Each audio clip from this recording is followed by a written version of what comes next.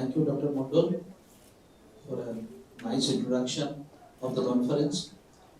So, good morning, everyone present over here.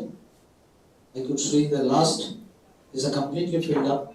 So, and Dr. Mondol already mentioned that the first event of Techno International New Town, that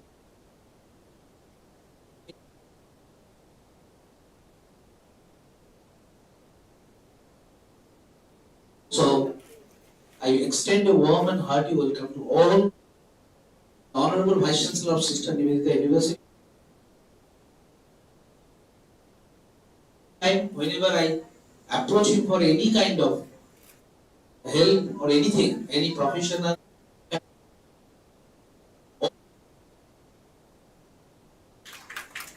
Professor Indranil Dotto just arrived.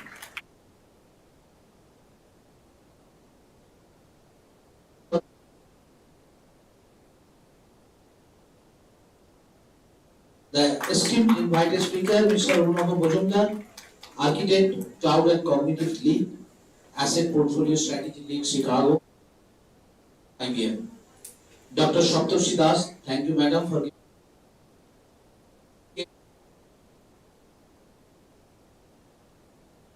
research students, education studies.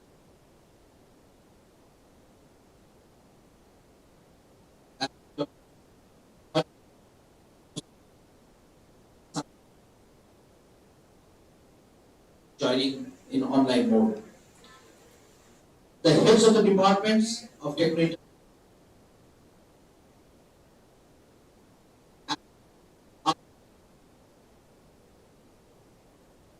of the city and all paper presenters and my welcome to the international conference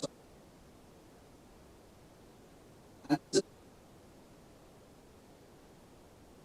Jadavpur University.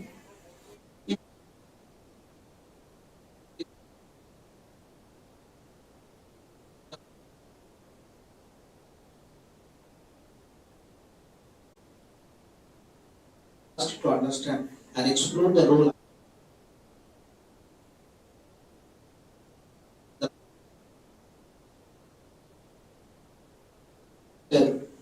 for evidence of successful ICT in education.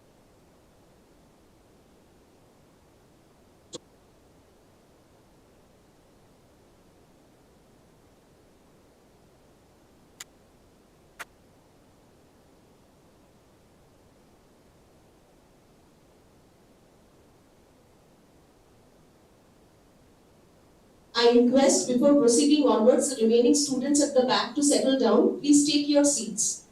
Please sit down, take your seats. Students at the back, please take your seats.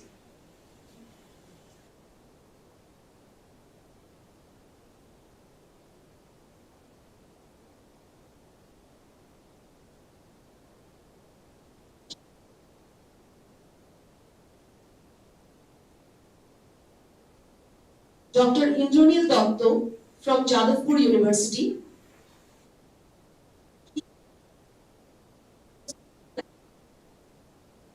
And he is doing wonderful work there.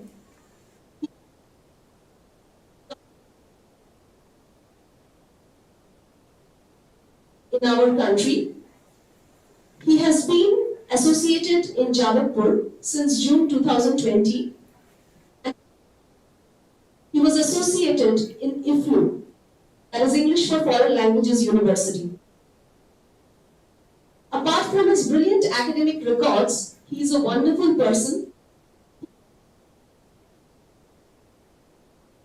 And when we approached him for the collaboration, it took him very less time, few days, to agree and move ahead with this venture for the benefit of the students. And not only hear about the students, but the scholars and the other academicians.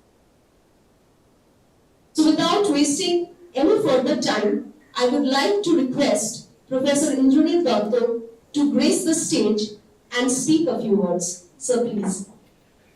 A round of applause for Professor Indranil Dotto. Thank you, Kashmi. So I'm sorry I got a little late.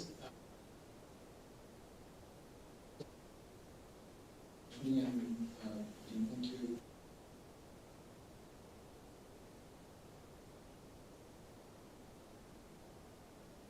Um, and Honorable Vice Chancellor,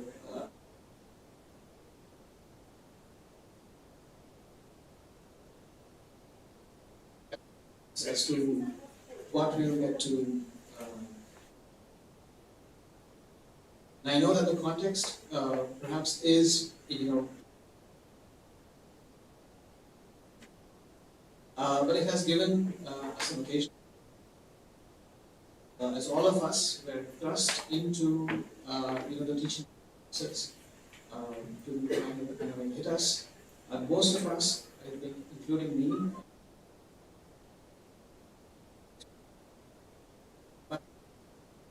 quite okay. I think within the context of India,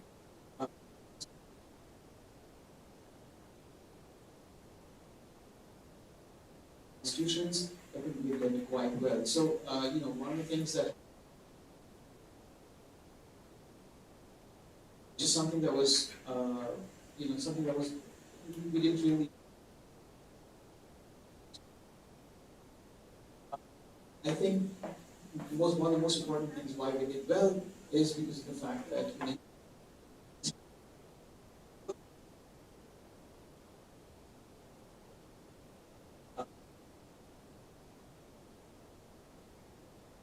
Western institutions,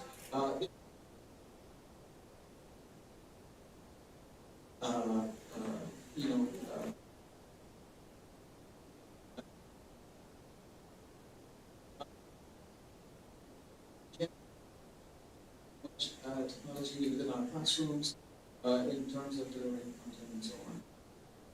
First of all, need to congratulate ourselves as a nation, and also we need to congratulate our. So the first thing is to sort of think about what really happened. We were sort of tested. We needed to pivot. We needed to technologies that we are hopefully going to.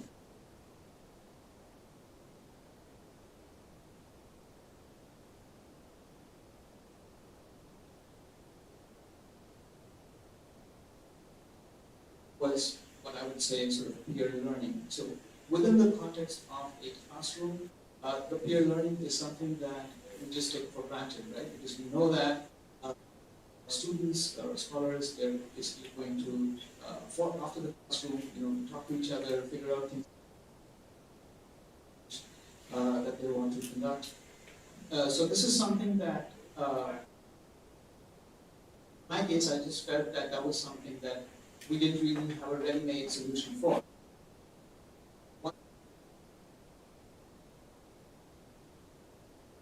To using them. So essentially what we did is that we focused on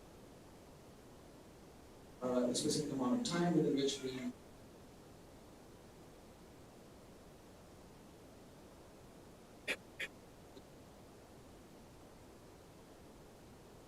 so I think that, if I could sort of move all of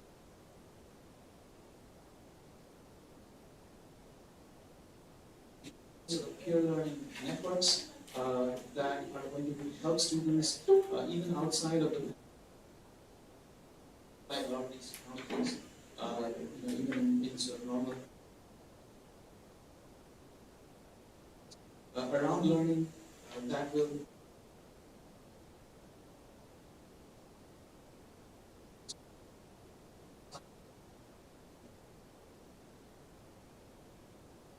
so I hope that our engagement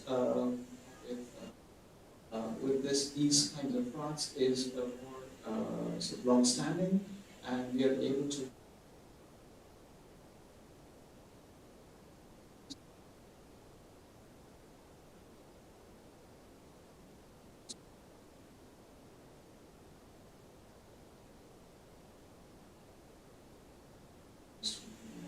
So with that, I'll thank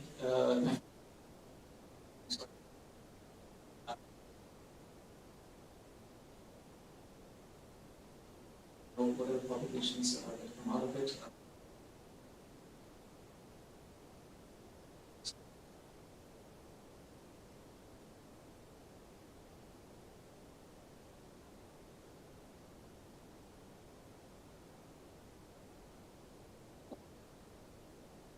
Thank you, sir. Your words mean a lot to us. I will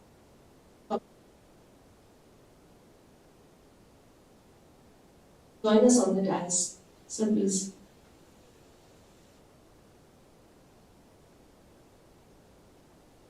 Extremely honored to have with us Professor.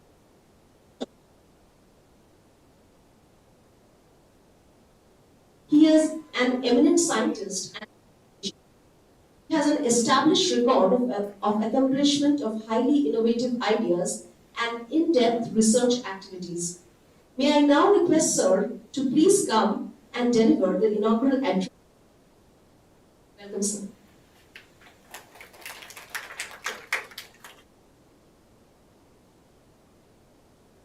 Let me first welcome all of you that's over here, the faculty members,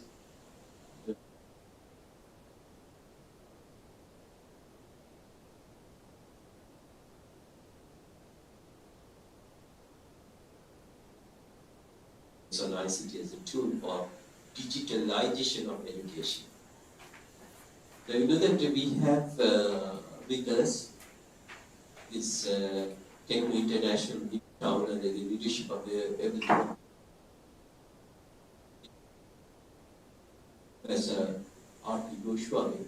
When he used to actually conceptualize this particular thing at Jadavpur University, thank you for joining hands with us actually.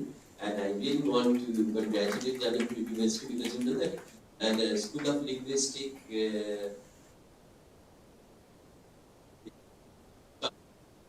faculty members are over here, Othalu is here, and definitely this is going to be a big thing for our future collaborations also. And I also thank Professor Shaptoshi Dash, who is a professor of KIIT, School of Management. Now it is, I think, a very Professor University already mentioned about this experience of India during this pandemic time, the importance of this metamorphosis of education, because this is something, the digitization of education in different forms are being used to be discussed among the academics for a long period of time. There is no question of pandemic at that time.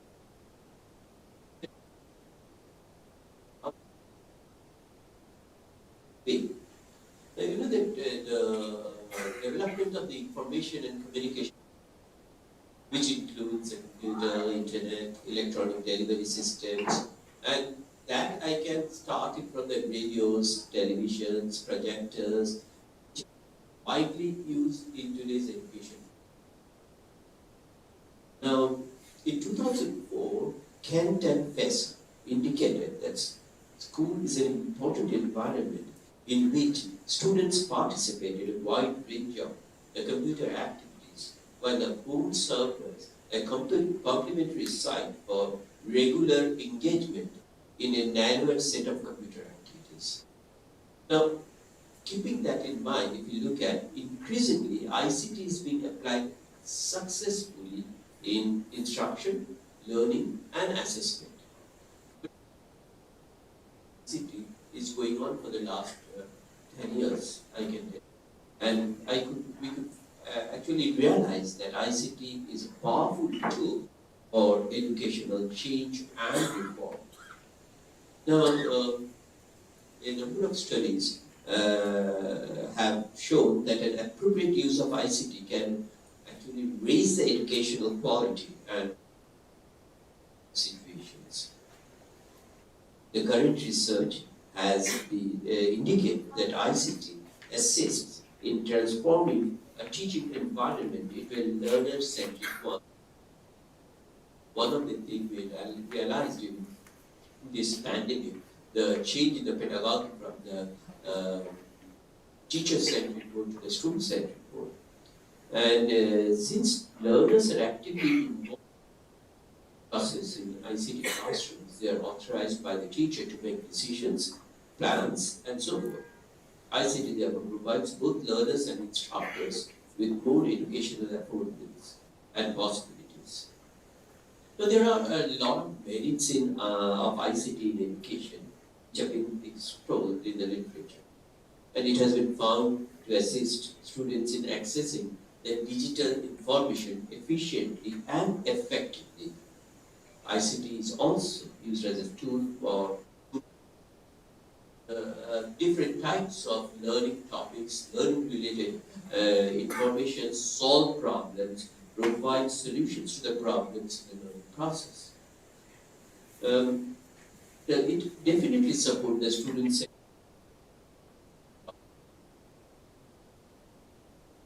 They produce a creative learning environment where ICT develops students new understandings in their areas of learning.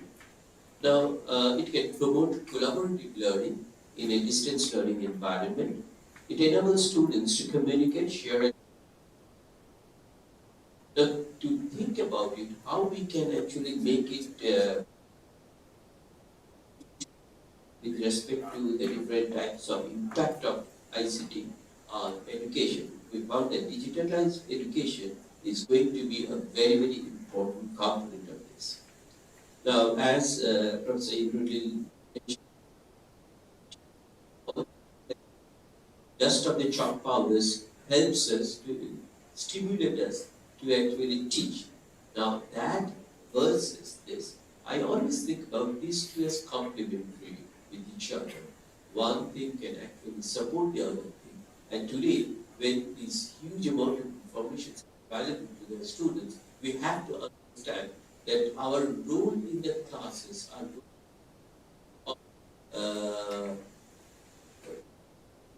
making the students understand the problems they are facing from the different knowledges they are acquiring from different sources. And in that case, this particular type of ICT supported. So this age of education leverage technology to all encompassing and reachable. The COVID-19 pandemic entered the swing towards the digital media of education. The digital initiatives taken during this time are now being established, institutionalized. The lively digital ecosystem in education, learning prospects for students, stimulating innovation and entrepreneurship. But while talking about this, discussing about it, always we have to think about the digital divide in our country because of the diversity. And so there are other ways are coming up with the help of the AI, how actually to actually help everyone to participate in this new methodology, new digital. It's not only for those who can afford, but for all of the students throughout our country, which has got so that we will really get a solution very soon, and we can really find out the effectiveness of ICT and making the digitalized education a successful one. For that, this conference with these experts who are in this field are definitely going to make some forward to the impact of this future education. Thank you. Namaskar.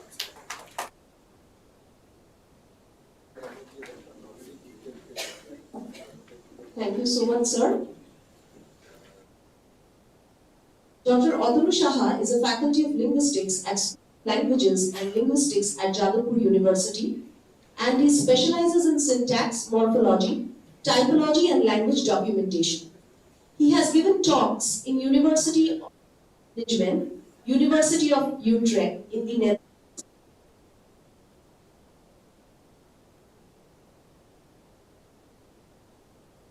France.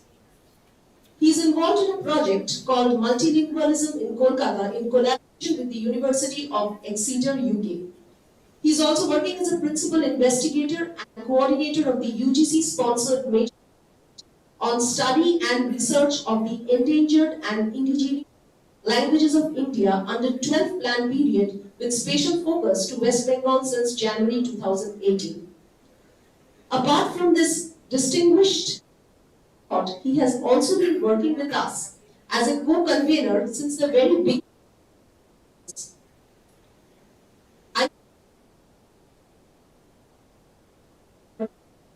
May I now call him on stage to share his insights with us about ICTT 2023.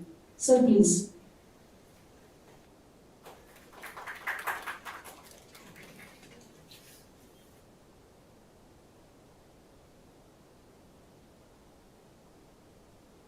Honorable Vice Chancellor, Sister Nivedita University.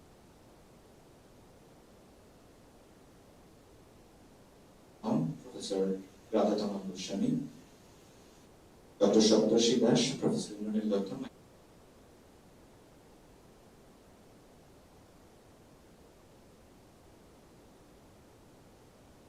Session chairs, technical team, and everyone. Good morning to one and all. So we have assembled here for a conference today, which we planned much before. This year, India is celebrating. So it is like we are all trying to think that how these themes related to technology would help further strengthen our education system. So with this idea, I and Kashmir, we planned that let's choose a theme from the themes that have been given for and let us go ahead with this proposal. So what is ICT in education? My previous like to say with relevance to the conference is the following. ICT or information and communication technology broadly refers to tools and services that handle and communicate information. Some of the most common examples of ICT all of us are using. And it is widely used in our everyday life. Its need is ever growing in the education sector. Images, audios, videos, presentations, or a combination of these are used for teaching constitute ICT in education. So, though it remains, there are a lot of technical papers that have to be read in this conference, but we focus on the education sector, in how we use ICT tools in and so on. Technology has disrupted, as all of you know,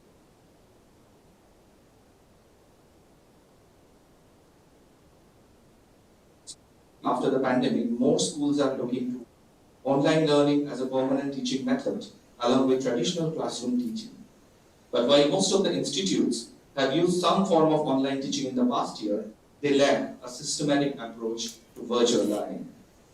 Therefore, ICT opens a world of possibilities for the betterment of the education sector. But before we learn of its benefits, we need to understand what is ICT in education management. So this also remains as one of the key themes for this conference. You would know that Government of India in 2004 compulsorily in the curriculum further upgraded. And it's good because now we have COVID-19 pandemic, which has affected the education system and every sphere of life as such. We thought this conference would bring us inputs, how we go about the online education system, ICT tools.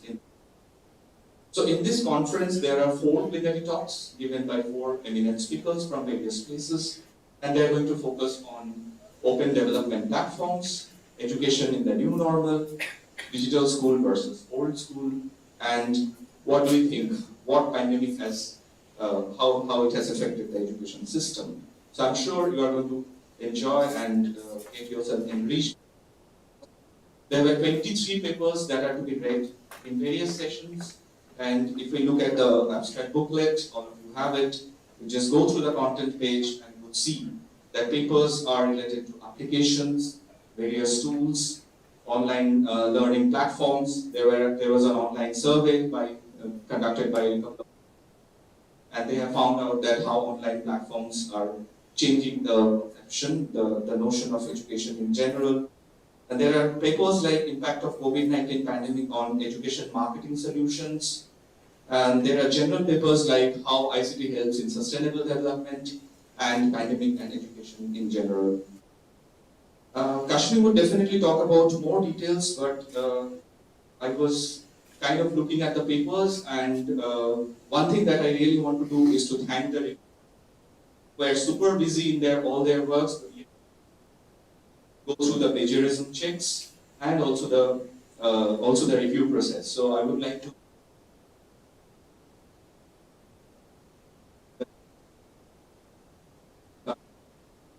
Dr. Orpita Chattopadhyay, Parthapratim Chakraborty, Shanti Damosh Chakraborty, and Shormisha Chatterjee from Department of Dr. Sudeep Kumar Nashkar from Department of Computer, Dr. Manoj Kumar Shohish from the Construction Engineering Department of Jadavpur University. So I wish this conference would be really helpful, and we would expect a lot of questions and feedback. So please be attentive. Please do attend us. It's your classmates and probably some of your batch. It's their first paper they're writing, so I'm actually personally quite excited because they're also trying to do something that we call academic writing. So there might be some errors, some mistakes. We are here to sort of modify, sort of edit them, but to encourage them, and I think with encouragement we learn and we grow so much. Thank you so much, Dr. Shah.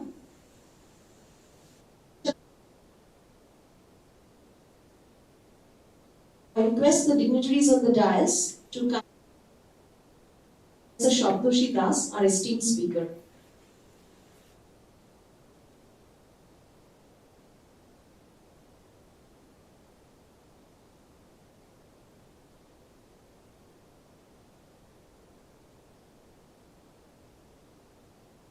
I request all the dignitaries to join to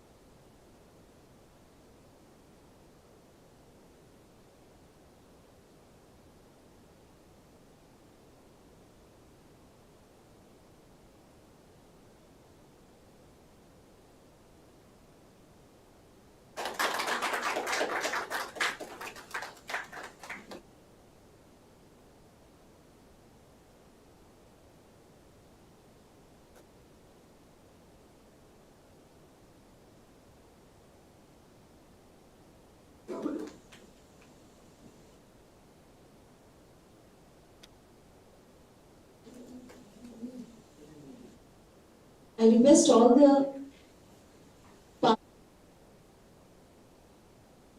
and the felicitation ceremony is going on. Thank you so much, sir. Thank you so much, madam. I do request all the dignitaries to kindly felicitate Professor Indranil Doctor, who has taken his precious time and joined us for the conference. Ladies and gentlemen, a big round of applause for Dr. Doctor, who has been with us.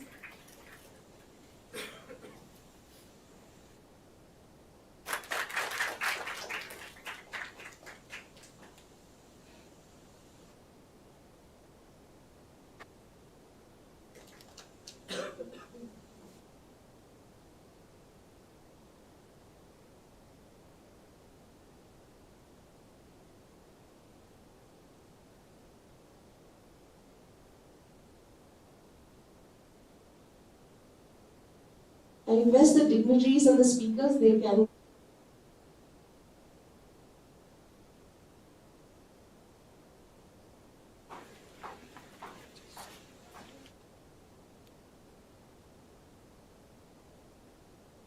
we shall have a short tea break for 10 minutes and then we shall return with the talk.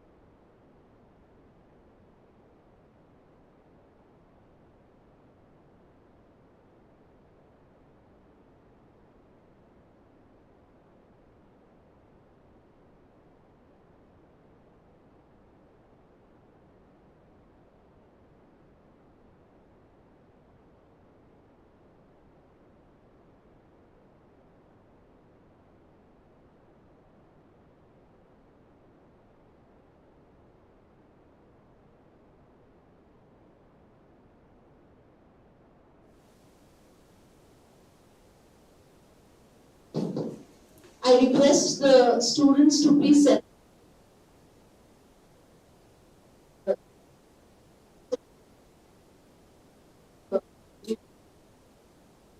So just push yourselves to the front.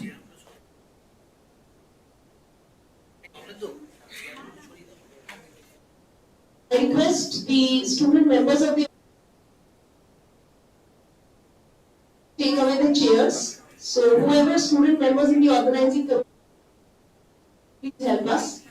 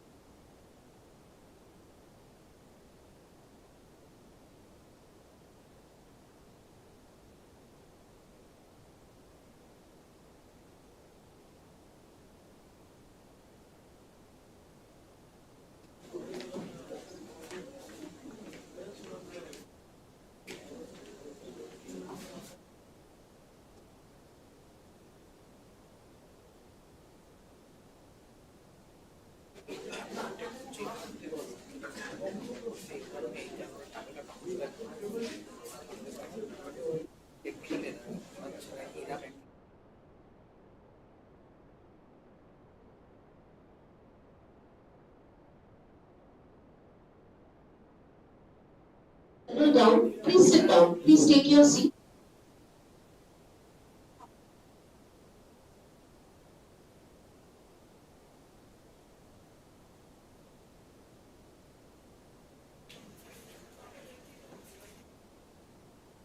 Let me have the privilege to call upon Professor Shantika, Science and Humanities Department and Academic Coordinator, Techno International New Town, to introduce Professor Shoptul prior to her plenary talk. Ma'am, please.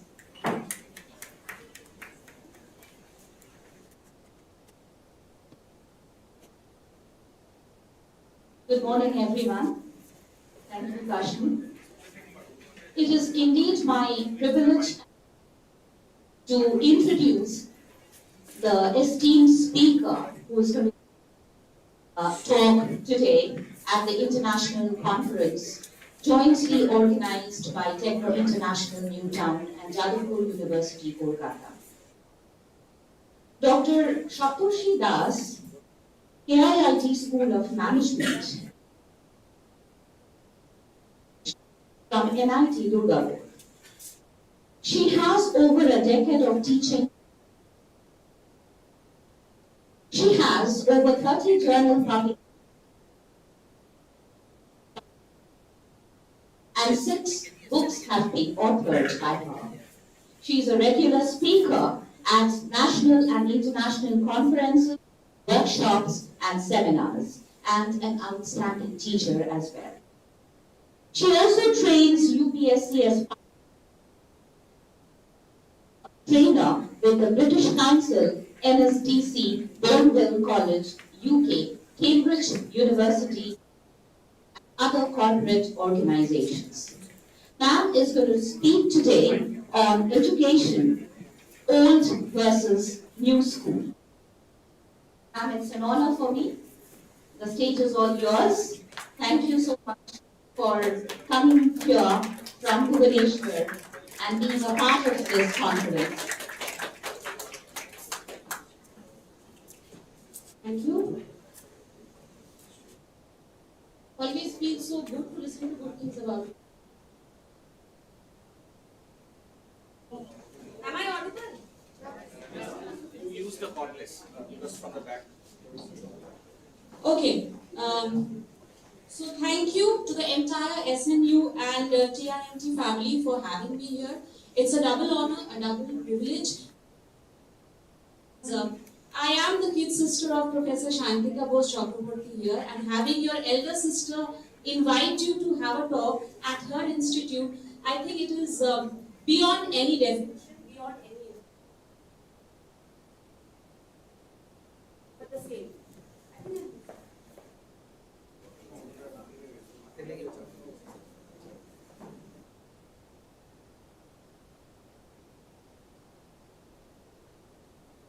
IIT, and Dr. Dhrupajyoti Chattopadhyay, Honorable DC,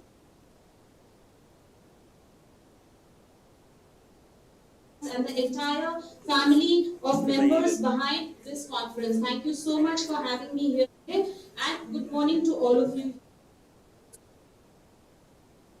Presentation, obviously, because I am here to talk about the benefits of.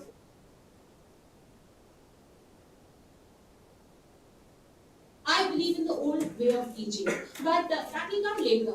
I wish to share some personal experiences here. I have an 11-year-old nephew at home. I don't stay here. I've been out of touch with this for the last 6 years now. And I have a kid at home, a 11-year-old nephew at home, Arushmit, studies in Delhi Public School. And he is very hyper, like kids are nowadays, especially he's a boy. So obviously he's very hyper. He suffers from inattentiveness. And so his mother, she is a WBCS executive. She used to go to, during the lockdown, I was at home in Kolkata, completely engrossed in his classes, online classes. And I used to wonder, how is he putting in so much of concentration where I myself as a teacher find it so hard and difficult to class. And I'm saying it from a teacher's perspective.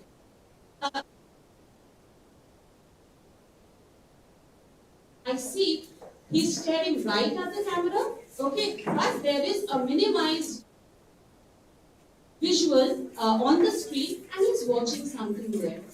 I am the quintessential aunt, Masi. I cover up for all his mistakes. So I just quietly told him, don't do this. Done. But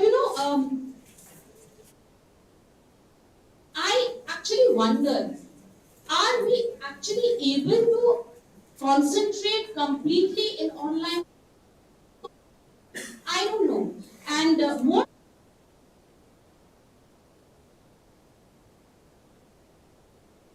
He got addicted to his phone. So there is this particular cartoon he watches all the time. I think some of you all might be watching it. All my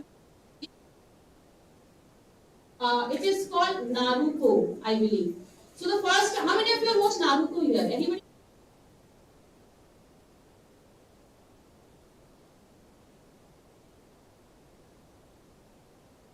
Naruto if you're talking about? So obviously the only Naruto I know is Naruto.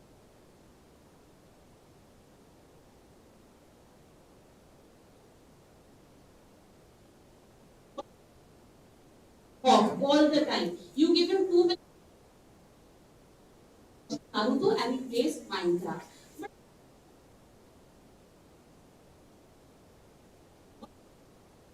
This can be very tedious, alright? How many students here? Could you raise your hands? All the students here in the house, could you just raise your hands once? Okay, I would like to have your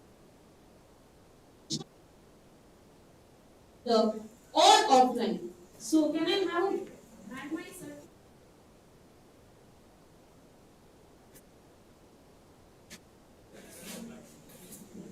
Honest opinions. Although I know which one it will be, even then.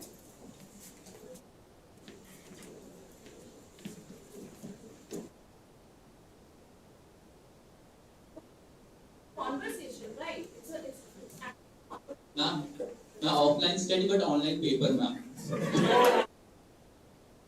okay. Copying and pasting is easier, no? Right.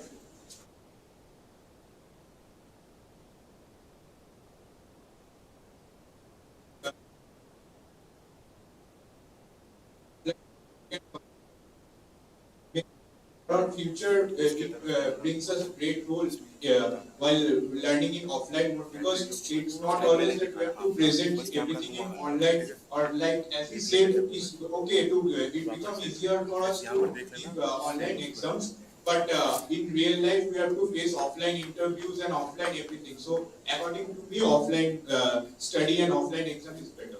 What's your name? My name is Shuranjan Shah. Shuranjan Shah. Offline Ma'am, suppose when I'm working for a company, if I have to present something, I know nowadays a presentation like I'm sitting in India, I'm presenting a client who is sitting in America in online mode. But like online, we can do, if we do the offline thing, we can suddenly do the online things. But suppose if I learn how to present in online mode every time, and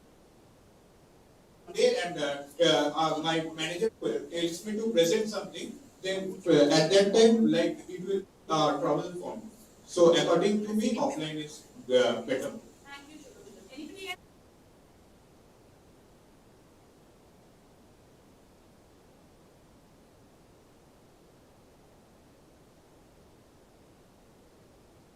My name is Shayok Karat. I am from CSE department, Techno New Town.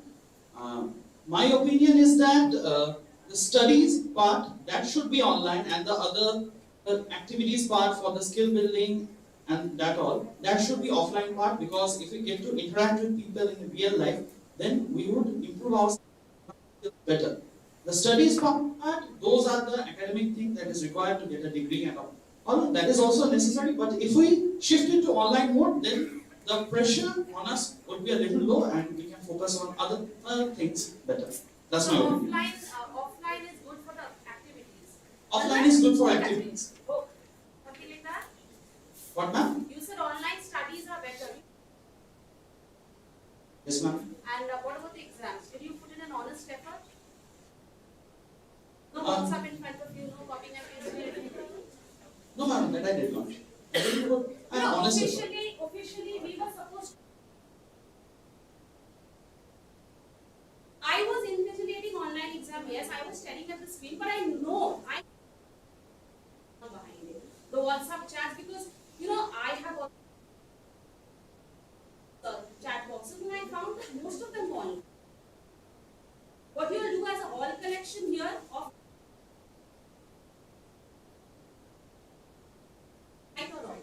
Right, ma'am. Thank you so much. Anybody else? Any women students who wants to share? No? Perhaps your honorable chief minister is a. How can the women here be so far behind? Come on. Good morning, ma'am. That education should be in offline because I studied first year in online mode and it passed in a days. Like, I don't even know what is the syllabus, so definitely I will support the offline mode of education. Thank you. Your name again? I'm not so special. Thank you so much. Right. So, just a few, and I'm going to end those opinions with one particular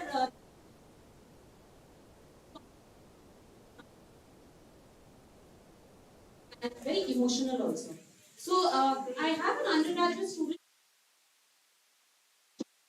Offline classes actually gets a proper understanding and without any network issue, and she cannot bunk, which I don't think is true. I'm sure you bunk your online classes as well. You can, and she could interact open. She can interact open. I have Indrajit Bonik, who is a law student, who writes that he also prefers classroom teaching because he finds it better than online teaching. As per him, I am quoting, it's easy. From the ancient times, children were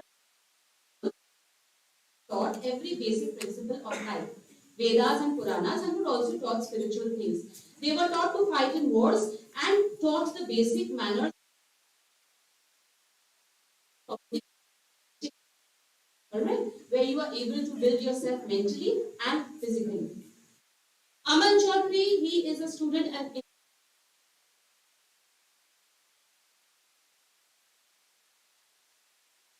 concepts. It also includes group discussions, which clears half of the doubts that they have. Come up with right result. And the greatest advantage is that, according to him, yes, the students get constant guidance and feedback, which is absolutely true. Again, these are all students' perspectives. I will come to mine a little later. Jayesh is a BBA student who writes, and his handwriting is like a doctor's. This is one of the disadvantages of exams, offline exams. We can barely read your handwriting. It's so difficult to evaluate. So, and experiential exposure. Even though online classes are flexible and easy to attend. Do you agree? Does it feel like a real classroom? Does it feel like a real classroom? Sitting at home and did you like being at home in the interiors and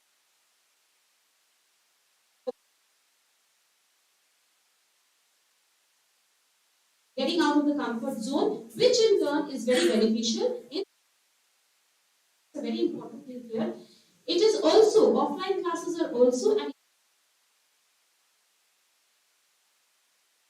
of the students. Online classes do not do justice to the fees, and students miss out on a lot of opportunities that they would otherwise be getting on the campus physically.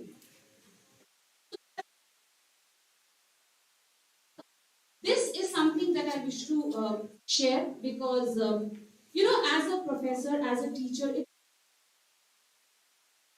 what is acceptable, what is not. Sometimes maybe we fail to recognize, stand from the perspective of students. And acceptance from the teacher's point of view. Better for us. Okay. So,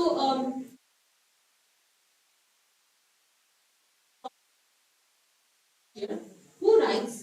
Starts. Online world reminds me of the day. Open my phone and have class without getting up from bed or even brushing my teeth. He actually is there even in the offline classes because right from the hostel these people come to class and most of the time they haven't showered or even brushed. So I will not really consider that. But it is true that you could just get up in front of the computer, switch it on and attend your class. But nowadays, and he used to sleep while going on his phone. He says, and I'm going to quote him now. Offline mode somehow manages to motivate. Get up for the class, get ready, and attend it, which also keeps me fit. I would reiterate this because I never visited. Hostels are far away. There are no line between both, and they really have to rush for the 9 o'clock class in the morning, which usually starts at 8:45 a.m. And obviously, it takes a lot of labor to get up, get ready, and run to class. Sometimes, most of the time, so he writes that during the online mode,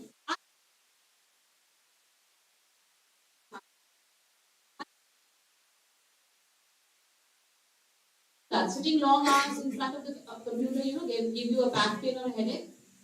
Nobody? Only 4 of you? 5, 6, 7. Why do you be pushed for an answer? 8, 10. I think everybody, because you all feel the same? Yes or no? From the class, from the people. Students have energy. Can I have some energy, please? I think that's still a little low, but anyways. Okay. Now he writes the advantages on offline mode. But what he missed most during lockdown, what I missed was my friends. I was a loner already, but not getting to talk to the few people.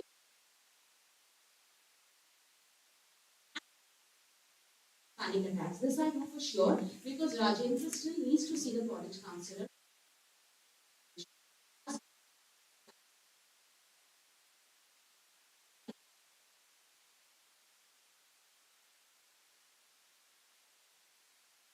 And then he says, talking about friends, I lost 2 of my close friends during the pandemic to suicide because of immense depression, because they were not allowed to go outside and getting poor marks. Um, I know this for sure because these two kids were also students at IIT International School, and I know for sure that they did commit suicide. And they kind of set a trend because after that there has been a splurge and quite a large number of people, of students have tried to end their lives or they have even succeeded because they couldn't deal of offline studies. But tell me something. Offline studies, like I've already said once, they aim at your holistic development. How can they be pressurizing? The world is not going to be online. It can. One of the primary reasons why I am was, with all due respect to people who do engage visual modes or digital modes in teaching, and I have done my research and I am a very write a lot of papers. I have studied at Oxford, and I know that I have never resorted really to, and from that, I want to share a few personal experiences. I am an avid. Those who know me, they know me pretty well. That I travel like crazy. You can ask Manuel, she knows. 12 hours of spare time, I get 24 hours, a little more than that. I'm always off traveling, exploring some new place or another. I have traveled here, I have traveled outside. But you know what my favorite place in the world is? My favorite place in the world is Darjeeling. And Darjeeling, not because of the hot chocolate and caventas, not because of the pastries and pies and galeries, not because of the most beautiful sunrise ever.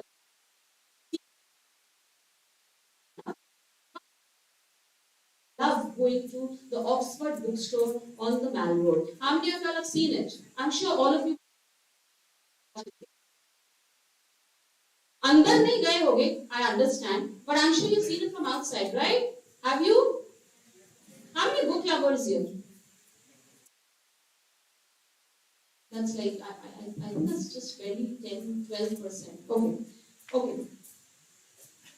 So, I love going there. And you know why? Because the smell of books, I think it is the best thing in the world. I believe, as a true reader, I'm a bookworm. I've always been. I mean, I read.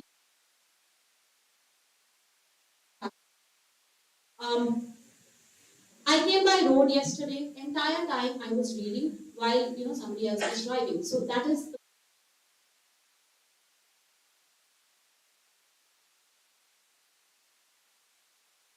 right. And I have already shared in my abstract, but I will still reiterate. When I am down, we women, we have our mood swings. We women have our mood swings. We have a free temper. There are lots of things which even there are very cheer us up when we are off. But what gives me the greatest happiness when I am low, depressed, angry, upset, etc., etc., etc. Nothing like a new thriller. And although I am past that age, nothing like a new music novel and a cup of tea, cha basically. Adha flower cha and a good book. Nothing can take away. Nothing can be better. And I believe the pages of a book, the smell of the pages of a book, the crackle of the spine of a new one, of a new paperback, nothing can take their places. But then again, like I said, I am an avid book reader, so that is my pleasure. That is what I find pleasure in. And I have always believed, I have never really done classes. I believe in writing down notes.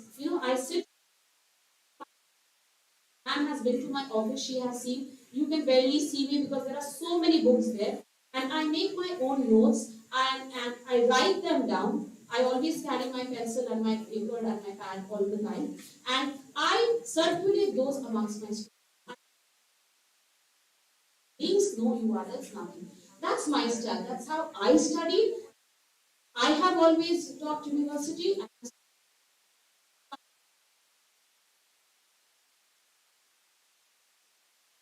Because there is nothing like being conventional and old school on some terms. Alright?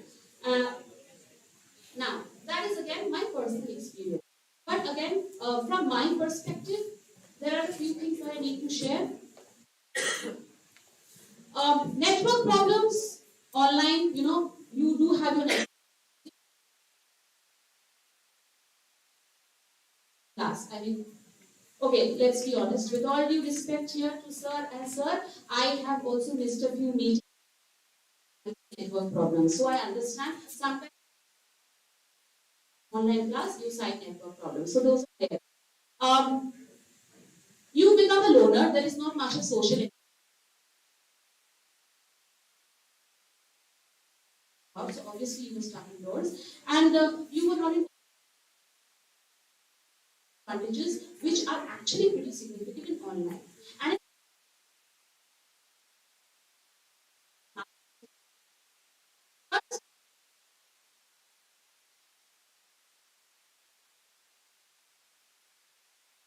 And if you're not going to party, if you're not going to hang out together, if you're not going to do places together, then what is college life all about, right? Studies, definitely. But I believe in one saying, study hard, but party equally hard, and make that perfect balance between.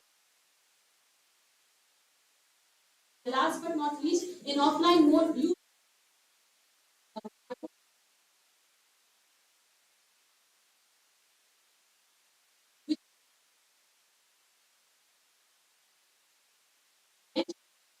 online with full interest and enthusiasm.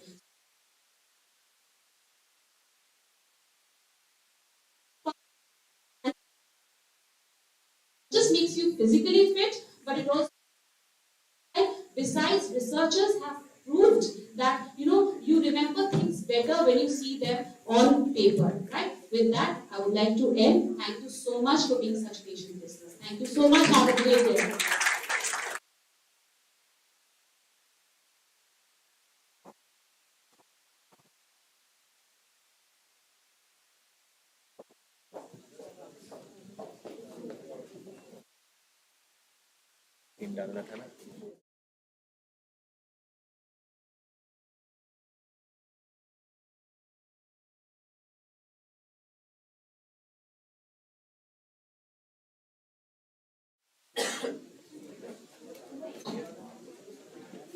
It gives me immense pleasure to be standing in front of you and mentioning that we have with us all the way from Chicago, Mr. Orunabho Mojumdar, architect, cloud and cognitive lead, asset portfolio strategy lead, Chicago MW India. We are so privileged to have you on campus. We wholeheartedly welcome you. We shall felicitate him. May I now request our Honorable Director, Sir, Dr. Radha Kamal Goswami, to kindly come on dais. And I do also request Mr. Orunabha to come on dais so that we may begin with the felicitation.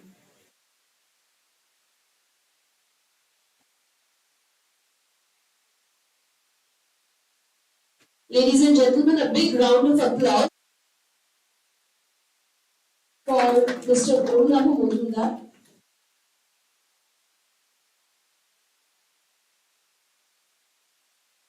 Thank you so much, sir.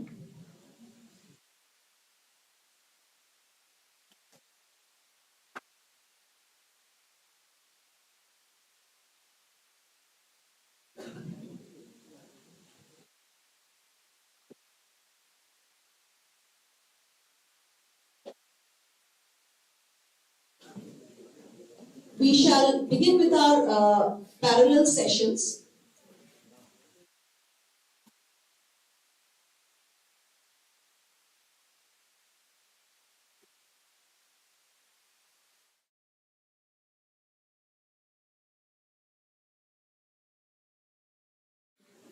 Dr. Anindita Ray Session Support and Technical Support, Professor Bornima Ghoshal, and our session chair, Professor Pradeep Kumar Ghosh, to grace the occasion. I request some student committee members to set up the dais.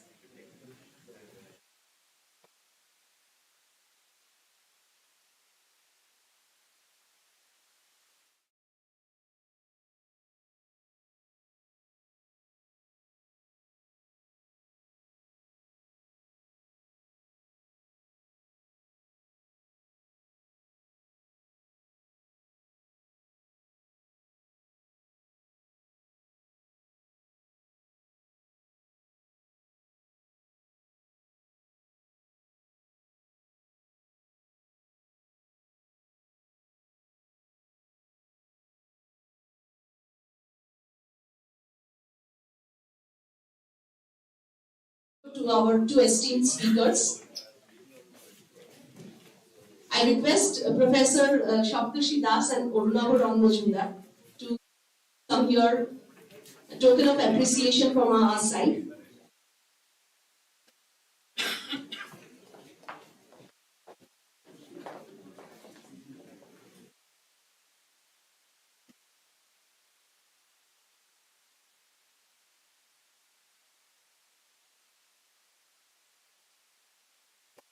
Ladies and gentlemen, a big round of applause for Professor Das.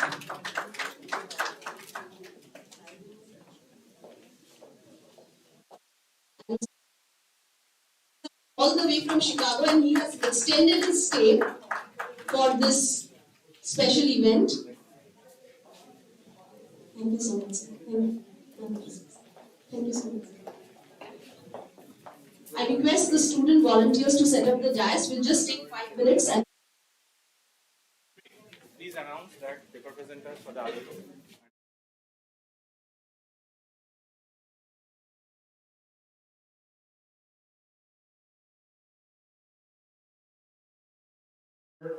The other session, MCA classroom, please go forward to the first floor. Room number 225, and participants who are looking forward to those presentations should also go to the MCA classroom, that is room number 225, located at the first floor of this building.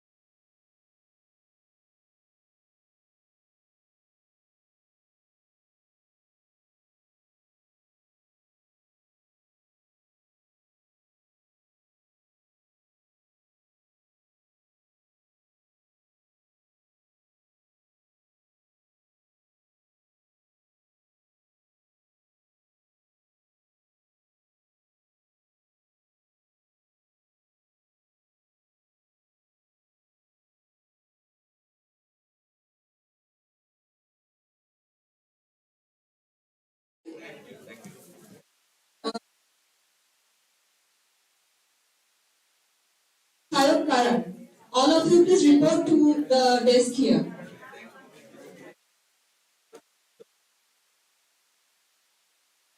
The first session for paper presentation is about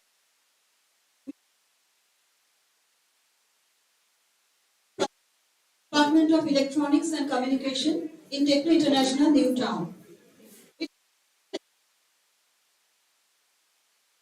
Professor Ghosh, a doctorate in has in his credit more than 115 technical research papers in journals of international and national repute and conference proceedings in the field of wireless communications, signal processing, etc. He is a reviewer of many international journals. He has authored several books on digital communication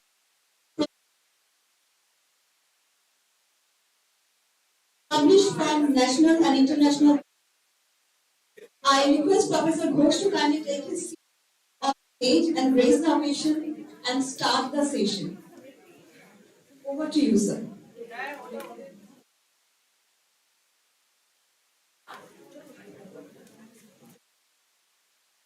Thank you, Dr. Amin, for introducing me to the audience. Very good morning, my dear participants, dear research scholars who are going to present their. At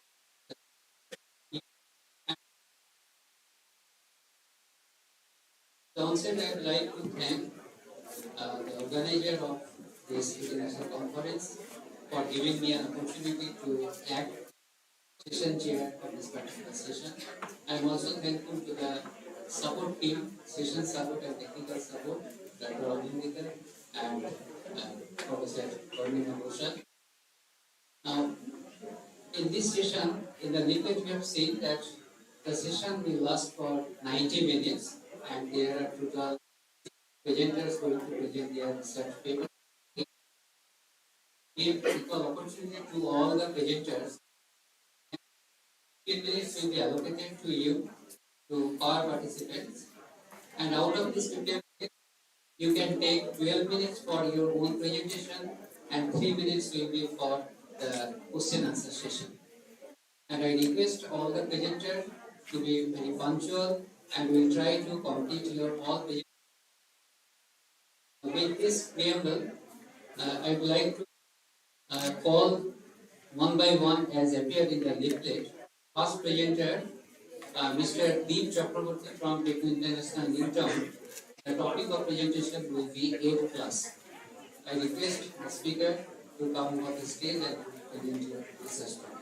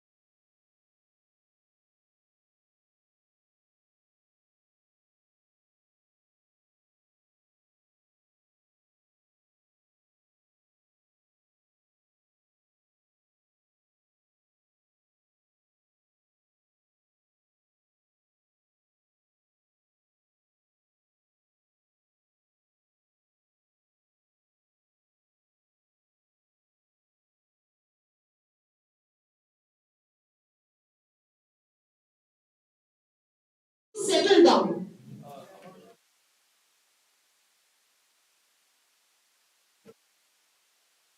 Please settle down. And since the presentation will be going on, I request many participants from back to come in the front because the front now there are many seats. You will be able to see properly.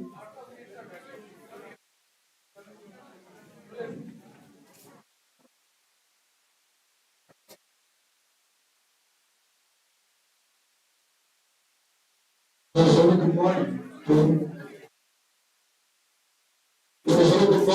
everyone present here. A very new concept of cash will be shown to you. I request once again to please sit down. This is not how an academic ending. Please just one moment.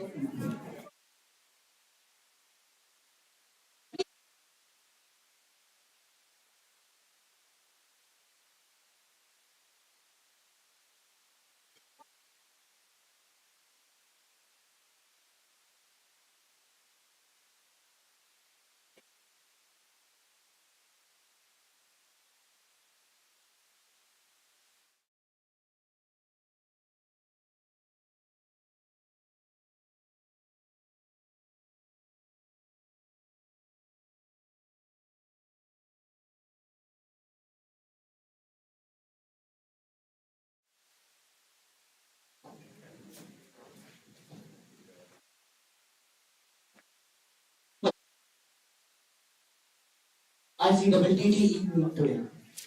Now, as students, we all love cake. So, what if, and it's just an imagination, what where we can learn while playing games?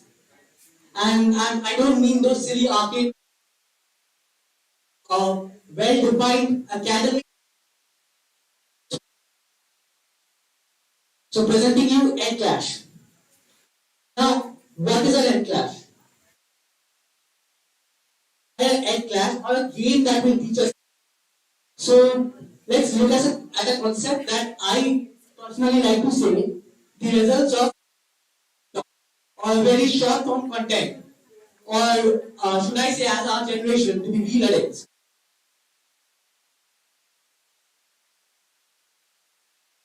Second, seeing content. Now, what is that doing? Firstly, it's decreasing our attention span. For a recent report, for a 1 hour lecture, initially the attention span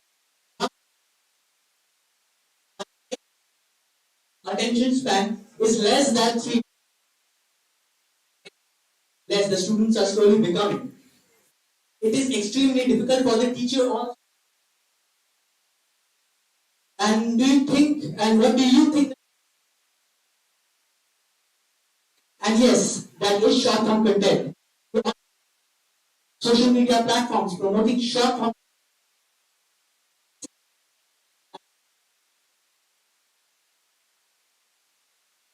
Now, but there's a small catch with our students.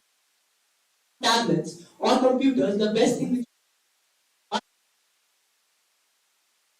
content and learn about ourselves. That is, we certainly might get interested in, say, machine learning.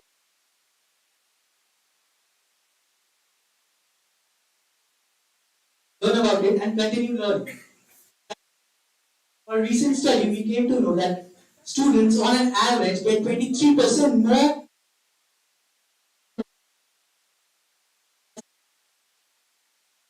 So, don't you think it's a very good idea to use in classes, especially to school students like standards 8, 9, and 10? Now, you may be wondering that how will we play a game during classes? So, I would like to see classes that were excited during these smart classes. Anyone?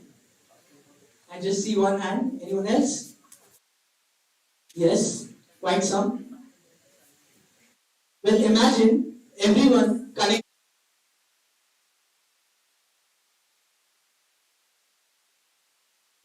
You may be thinking,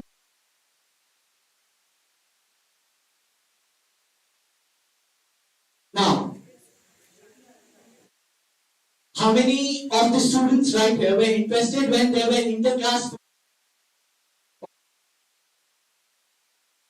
say for college reference, inter-department football matches?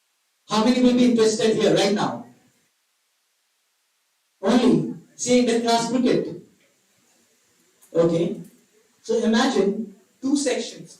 For our reference, let's say class 9 section A, class 9 section B, having a live match of a particular event, say section A, one which will be infiltrating area of section B, one will be defending the area of section B, and the other will help find treasures of section A in the area of section B. The concept will actually, just like how students are extremely addicted to Fortnite, and the list goes on. And you might be thinking that what happens after a point of time when students are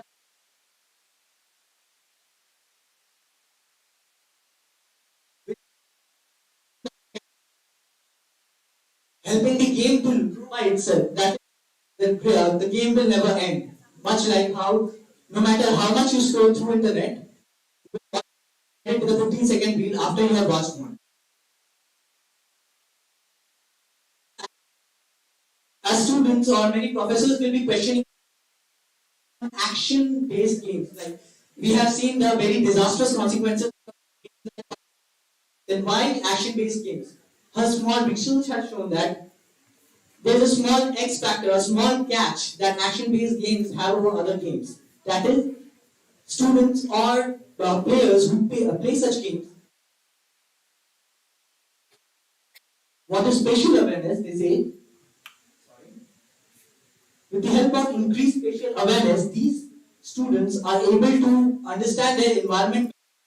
While playing video games, they are somehow also developing skills that is helping them in real life. That is, they coordinate better, play physical games lot more easily. Also, secondly, when these players,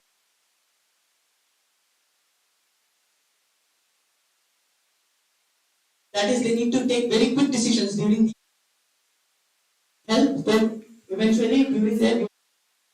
Also, the most important part which we are dealing today, the rapid movement of quick decision making will also keep their attention span throughout. Thank you. Any questions?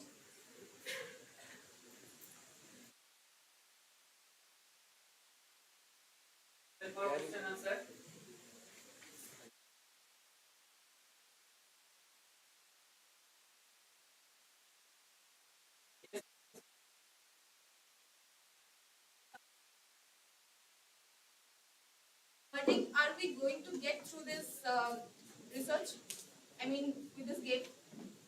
Imagine two classes. Say, let's go back to our example. Class 9, section A and section B. Instead of the PUBG match where they are randomly shooting at the opponent, they have to do specific tasks. Say, find four pieces, puzzle A, B, C, D, out of which two will and the other two will be in the opponent's camp. Say a person is sitting 300 meters above from this, to calculate what should be the exact required to send that bullet to 300 and expect these types of. Thank you.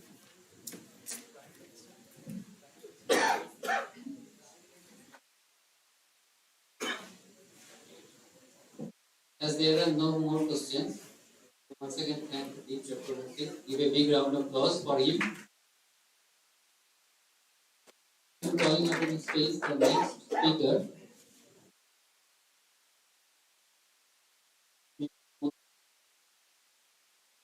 From Digital Marketing Faculty and Consultant,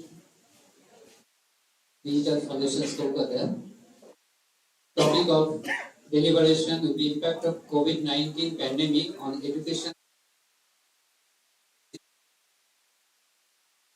So with this, I request Madhuchanda ma'am to start your presentation.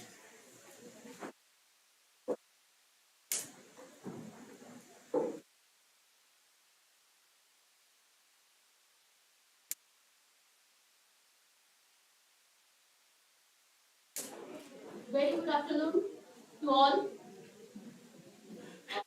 So today, I have one actually, but I'm not going to follow it totally. Actually, it is just for protocol I have made this. Yes, I want to tell something about COVID-19 and post-COVID-19.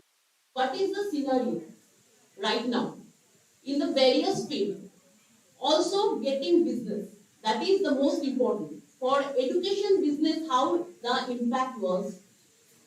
During the COVID, everybody has done online classes. Have you ever thought that how the getting students to the particular institute, how it was challenging for the counselors, for the academicians, for the marketing personnel, for any academic institute? My presentation is based on that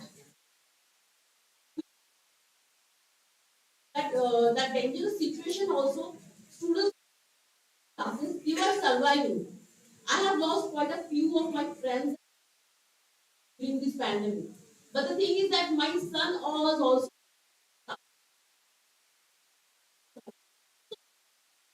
there was a chaos inside the family.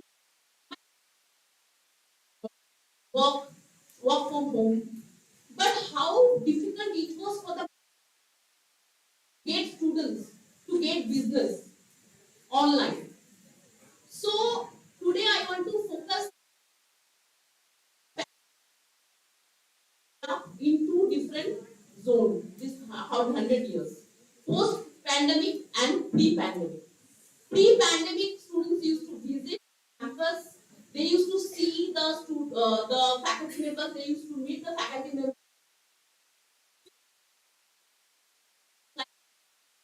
But during the COVID, it was totally stopped. But education was not. The students getting a students was the biggest challenge for. So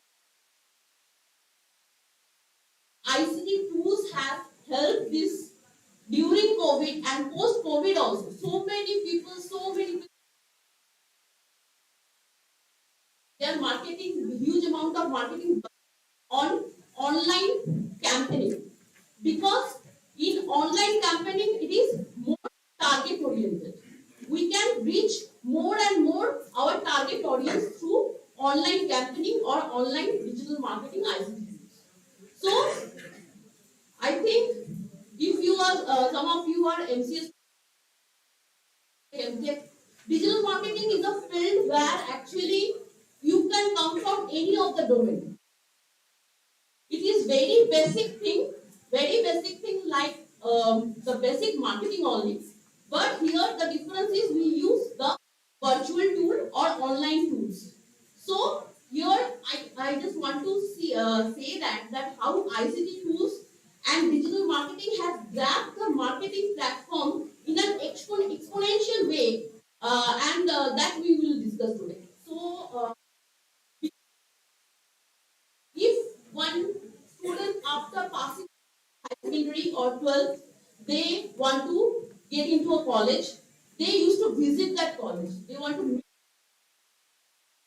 the faculty members, they want to see the placement records, all of them.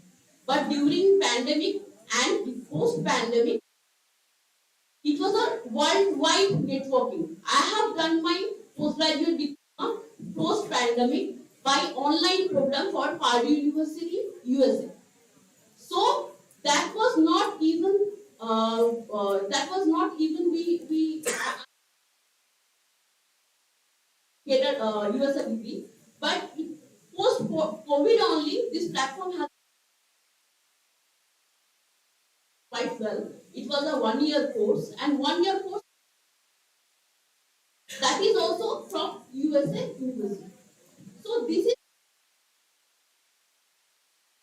of course, offline classes are more effective. Find it more interactive also. But yes, online classes, virtual tools for education and education, now it is increasing and it will increase. That is for sure.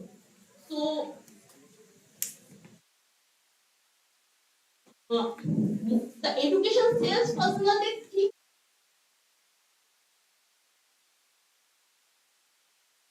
it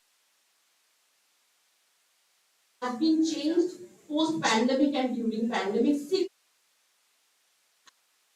This change, the biggest challenge of this change is to convince the conversion. The conversion stage was far before the awareness also. We all know the customer journey for a buying customer journey. There are three main slots: awareness, consideration, conversion. But here awareness thing is only was the biggest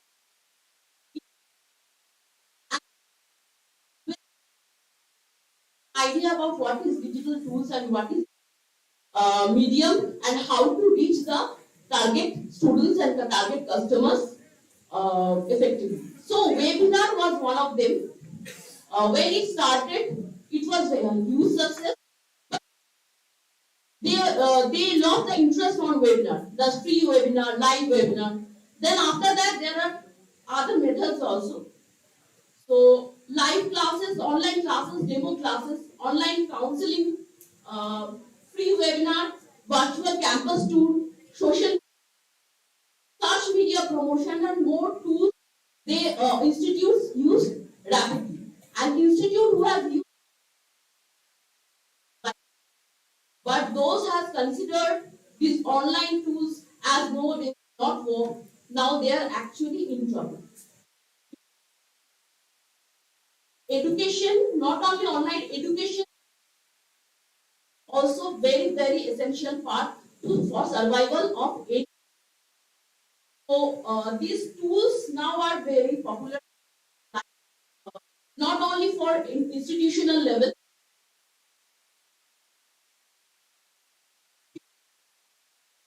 nowadays. For any, what I can say that some life coaches are there, life coach. So they are also using GATE students, even for.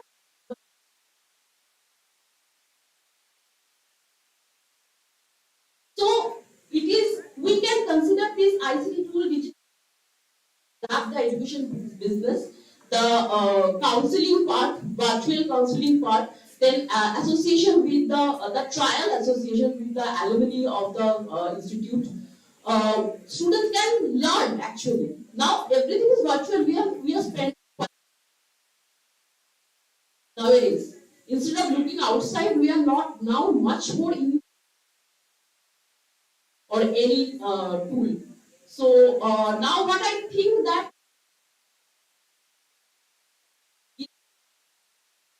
is, if the marketing we do the marketing in 50-50 post pandemic also, if we do it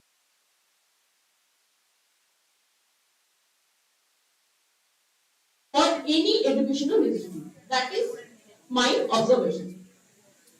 So strategy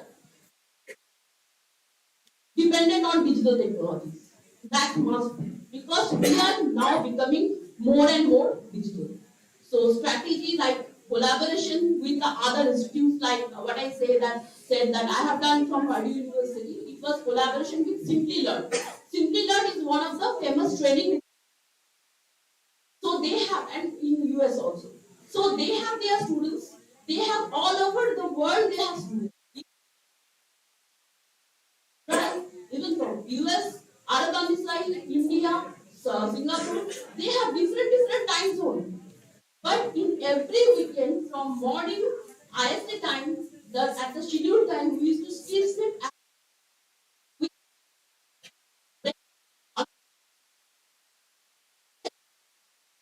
so that is not the marketing part, that is actually the class part. But that collaboration actually, Purdue University got benefited simply not. So I think this is a very good platform to globalize. So the partnership, collaboration, then the network.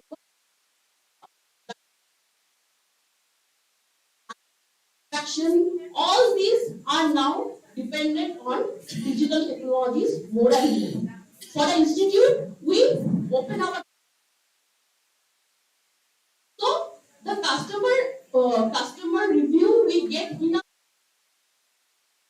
So our education, our service is very, very crucial right now.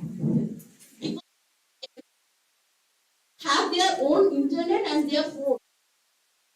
They will spend the single moment to give a review on it. So I think this is actually it has also some beneficial part.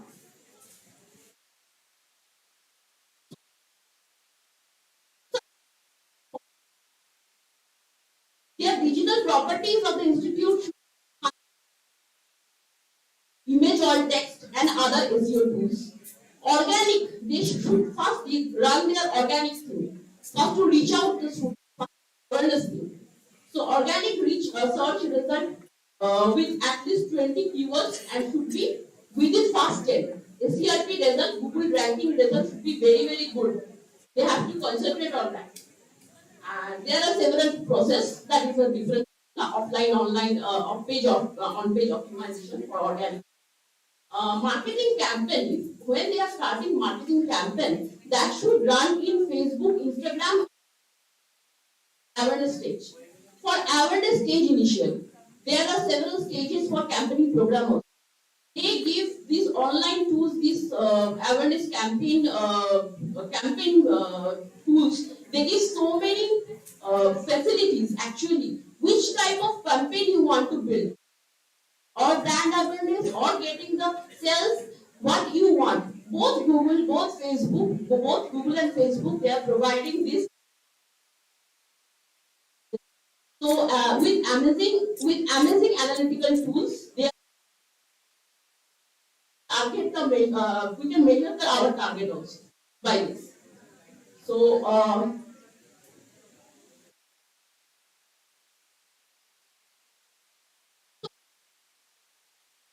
stage when we are considering a one get into, when the awareness stage is over, that time we need a lot of ICT tools. Take time to get convinced where they are actually investing their time and money. See, buying anything and getting it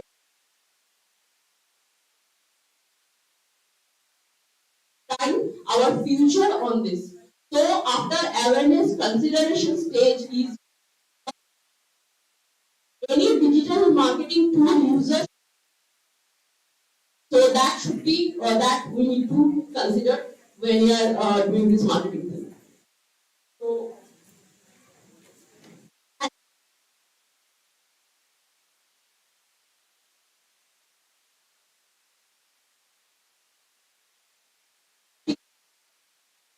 that will hammer any student when they are joining. Presence means like our student life, like our campus life, like our alumni, like our placement records, and all presented in regular interval in all the digital marketing. So challenges, of course, it has a huge communication with the students or parents. That is the huge challenge. So convincing them, it is of course a huge lack of in-person event. We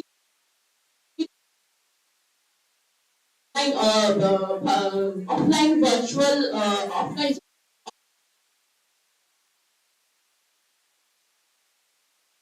if we are working virtual. So in absence of face-to-face events, channels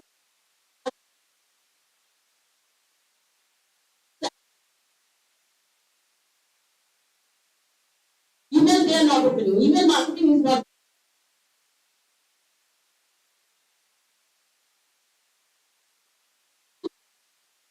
New tools to survive in this digital world for education marketer. So solution to overcome this challenge, what I refer that high quality content marketing. Content is very, very important. If it is video content, if it is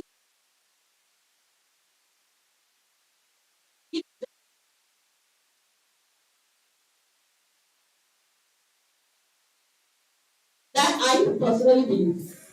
Be agile, of course, very, very responsive. When they are asking, when they are inquiring, we should be, our customer system should be very, very so, and be empathic. When students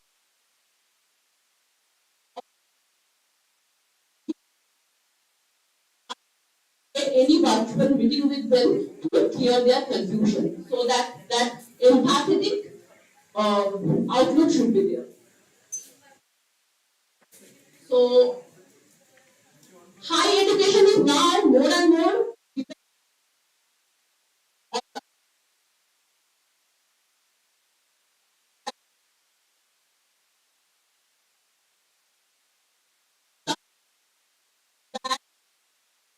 But we have to survive, we have to, what in Sanskrit we say, chodoi beti, we have to move on.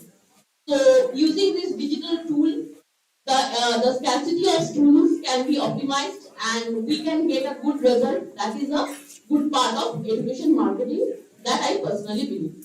So any question from your end, you can ask. Open for question session. Because of the time constraint, only one or two questions.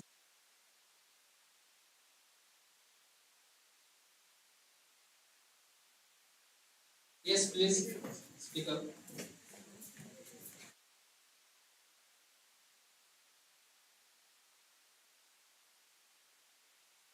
Ma'am, don't you think there is always a big difference or a very big gap between an online and an offline mode? I have faced this when I am learning something online without seeing the faculty or without being physically present amongst a group of people. There always remains a communication gap between the faculty and the student. It depends on subject to subject. I have not faced this issue. During my course with Purdue University City, I have not faced this issue. Even I have some students who are doing online digital marketing and some are doing offline. So online students are more happy because they can share. I can see their screen. I can share my screen with each other. That is in school level. That time maybe it may of course differ. But in higher studies, in profession,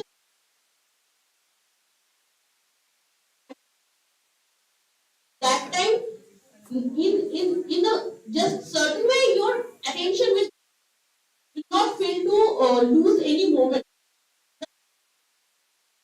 because you are investing your hard-earned money and time for this course. So of course, the difference it grows with the maturity of the students. It grows with the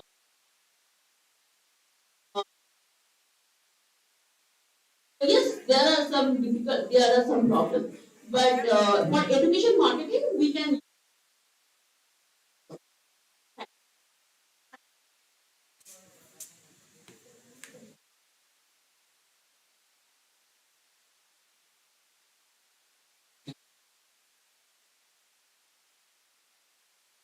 The next speaker of the session,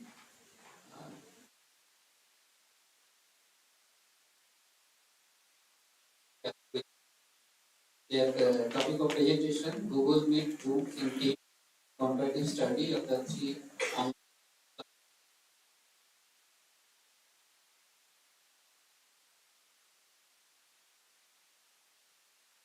Who is the presenter?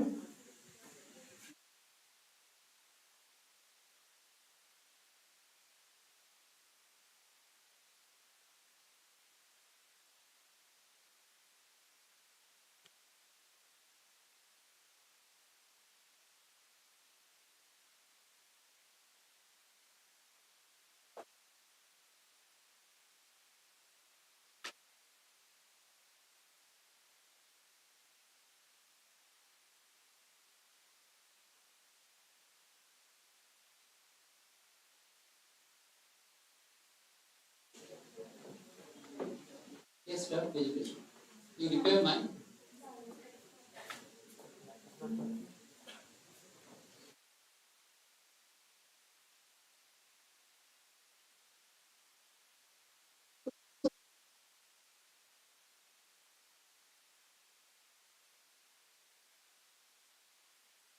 A comparative study of the three online platforms in Indian.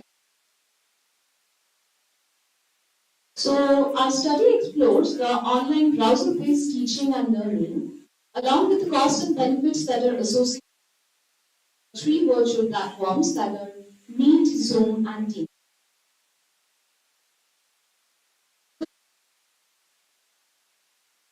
Instructor and the learner with knowledge by just the click of a mouse. Although the strengths of online learning are numerous, but the issues that are associated with online learning, it can cause hindrance to the process of imparting knowledge through the internet. So the primary concern or the main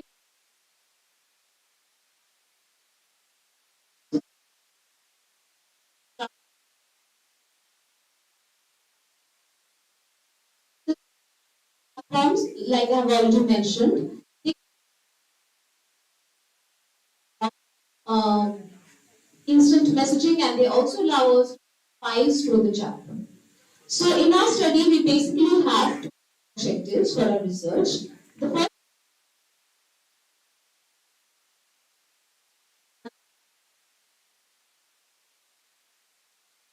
is to revert to the modern education.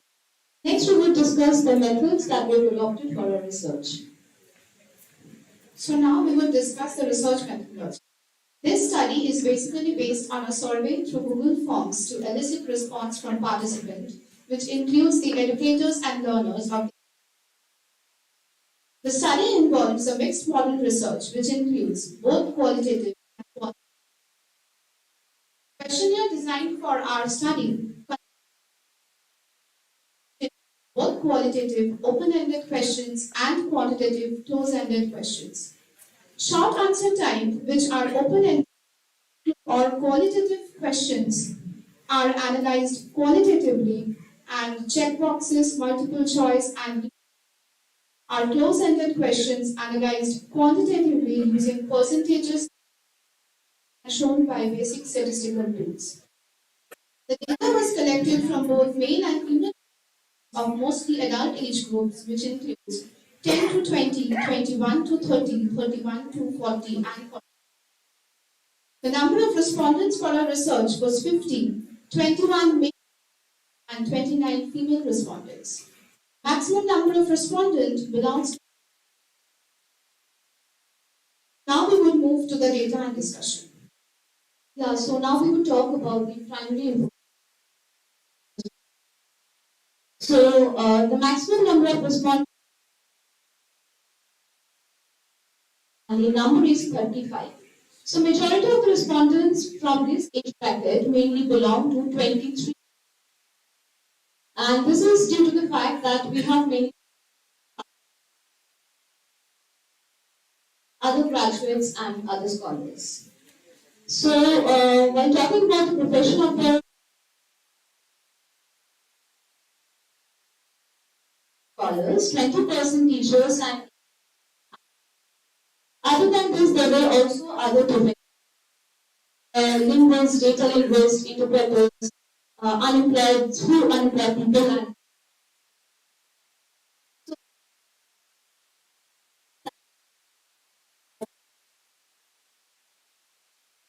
doctorates, and only 6% are student work.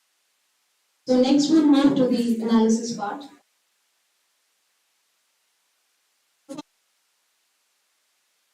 Which of the following online platforms are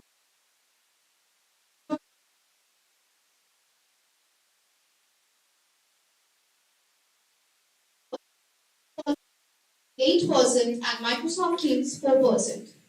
Classroom is not the only does not permit the facility of video conferencing. The combination of both Zoom and Meet in classroom.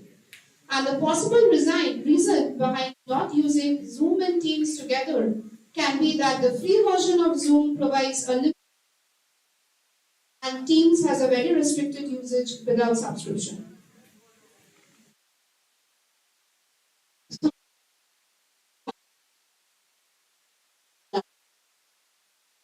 So according to our response,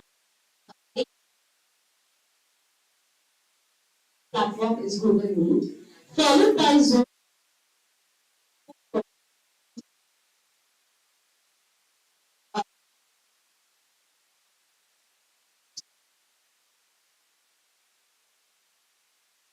Popular than the combination of Meet and Classroom. And the combination of Team and Meet is 4%, and the least popular is Zoom. So only 2% of the respondents have chosen the combination of all the 4 virtual platforms, that is Zoom, Classroom, and Teams, to be popular in the academic sector. Now the third question for our questionnaire is, if students or teachers come across or understanding the lessons in the online mode. Majority of the respondents, like 38, any issues in explaining or comprehending the lessons. 28% of the respondents do not have problems, whereas 26% of the respondents do have challenges. And just 8% of the respondents often come across challenges in the online mode.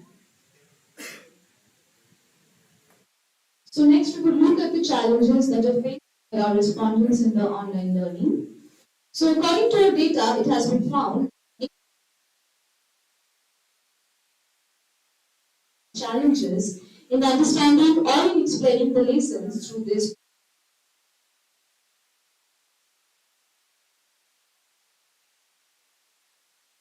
And also picking up the body language is also cause a major obstacle while classes in the online mode.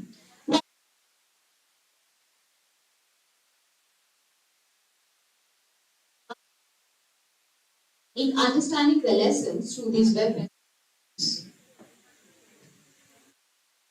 Next question for our questionnaire is which absence of the instructor. So 28% have widely chosen online platform for peer group communication when the instructor is not present. In peer group communication, classroom is the least used when it does not provide the facility of messaging or video or calling.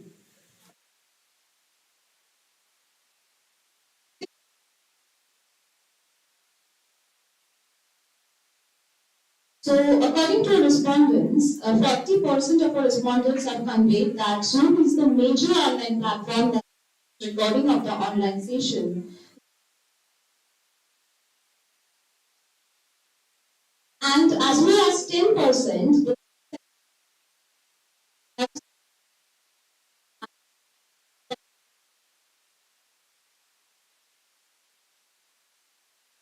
next question is, which is the most platform that allows unlimited usage without subscription? More than 46% of the respondents access without subscription. 10% restricted access without subscription, and 4% have stated unlimited access without any subscription. Next, we will look at. So, due to time constraint, we will move.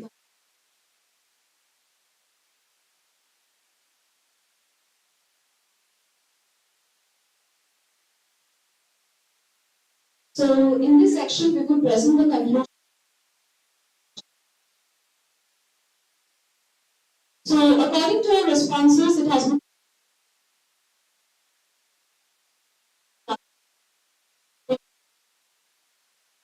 owing to the bad internet connection and limited exposure to practical training, the students often lose out their concentration.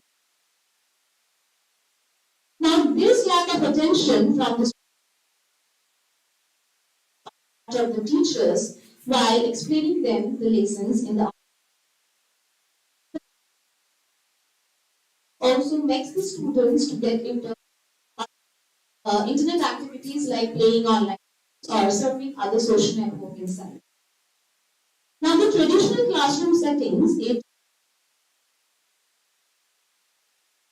while there is an apparent laid-back attitude,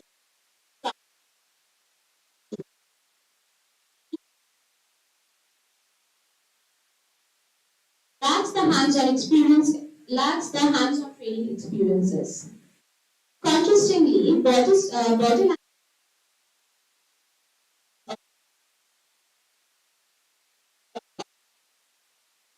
and a considerable number of respondents platforms does not seem to take over conventional payment paper mode in the next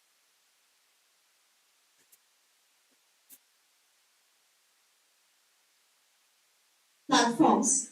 Like Meet is not only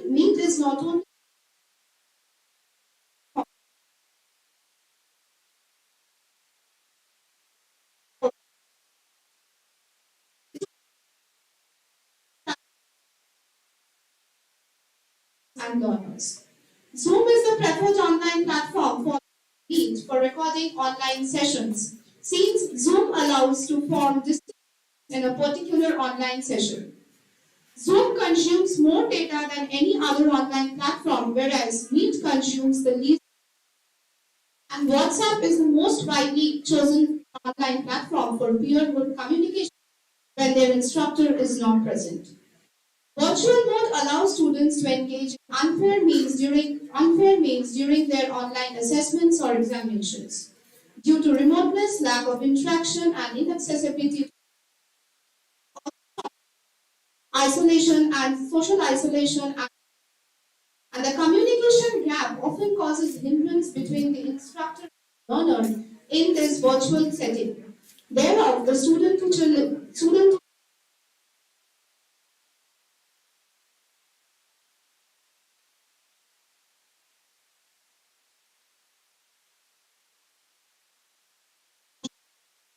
so by comparing the two variables, that is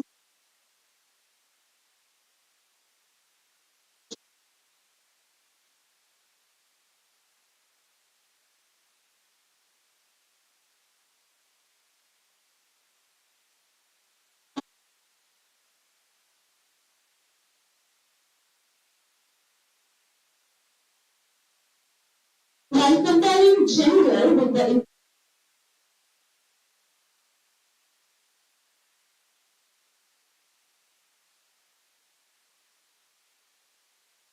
online classes. While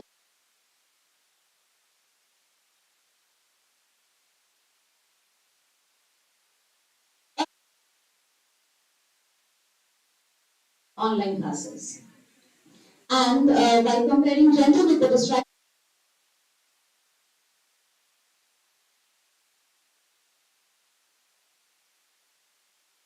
So thereof we can say that this data pessimistic viewpoint regarding the new learning.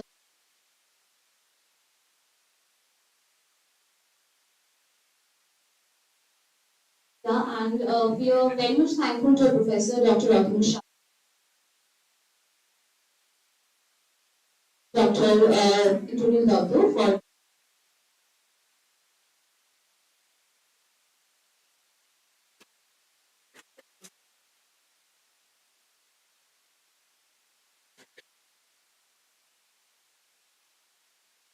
If there are any questions from the audience. Okay, as there is no more questions, so once again, thank you.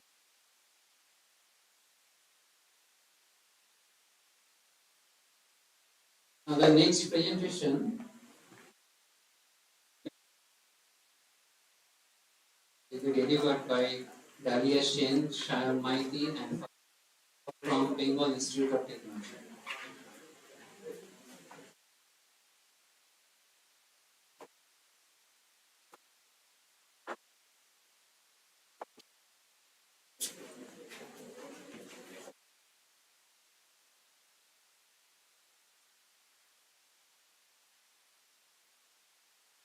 Please limit your presentation within 12. Don't go beyond that.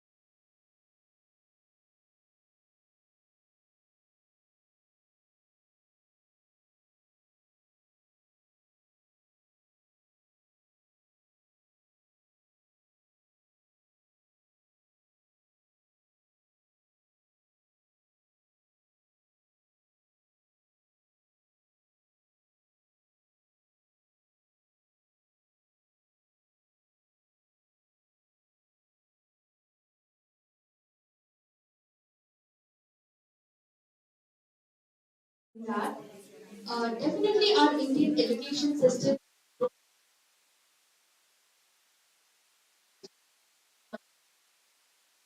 but somewhere we have lost the touch.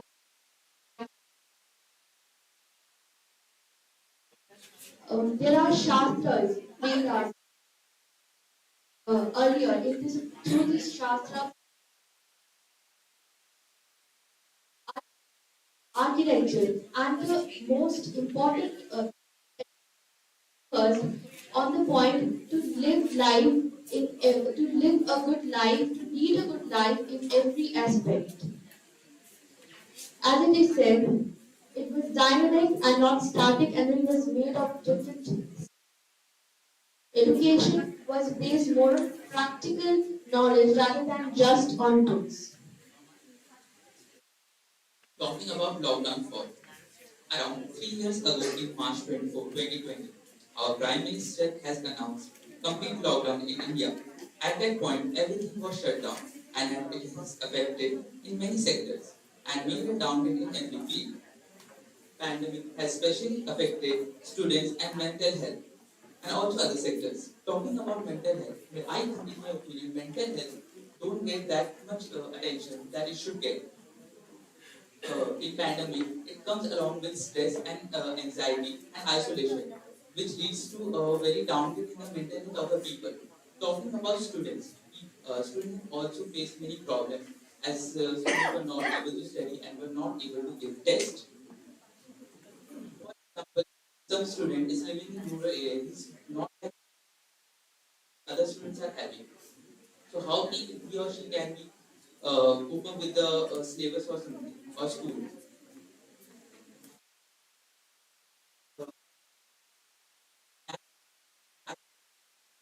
First, we have to understand what is ICT. ICT stands for Information Communication and Technology.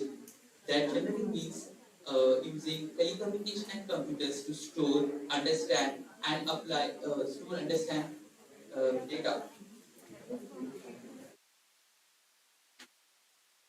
Our own government also took some initiatives under ICT, for example, SWAYAM, MHRD, NCRT, and other collaborations that help student and teacher back. Now, problems are there in every aspect of life. Stoppers from finding the solutions. Um, as the saying goes, there's always a way. There's, if one door closes, another opens. With that, I suggest some of my work upon this. ICT has become an essence in our life. And how much in my knowledge, in rural areas, in villages, education is surely spreading. But because of this pandemic, there are many schools which got, and there is enthusiasm guidance. So there are a lot of good, very, there are schools in the cities and urban areas. So these schools virtual learning in rural areas and adjust the fee structure so that education can be benefited by all. In my opinion, we have to invest more in technology and infrastructure to support remote learning. As if we invest in our technology, the technology will be more powerful, and the student can learn from from anywhere. For example, if some student is living in rural area, but he has the technology that he can learn from online, so why he would not study? There are many courses that are available. From there, student can learn and apply information. And second, stressing more on practical knowledge than theoretical study. I know theoretical study is important, but it is incomplete without practical knowledge. So, ICT also helps in practical knowledge also. Courses they can use. Therefore, we would like to conclude by saying that through our pandemic has caused the growth in IT sector in a new way. New teaching. A lot of initiatives have been taken by the Indian government. The solution to the arising problem is just a click away. All we have to do is make the right use of technology. Some references to the information we have. Lastly, we have been working on this and we came across a lot of new things. We are extremely grateful to our mentor supervising us and guiding us throughout the time. I extend my heartiest thanks to our principal, Professor Dr. N.C. Khote, sir, for We convey our sincere gratitude to Techno International New Town and Jadavpur University for arranging this wonderful conference, ICTTDE 23, to present our thoughts and showcase our work. It helped us a lot in increasing our knowledge and skills. thank you for having us.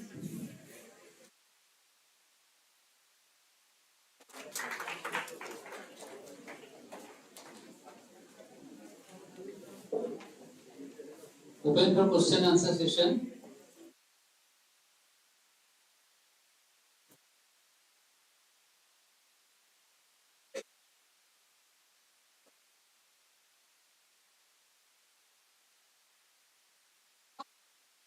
The government implemented items for this online courses are completely making successful the online kind of education.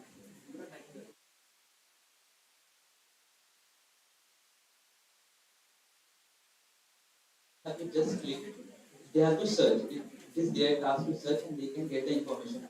Personally, talking about my experience, I personally use NPTEL for my courses. I have done Python and currently I am doing artificial intelligence. I just started it. So it is there and it is also free of cost. All right, thank you so much.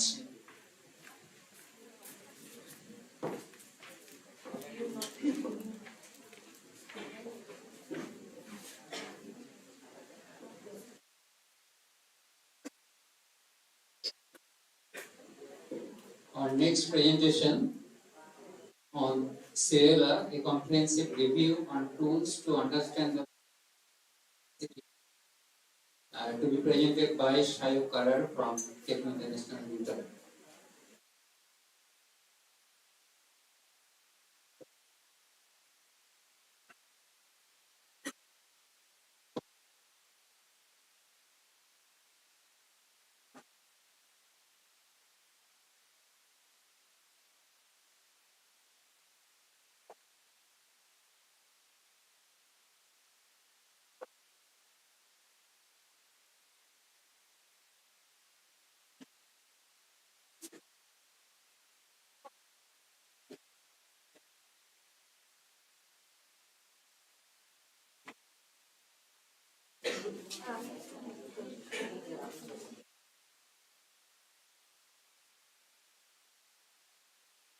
Good afternoon, everyone present here. So, as I can see that many participants or many audience behind are busy looking at their phones rather than listening to us here. So, I would try to make this my speech a little more interesting.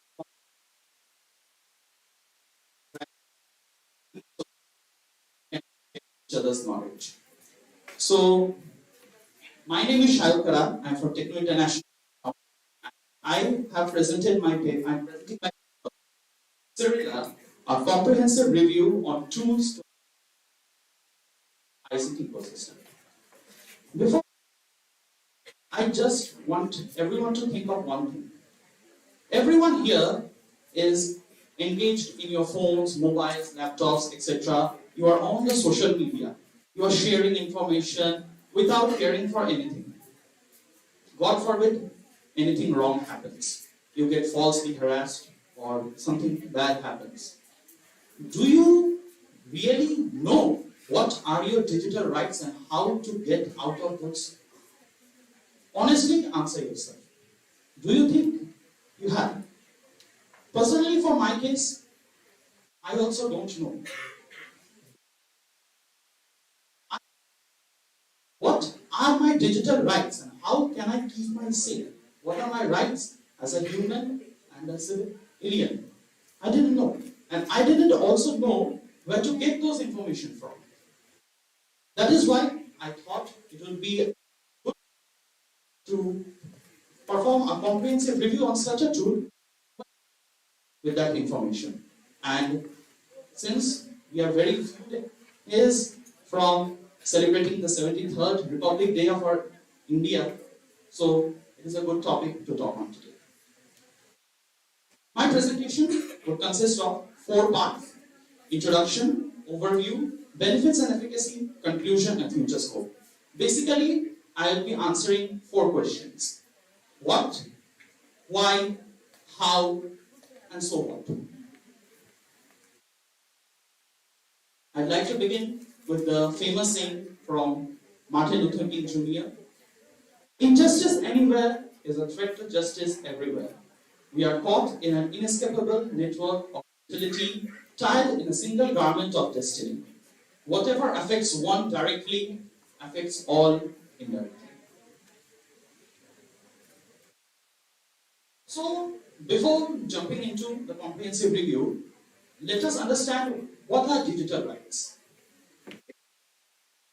Crucial aspect of our digital age that encompasses all the civil and human rights we have in the digital sphere. But what is the current scenario? According to the Global Rights Report 2019, authored by Open Society Foundation and Access Now, the current state of digital rights worldwide is a cause of concern, particularly in the global south, like in the continents of Africa, Latin America, Caribbean, Pacific Islands, and Asia, which also includes our own country, India. The reports highlight that there has been an increase in surveillance, censorship, criminalization of speech, and the use of repressive laws to target vulnerable communities. We have recently seen one example in recent times when all internet services were completely cut off in Kashmir areas for over 200 years. We have really seen that. Many people couldn't contact, and recently for 2 to 3 days in cause of rights. Government is saying that yes, it is for the public welfare, but it is also hampering us. It is also kind of harassment. But many of us don't know how to speak up to or what are our rights. That is a problem. One more important thing is that online gender-based violation. Women, although they have better access to the digital world, but they are mostly exposed to online gender-based. And it is more prominent in the MENA region, Middle East and North African, it's non-African it will be, where they face mostly gender-based violence. Government throughout the region seem to amend and undermine freedom. After reading all this, so what can we see are the challenges to the digital rights? Digital rights and freedom of speech are largely due to lack of proper legal frameworks in many nations, as well as lack to access of interpretation of them. Most of the people do not have proper access or can't interpret the laws they have. In many nations, those are outdated. In the developing third world nations, they are becoming new, or they have laws which are very outdated and they do not reflect the current scenario very much. Which leads to arbitrary censorship, surveillance, and government ban of technologies to suppress public dissent. Lack of proper access or lack of proper representation often leads to misinterpretation of laws. If you don't know or understand what rights does a law give you, you are often prone to harassment or misrepresentation. It can happen if you don't know what it is doing. Not all the legislature who pass those laws have a proper grasp of the technologies and the dilemmas presented by the digital space. This is one of the major. And lastly, the concern that affects us all is that most of the data are only available in hard copy. The hard copy is not easily accessible by all. So these are the challenges to the digital. Herein comes CIRILA. CIRILA stands for Cyber Rights Research Initiative and Localized Legal Almanac. That's the acronym. It's an open and unified resource toolkit and online database of legal documentation on digital rights. Actually, it's saying that it's an online database where it documents all the legal rights relating to. It's open access for all, anyone can go and see it.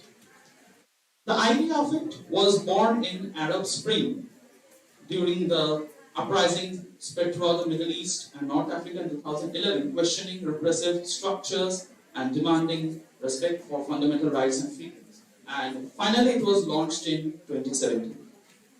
So, what does that CIRILA came up, or it was launched? The objectives were to construct research related to legislations criminalizing online freedom of speech in global south nations, aggregate and analyze legal data on the same nations, launch legal reforms campaign analysis, use research findings to support strategic litigation at the national level, and cooperate with international organizations on the legislative framework of freedom of speech online. So that was basically what was the objectives of CIRILA that came up with. Now, after reading all the open source knowledge that were available and personally using CIRILA for a few times, I found that these were the most said benefits that were found. CIRILA can help you to filter laws, legislations that affects human rights in digital spaces. It also provides personal experiences and user stories so that the user that are going there for the first time, they can connect with people. Most similarly, the way that I am here trying to connect with you, a story. In a similar way, if a toolkit is able to connect with this audience, then it will better help them. The platform also facilitates understanding the connections between legislations across the country and how they impact. It also gives free access to the digital rights instruments, and that is very much needed. Free access. If everyone gets free access, everyone knows what their rights are, and everyone is safe. It also helps to visualize legal frameworks for digital rights by country issue, and it also constantly monitors the new and upcoming laws and documents it as well. Finally, it identifies and characterizes regional and global trends and conducts comparative country analysis among them.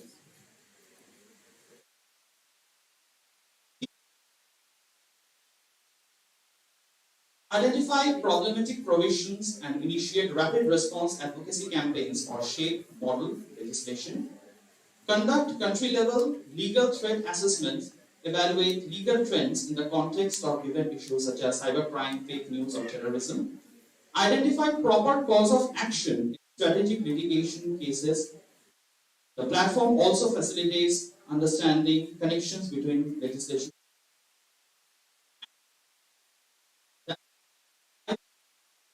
About Cyrilla, that it allows normal people like us to collaborate with them for better understanding of ours and better reach of theirs. For example, there is a real life case example where Cyrilla was used by Chinese University of Hong Kong to facilitate peer interaction and co-creation of knowledge in their case study of an undergraduate law course. How internationalization at home through digitalization supports the traditional classroom and creates students as producers. The students and the faculties collaborated with Cyrilla, where in the class activities, the students were given the job to identify relevant Hong Kong materials in the form of legislation, and they have to include it into the Cyrilla. Although the challenge was daunting for them, but many of them said that working on the entries helped them to develop their research and communication skills. So this is the thing that I am talking about. Not only it is helping you to know about your digital, also helping you to develop your own self and your communication skills and giving you the sense that yes, you are contributing to the society. Finally, it's the time for the question, so what? The comprehensive review was conducted. Now, time for the conclusion and the future. In conclusion, I can say that Cyrilla organizes and makes accessible digital rights related to laws so that a wide range of actors can more readily and confidently assess legal trends as they shape and impact digitally network spaces. Importantly, it will allow these actors to highlight threats to human rights and opportunities for legal reform in jurisdictions where the curtailment of these rights has been identified. The thing that I found in the video. Now, if we look into the future, me, you, anyone, what else can we do in this field more? Further research can be carried out to assess the efficacy of Cyrilla in other domains like policy analysis and decision making. I have said only about the benefits and how it affects for the good of our society. We can also find out what are its flaws. We can make a comparative study with other available tools as such. Finally, investigations should be carried out to identify the potential areas of improvement that could make Cyrilla even more valuable to us.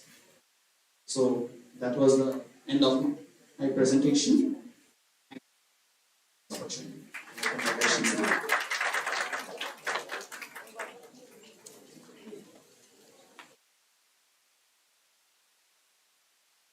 Any questions from the audience?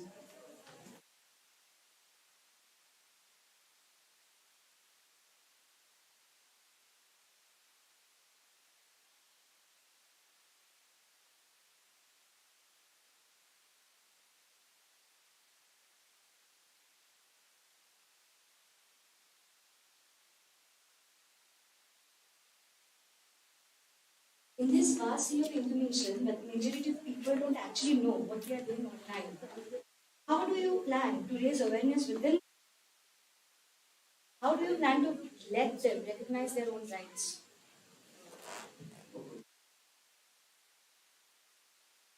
That's a very good question. And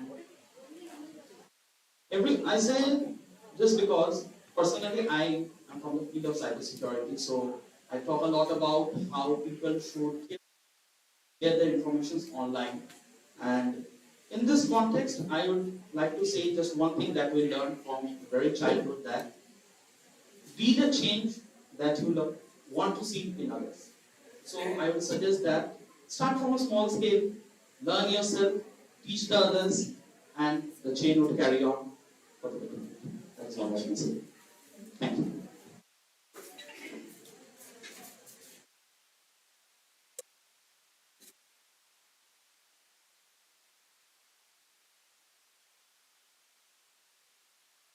So, no more questions from the audience.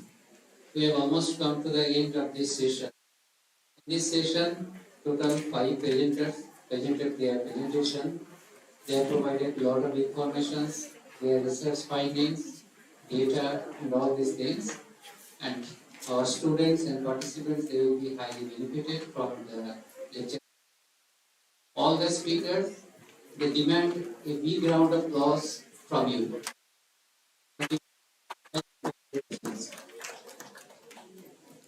Now, over to Anil. Thanks to Professor P.K. Ghosh for sharing this session. Thank you.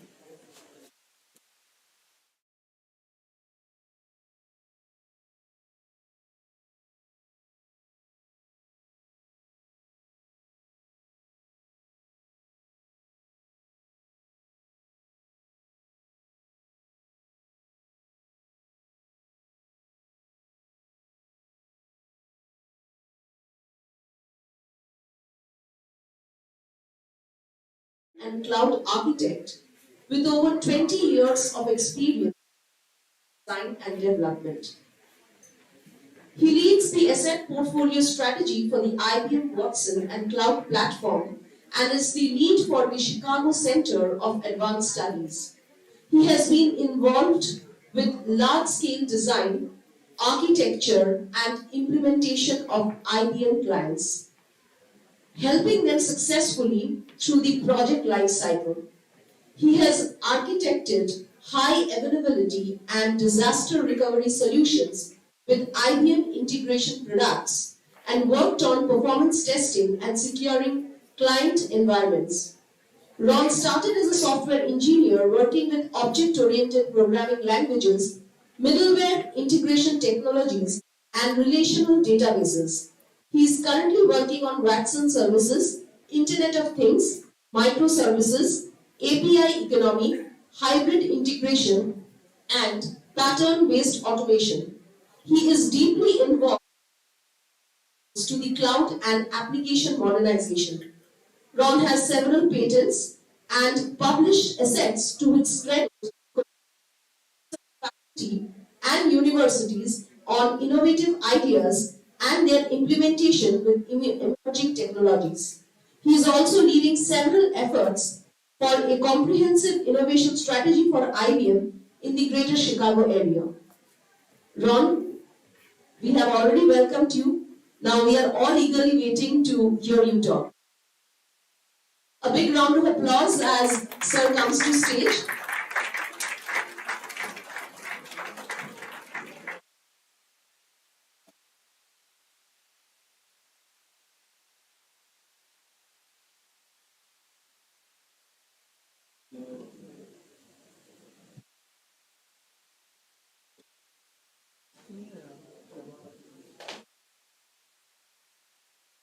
As the setup is going on, we would like to hear from the audience their overview about the conference, about what has happened till now, how are they liking, what are the aspects they are liking.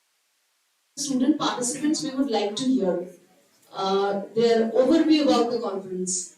So, can we have some speakers? Okay.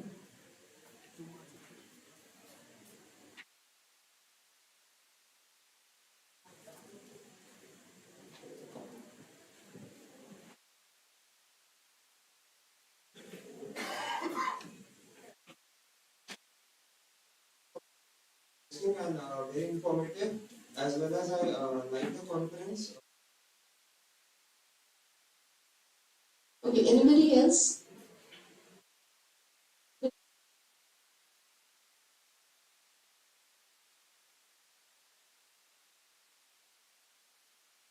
Am I I like the content, but there is something I want to add.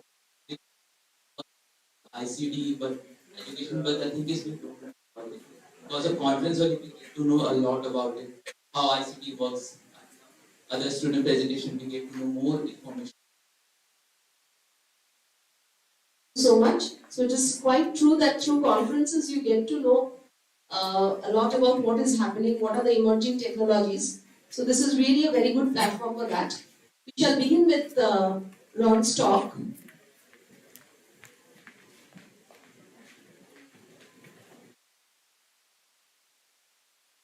Thank you, everyone. Thanks for inviting me here to the ICT conference, and big thanks to Dr. Kashmi Mondal and Dr. Goswami and everyone else involved with this conference. It has been a great experience to come here and talk.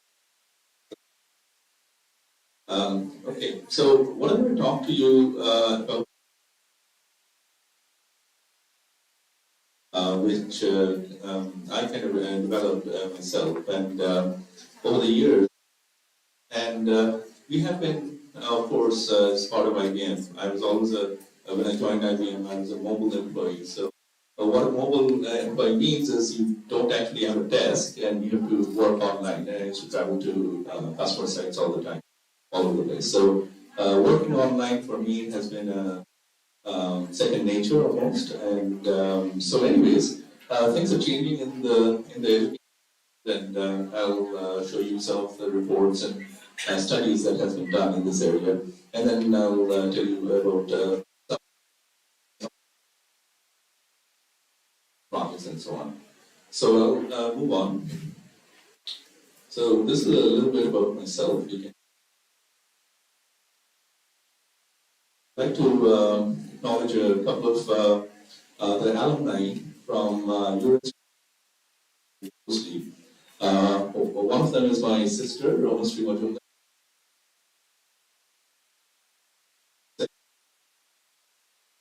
who happened to graduate in 2010.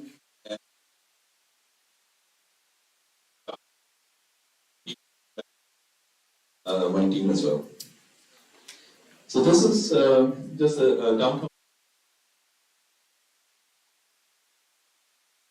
The Chicago Center for Advanced Study, one of these buildings. So let me first introduce how we intend to collaborate with universities to help with university programs. Okay.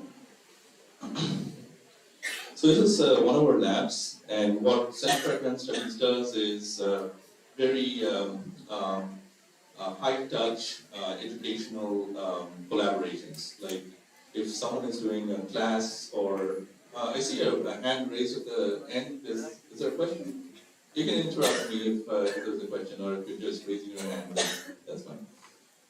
Okay, so Center for Advanced Studies, we deal with very high-touch collaborations with universities, and I have students all over the place. Unfortunately, I don't have any students in India, and that is my motivation to come here and try to expand our center here.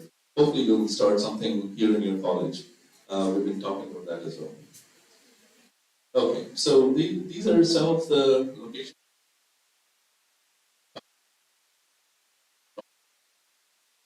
Centers that we have.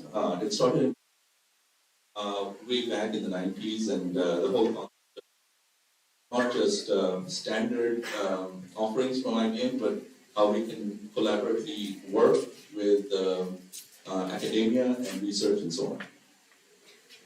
So these are a few of the areas that we look into. So education, we do a lot of back to school events, or like professors presenting at IBM are participating, as well as universities about some of the research things that there are also classrooms, teaching in force. We sometimes building curriculum if the university so desires, and put some IBM products and frameworks and things in place if they're interested. Also support for funding in ways of faculty awards, PhD fellowships, and IBM Cloud credits. So this is, to me, the most important. This is so we'll give you cloud credits so you can join our IBM Cloud. I have an account set up called the IBM Asset Cloud account. This is only for academia. All the students and faculty and research institutes can join this, and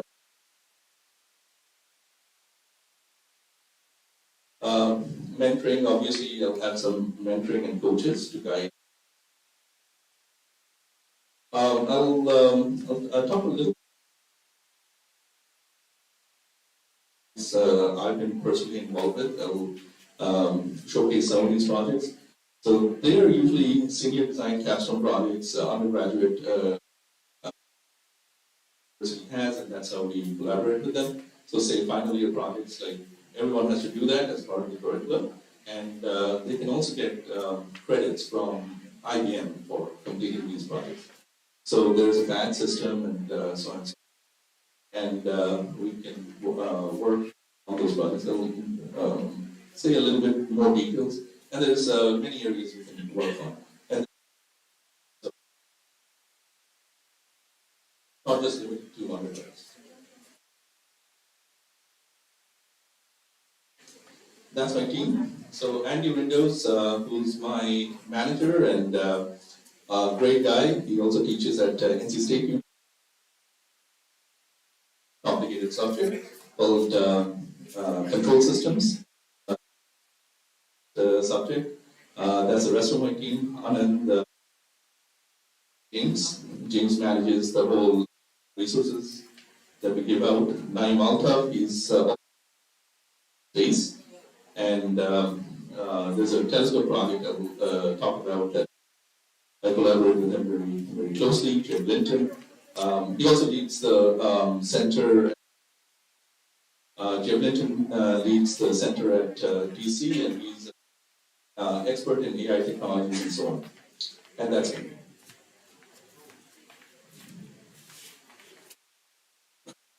Okay, so I've divided it into three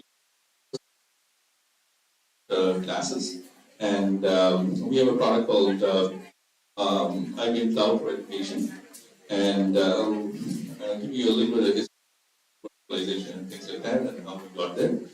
A little bit about some of my projects and a few of the events.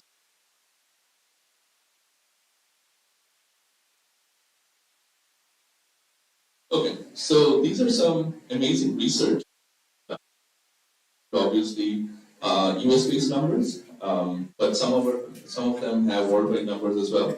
But most of them are US-based numbers, and has been done in this area about the impact of on education post-pandemic, how things are changing, so on and so forth. So one of the headlines in the one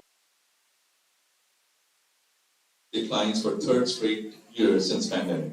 And this is very concerning actually for universities, at least in the US. So I live in Chicago, so I can see the effects in the universities. Less people are signing up, professors are concerned, and so on.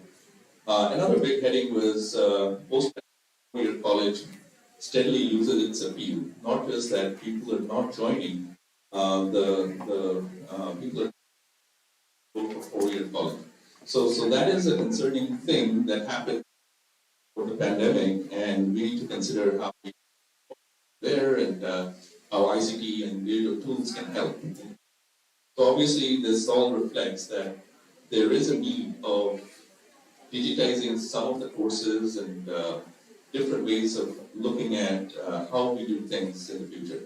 Strong labor market, cost of college. This is one of the major concerns, especially as you know in the US, cost of rising steadily, especially in private colleges. 4-year college decreased from 71% to 51%, which is a significant number.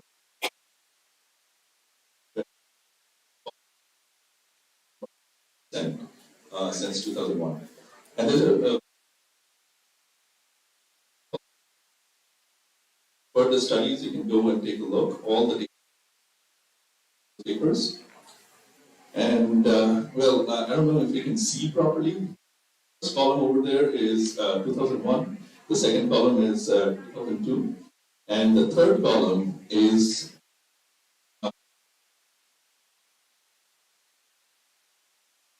that means it's positive. We see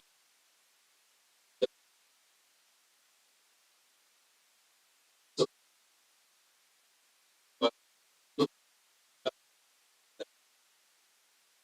and this is for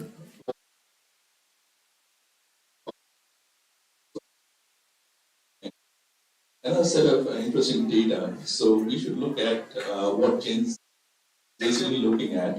So everyone is kind of leaning towards online and digital portfolios rather than coming to colleges in general. So this is a trend that you can see there's a 20% less number of students coming up. One of the reasons obviously is the rising cost of tuition. So since 1970 to 2000, you can see this data comes from 2019, I believe. And you can see how steadily the rates have gone up for four-year colleges, and compared to public is still rising, but not as much. But private colleges like Harvard, MIT, they're very expensive now. So it's a problem that needs to be addressed. The other thing is there's a shift to virtual learning, and a lot of the universities are actually. So one of the presenters before also talked about Purdue, I think.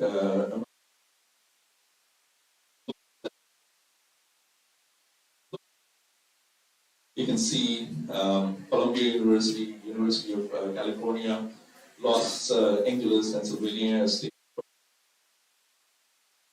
So these are the top engineering programs which are some aspects to it, like workshops and stuff. So this is another shift, and online business. So where can you get online education? So if you go here, it actually links to edX. A lot of courses that are available. There's, as you can see, like and many of the major universities have collaborated with them, rather than just getting a certificate or something like that. So this is leaning towards the what is known as micro credentials. So you're gathering micro credentials as you're getting a degree. So accumulation of multiple micro credentials can actually give you a college degree now. So there's a new concept actually.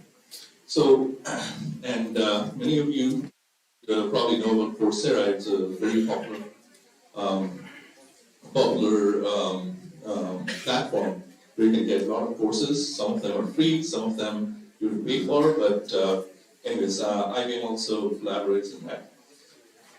This is a very interesting comment. Jeannie made. Jeannie is our prior CEO before Arvind took over the position.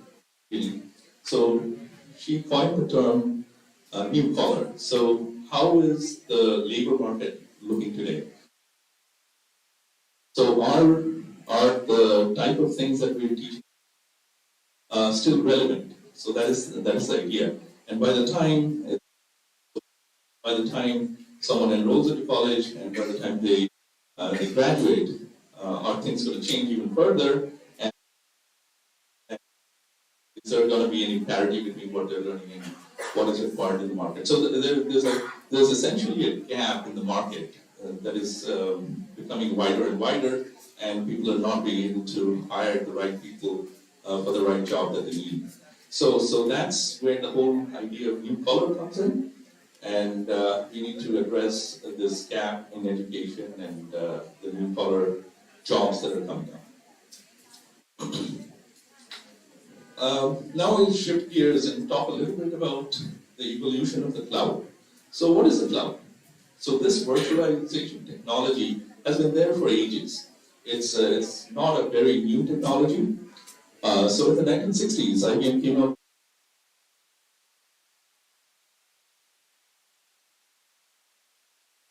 and what that means is you have a control program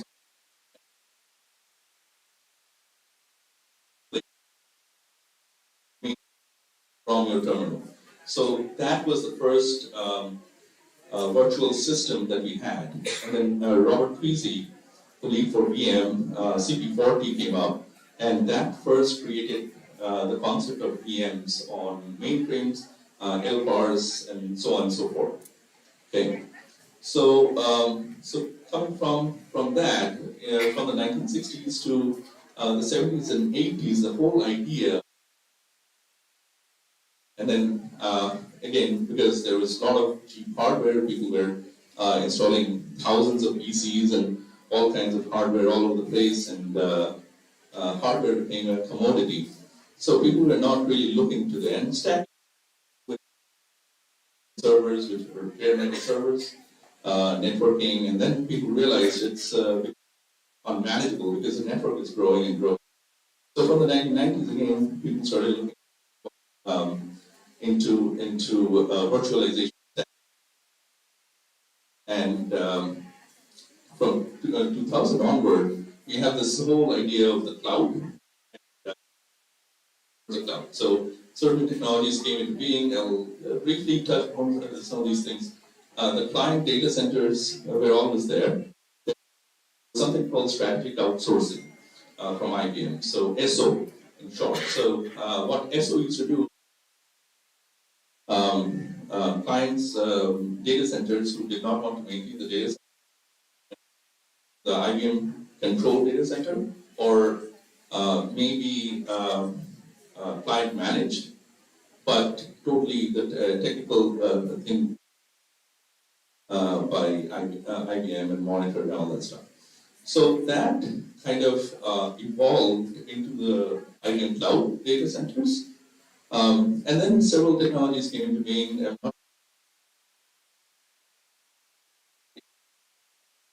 Those were racks, which were supposed to be pulled into any data center, and you use plug and play. You need a network cable and three-phase power. So it was totally redundant racks. So that was one of the approach. And then OpenStack came into being, which completely open source. So IBM moved it. So Blue Box was an acquisition, which so you could run Blue Box your application system and vice versa. So you could run Blue Box on your application system. Then came VMware, and we started virtualizing everything through VM. Then comes Docker. So Docker is a slightly different technology in the sense that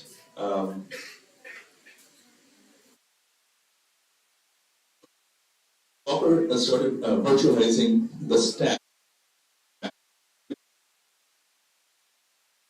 Copied. Docker doesn't need that operating system to be copied, only the copied and any changes to the binaries. So that obviously reduced the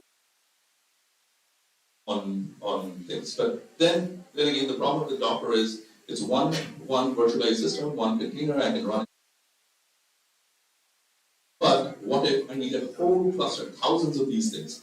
So someone has to manage thousands of these Docker images. There comes Kubernetes, and then obviously Kubernetes didn't have all the features that is needed in a data center to run. There comes IBM Cloud Kubernetes service, and then we moved on to OpenShift. In between, there was this whole idea of Cloud Foundry, which kind of packaged all these Docker images behind the scene, and so on. I'll refrain from commenting anything about Cloud Foundry.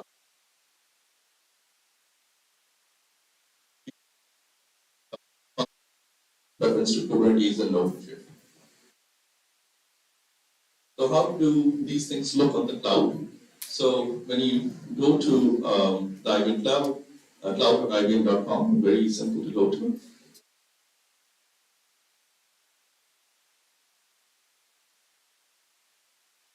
Monitoring things, telling you what's there and what's not there. Then you have some, but all the services are available. Like talk about VMware is there. You have OpenShift, you have Cloud Functions, which is similar to what Lambda functions are on Amazon. Then you have the virtual cloud and so on and so forth. And Cloud Foundry is still there. So if you go there, there's actually two products out there. So basically, when I refer to the IBM Cloud, it has all the services that you need, all the AI services and so on and so forth. Okay, and everyone is interested in AI.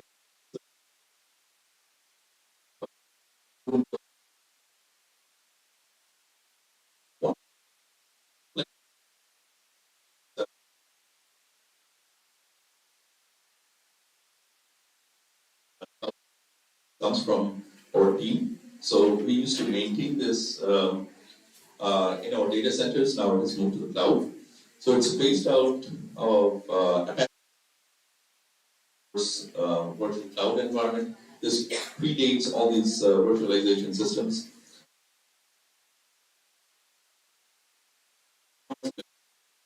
You can read a little bit about it.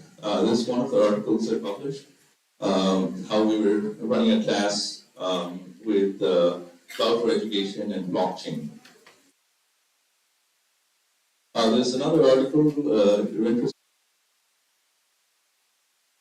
telescopes, the telescope project.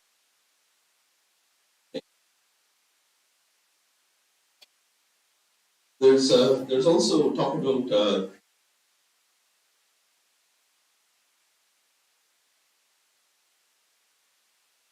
open source, a lot more material, but there's a lot of things you can do. You can get certificates.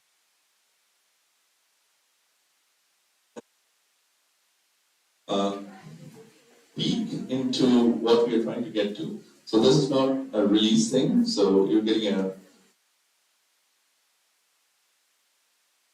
So it'll look like so when you go to Cloud for Education, you should be able to see all your of the VMs and stuff you do. Then you have the courses, and then you have a completely integrated thing.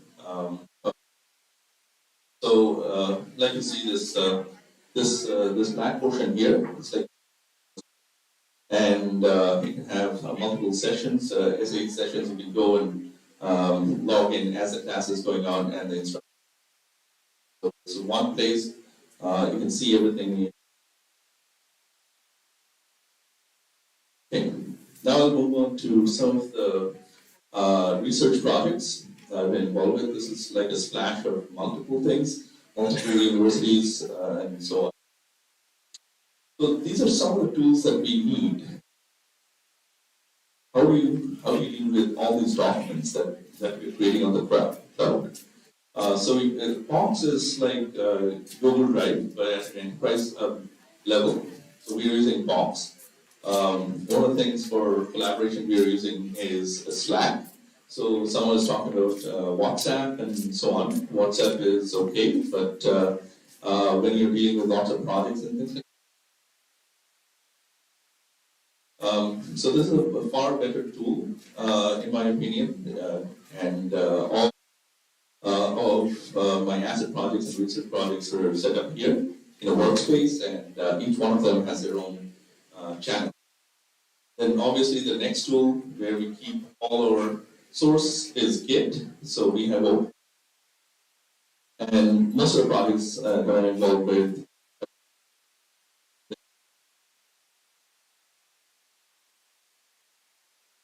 student faculty, they can contribute to it as well as I can. Okay, and then deploy to the cloud, and then we publish all this stuff on our Watson Media platform, where I have several channels. I'll show you some of the channels.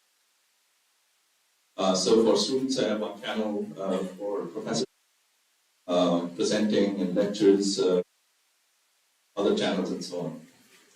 So that's in essence what the whole open development.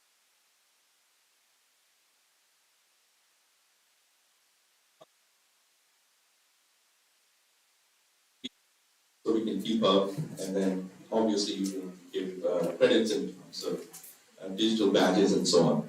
So that's all fine, but we have to concentrate on some of the products to be able to achieve what we're doing. So these are some of the platforms that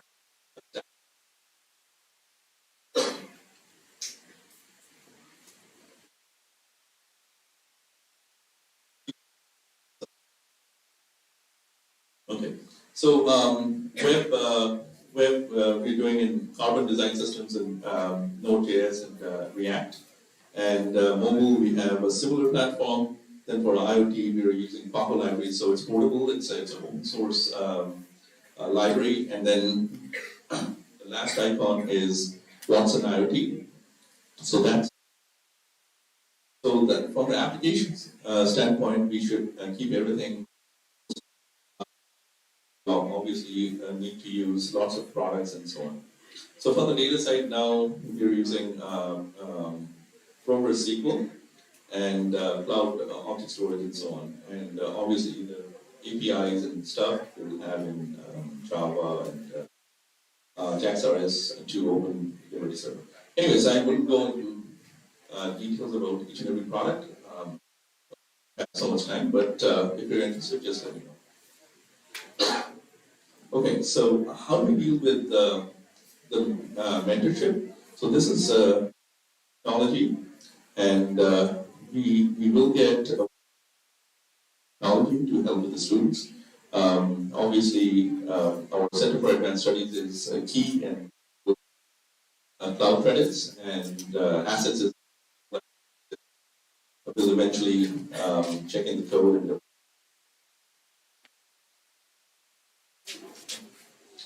okay, so these are kind of the areas that you're looking at. And nothing to be concerned about, that's my concern actually, how to get you the right mentors for the right project, okay? Okay, so this is one of my favorite projects called the Cognitive Telescope Network.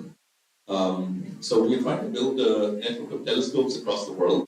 And how do we do that? How do we came up with that idea in the first place? I was attending a lecture by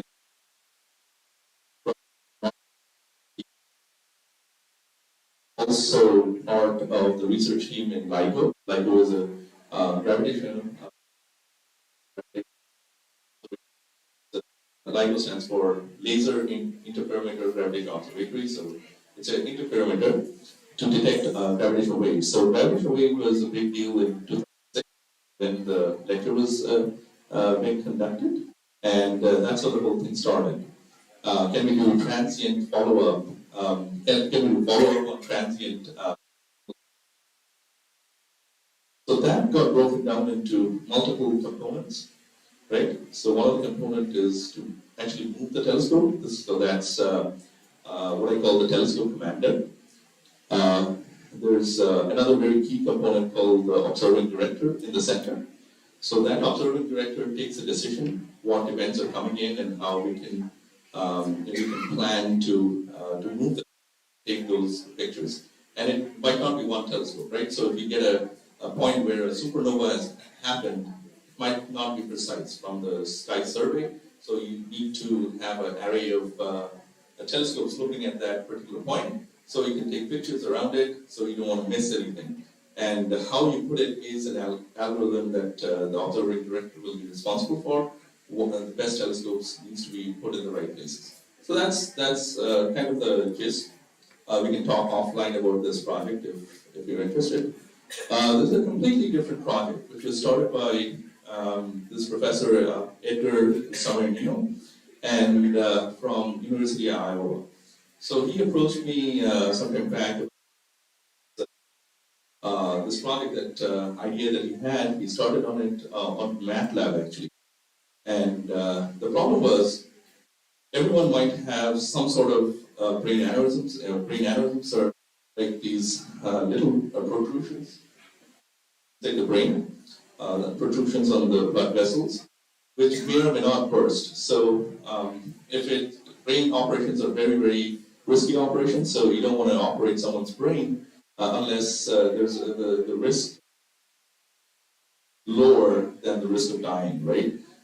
So how do you do that? So there's obviously MRI scans you'll do. So these are 7 Tesla MRIs that we're doing research with, and those are some of the pictures and how we can actually get to the wall, the thickness of the wall of the brain areas. So once we know how the walls are, and then there's multiple algorithms, then we can actually determine which needs to be operated on. Problem is, this is the whole manual process at the moment, so we're trying to see if we can automate all of this stuff, and we can scale up Savanya's knowledge. So he's one of the few neurosurgeons in the world who can do this at this moment. Completely different project, switching to.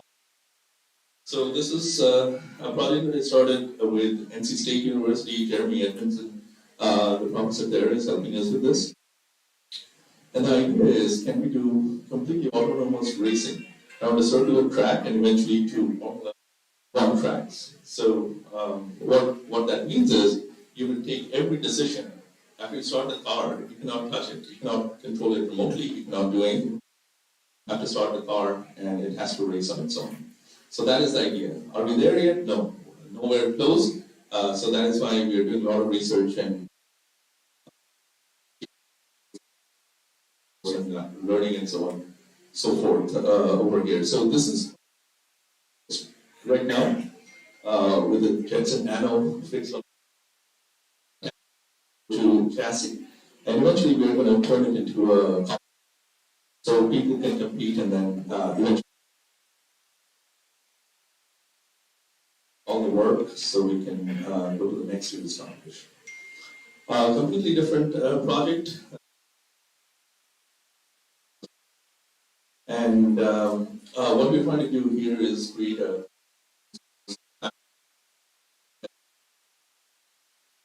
HL7 fire. So anyone can basically use it. Right now, solar proprietary systems and hospital or university is your. So hopefully that would help a little bit idea of some of the types of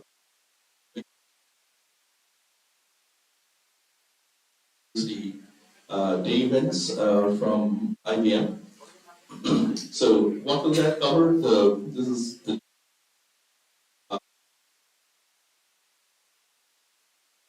some very high level directional presentations by our GMs and stuff.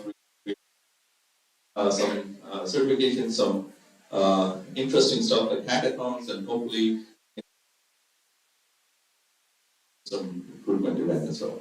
There's one of the formats, you put it in, you can, the event that we did at NC State recently. Another very interesting hackathon that we did, this is last year, June 8th. The idea was to have a very simple quantum-based hackathon. And everyone knows about this iris flower dataset, right? So anyone working with AI, iris dataset, you have petals and sepals of certain lengths which determine different flowers.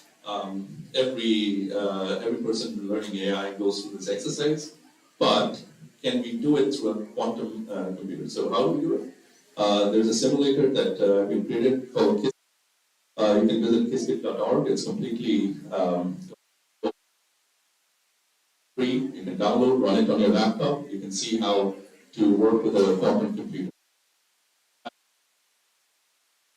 Experience, you can get in touch with me if you're somewhere to an actual quantum computer and see how the results are. So we did a hackathon on that, and all the results are again published and open source. Another interesting event that we did. This is Ravi Mani from IBM, and another Akavi, not related to Dr. Akavi, from which company was it? These are all CISOs from Sirva. This is our CISO, and this is our congressman, Mike Quigley. So the concern there was Russia was hacking into what will happen and so on and so forth. So this was interesting talk. And again, if you're interested in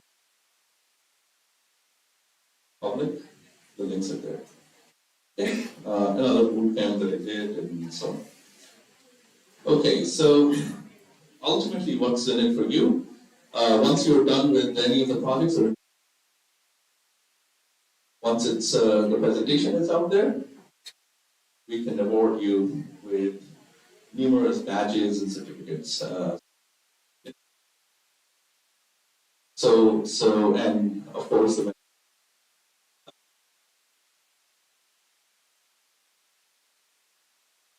thank you so much. If you have questions, please let me know.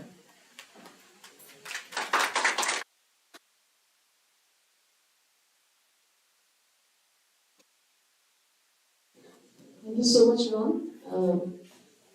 What's up? Hello.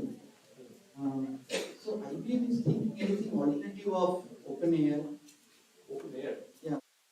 Now ChatGPT is, capturing the entire AI market. So is there any solution IBM is thinking about? We can get back to you on that. Okay. And another thing. What is OpenAI, by the way? OpenAI, it started in 15. Then after that, Microsoft acquired in 2018 or 19. They are the initial product, but that product was a disaster. No, but what is it? ChatGPT is a kind of thing which is a alternate solution of Siri or any kind of. Okay. Yes.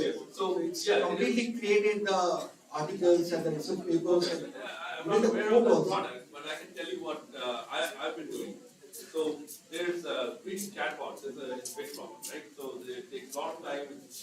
There's a domain specialization, there's ontology you have to build, and so on and so forth, right? So chatbot is just the front end to all this other technology that you have, all the corpus and all that stuff with the actual information stuff. So there's a huge problem, right? It will take years and years to build. So we started a research project with Duke University to see if we can cross-train domains between different things. It's in its infancy, but the whole idea is not just cross-training and stuff. You want to generate the code for the chatbot. And it is already done. So ChatGPT, if you give the problem statement, they are creating the code for you. And even if you are, facing any kind of challenges for in a particular code, if you are giving the error, they also rectify. That's great. I would love to see what they've done. It's only OpenAI.ChatGPT. And if you search on that, it's freely available, a trial version. And if you write anything, say for example, any book of Amazon on, say, blockchain, it will tell you the 10 topics. So not only that, means it will correct. So is it just cognitive searching, or is It's it? not only cognitive, means the entire, whatever contextual searching, contextual result analysis, everything. Means it's create an abstract for you.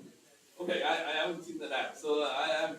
Send me the link. Just 2 weeks back, there was a paper published where this one author is ChatGPT. The author, second author is ChatGPT. Okay. And another thing is, are working mostly in healthcare also. So yes, responsible AI is a big part of it. So is there any yes. restriction of So responsible AI. So bias in AI. explainable AI or Explainable AI is one thing. Bias. Yes, there's a product, item product for explanatory AI 360 or something it's called. That's one of the product. Then there's bias. There's a AI bias.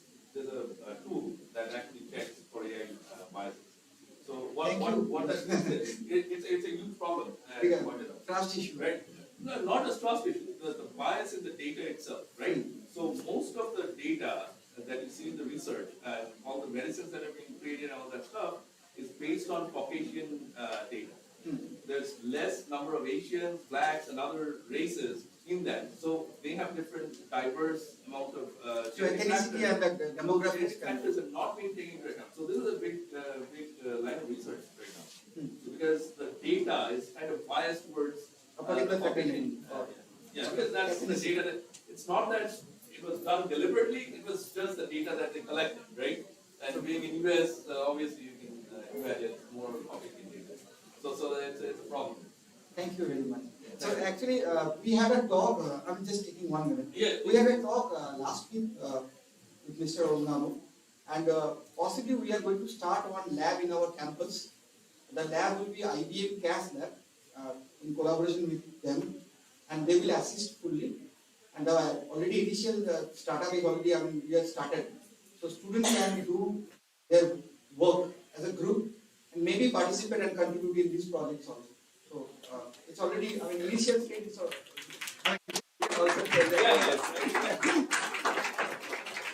We're just starting. We're having the talk. So everyone is invited to come and join and talk to us, and we'll be more than happy to help you. Thank you. Okay, we'll move forward. Thank you so much. We'll move forward with the lunch break. The rooms which are allocated for taking your lunch is room number 402, 403 and 404 in TINT building. And most importantly, we assemble here at 3 p.m. sharp. At 3 past 5, we will take the attendance. Those participants who only they will be entitled to get the certificate. So in the second half also your presence is equally important. We are planning to give you the certificates. So we'll tally the attendance and based on that we will give you the certificate. So kindly see that you assemble here by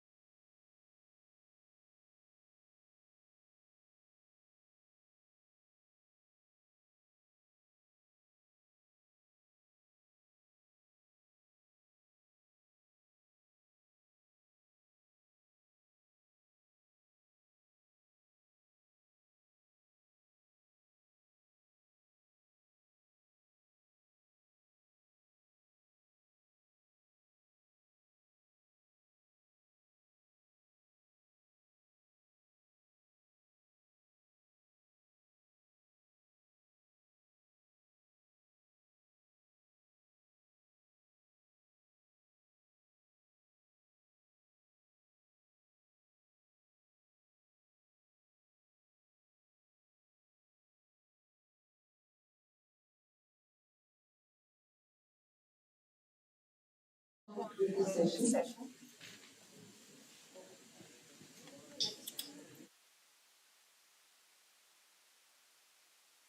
Very warm welcome to all of you, to the students, faculty members for attending this international conference on ICT as a tool for digitalization of education, organized by Techno International New Town in collaboration with Jadavpur University.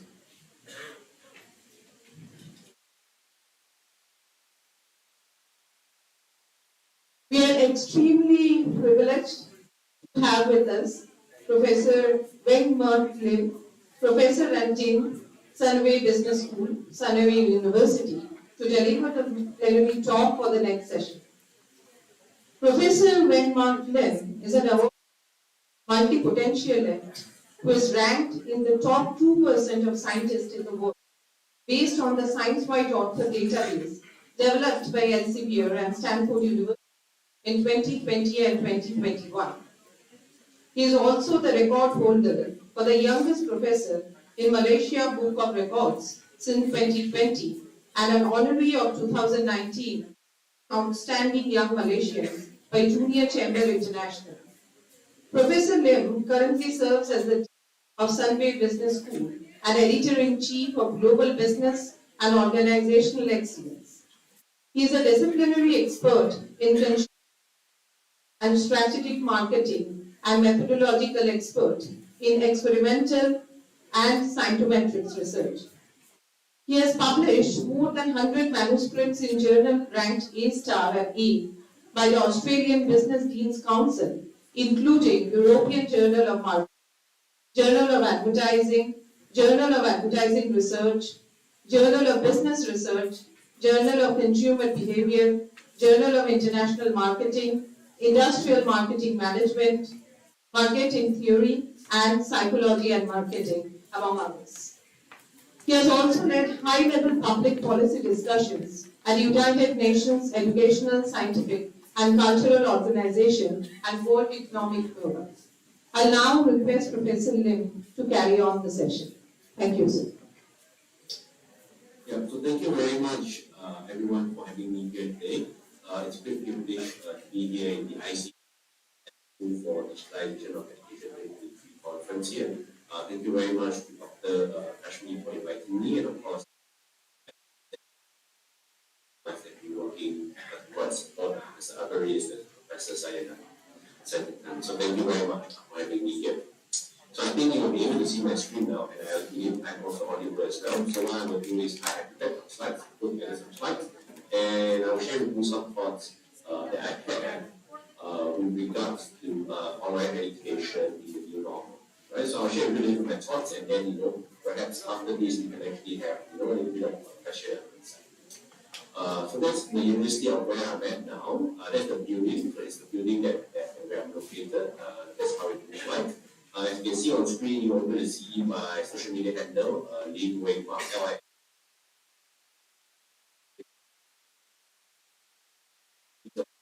there, or if you want to add me on LinkedIn, they stay in touch through that as well. Right? So, I'll just give you a little introduction in terms of where use this analogy whereby you don't have a campus, but only simultaneously has a city. So as you can see, this entire picture you see of this series, right? So there's a lake, there is malls around there, there's business schools, you can see. And of course, we are building a new business school that will be ready by 2025, a new building for business school. Sorry. Yes, currently we're in old building and we're new building, and it looks something like that, right? Which you can see. And this can give for about 8,000 students. Yeah, so we will need to go by that. Currently, we are about 3.5, so it's about growth of 100% of moving forward. And of course, for colleagues, we have students who are interested to go abroad. They can come, consider Sunway University, which is in Malaysia, but here in Kuala Lumpur, right? So we have the city, everything to be, right? Very, very important for us.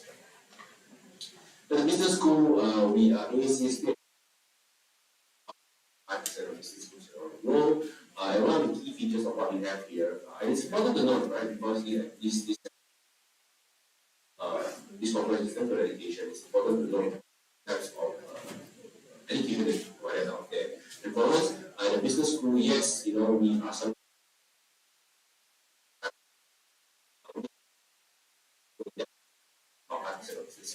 well, but other than that is that students who come to my school will also get a Lancaster University. They will be getting a 2 degrees of the price of one. There is no for Lancaster certificate, they never say that it's a Sunday, it's exactly the same as our university.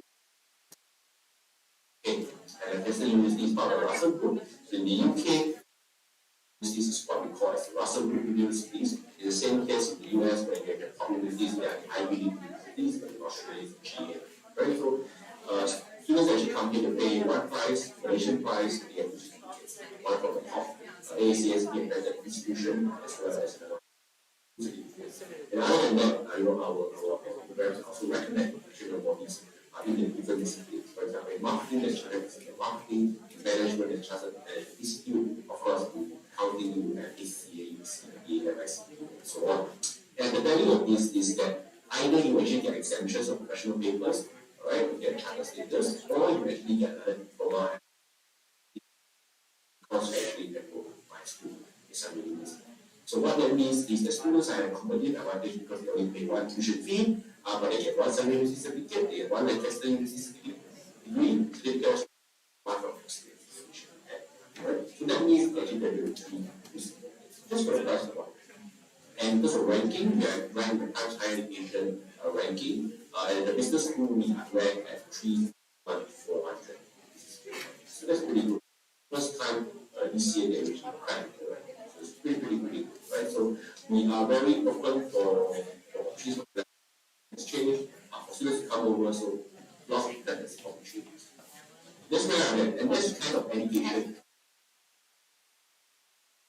So in most countries around the world, even in India, even in the UK, right? In other places around the world, in Malaysia, there is this trend of offering more than one option for the price. So that becomes very, very valuable, becomes value for money, and create competitive advantage for students, which makes them very, very important. So when it comes to education model, there are basically three types of education model, right? So as we all know, before the pandemic, everything or most of the things were face to face, especially the face to face learning. But on the other hand, right, there's also the element of online learning that is fully we go come campus, right? Everything is done online. And one of the terms that we call for the pandemic, we always see the word distance learning. Right? So that's a form. So look for the two main methods of life. And as we enter the digital era, where technology is proliferated, we will see a hybrid of both physical as well as online learning, and that's what we call as blended. Right? So in a combination of different types of face-to-face and online. Right? So we have different types of models for blended learning. We have rotation models, like for example, one on campus, one online. We have flipped classroom model, for example, you meet some of the materials, up in class, prepare for it. One. Another is flexible, right? You actually want to go online or you want to go offline, right? So it's hybrid, so you can actually choose either one, depending on your preference and your availability. You also have the a la carte module, right, where you actually choose subjects that you want to take and go take activity, so that's one that you actually kind of need. And of course, we have enriched virtual, right? Past, online, so technology is everywhere, both physical.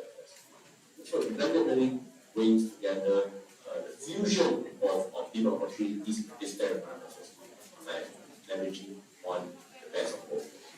But this basically the three types of education models that are out there.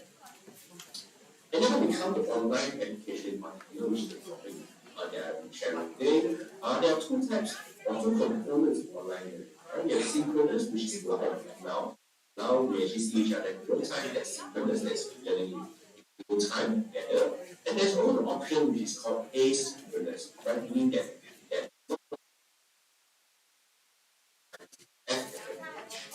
right? For example, the first one will be synchronous, will be video calls, NST, or Zoom, breakout rooms, virtually, all those are synchronous.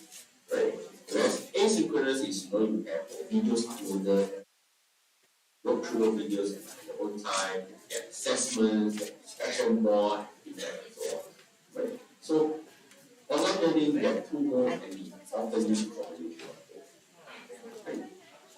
So how does online education really look like, right? It's huge, right? When it comes to online education. And my view is that the best way to actually look at the ecosystem of online education environment is really how research that actually done. And the best, easiest way to do it is usually review papers and meta-analysis. Right? So this is a diagram or ecosystem diagram that's just been recently published in 2021, which shows the ecosystem regularly in higher education and one journal which is education, right? As you can see here, it's fascinating. There is a lot of things, right? So we look at student perspective, because online learning students must have an increased motivation, one to learn online, because it's independently. If you don't have the classes. Other things is that, for example, if you want to get again, you must be empowered, right? Because students, you cannot expect them to be independent.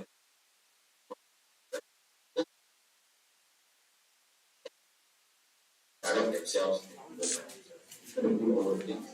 And other than that, is also to create a sense of responsibility. But the different sense of responsibility will not actually move on. And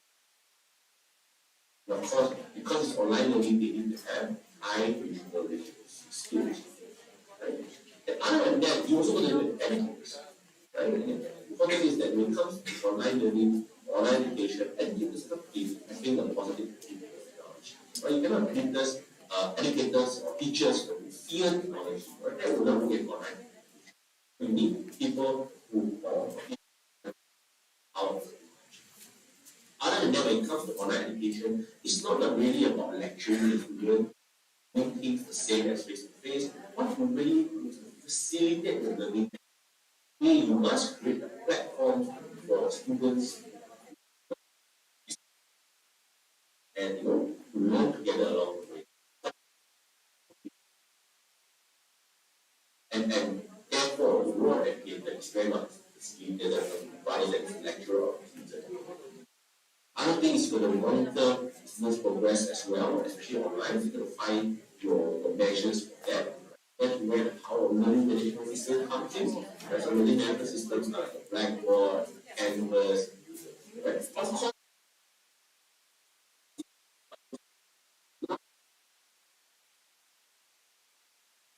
high level, high quality level, because they provide you with things like digital analytics. Of course, other things that are important is really in terms of there's responsibility to educators. One thing that usually tell my students is it's a form of demonstrating responsibility with this, is that whenever you're going to learn, right, so the kind of commitment needs to be shown in online education as well. Meaning that, even though you do online education, you are not the students alone, right? You must provide everything to students, reach out to you, be able to contact you, have discussions with you, and so on. Because that is where students will continue, engaging in online education. Otherwise, they actually fall out of like instructional strategies, right? What are the pedagogies that you use online? So that's very, very important. Right? You think about scaffolding, how do you scaffold that? Right? What is the metacognitive components, what are strategic components, how do you support collaboration, how do you encourage student interaction and so on. Right? You don't want the students to just be looking at content, going page by page on the content of the information system, and then after you don't read the other one, you need to actually have active instructional strategy. And of course, if you do online learning, it must be an institutional adoption. Policies, support, vision, the culture promotes and supports. Other than that is also course design, so that's very important. So you need to actually have alignment, right, between your curriculum, your learning goals, learning outcomes, as well as your all different. I'm going to look at what we usually use. What are the shortcomings or the kids first? The question is always, who's actually seen the much what's important really is, you know, even songs, you can videos, images, and so on. It's important to be great.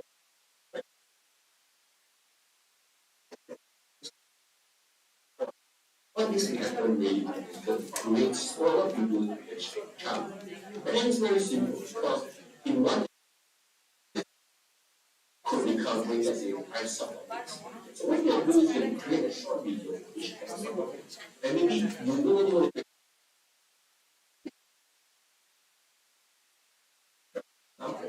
so as you go along, you're going to be through. For example, you want more color example, in place instead of showing use. Then, if there's an update in showing, then all the different lessons, right? Subtopics, right? You can update as when necessary. From that perspective, when you do something, and when you are able to actually devising is easier for you to devise. First, for education, you use is then actually get action zero whenever it comes, moving forward. But of course, from the student side, you must not. I think it's important that you and we make smaller videos over there. What happen with the students and repeat the topics that they don't understand again and again. So they don't. Which unit is the one that actually they talk about it and they don't remember? The lesson, the subtopic, by the theory and example. I think it's easy for them. And of course, you can always open the videos of comparison. What the questions are, what are the thoughts, any concerns they have, problems they have, you can also respond. Then you have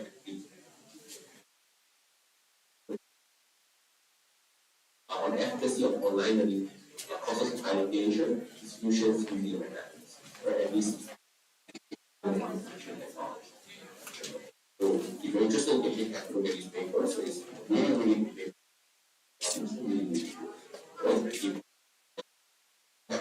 And they will etc. So hopefully you've gotten that. Let's move on. So what I'd like to do now is that now you understand the history of education models and what has happened with online education in the sphere of online. Right from just like a historical perspective, and now I want to bring your attention to from a critical perspective, how does online education it is an evolution of how an online education is we have the MBA 100% online. So it tells you here that what is the duration of it, part-time, students can actually work as and when they want. Alright. They get time to don't get versions with the traditional way of learning on campus. And the best thing here is that it is online and it's part-time. The students can keep their jobs. They don't actually have to leave their job and keep their FBA. Right? I'm going to do a study period that multiple study anytime they do it, right? Not for how many subjects you take, how long each subject. Right? So it's 12 subjects, 7 minutes per subject. So meaning that each time you take, maybe you take one subject. So you actually concentrate, you do that company found that operating in a face-to-face model where students actually take 2 or 3 or even 4 to 5 subjects in a semester. So that becomes very, very important. The power of online education is that it allows this kind of things because you really have the content just go as and when things that actually happen on the school when you facilitate the school as and when. Just use the power of online learning. That is how you so what is important when you look at online education It's not just look at the aspect of delivering online itself, but it's also about how we promote online. Right? So we promote it.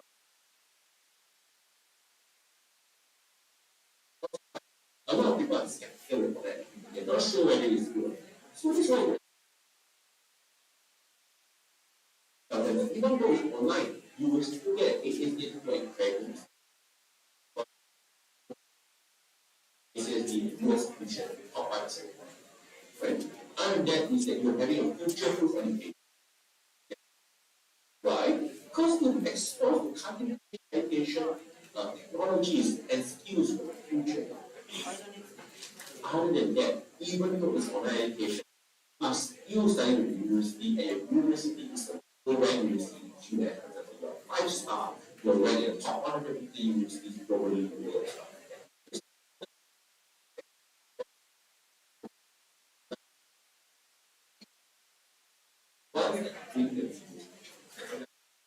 And that's why it's important that I mentioned earlier.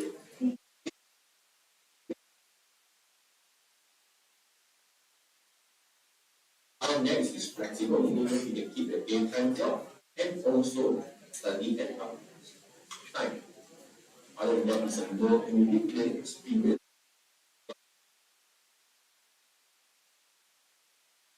Self-learn, right? And in a digital technical environment. And that is because you are now able to study, you can then engage. Because it's always safer when you finish a bachelor degree, the bachelor degree gets you your first job. But what will get you your promotion is really, and that's what you're going to promote, right? And by doing this, get online, MBA, and get as well. So this necessary. Online education actually is important, right? This is really not that I show you now. And of course, one of the benefits of online education, you know, better study life balance, you have interactive horizons, well, and choose your digital networking as you go in. And of course, if you're online, there's cryptography online, it's the benefit of. And of course, we promote online education based on online education. So as you can see here, we promote our lecturers as well, right? So the students can actually know that there is a real lecturer behind the delivery. Actually, Google lecturer, right? You see who they are and what. And you connect with them online, right?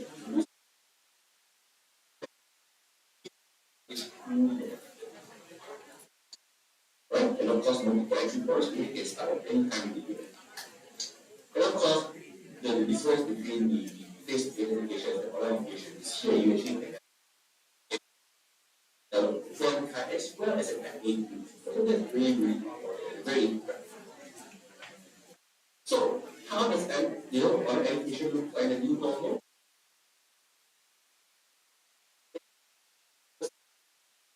Users increase, maybe not classroom, like common happen, and it will go like, right? And what will happen? Fully online education will be there, but online education best practices will then be from classroom, and you will not really see traditional paper.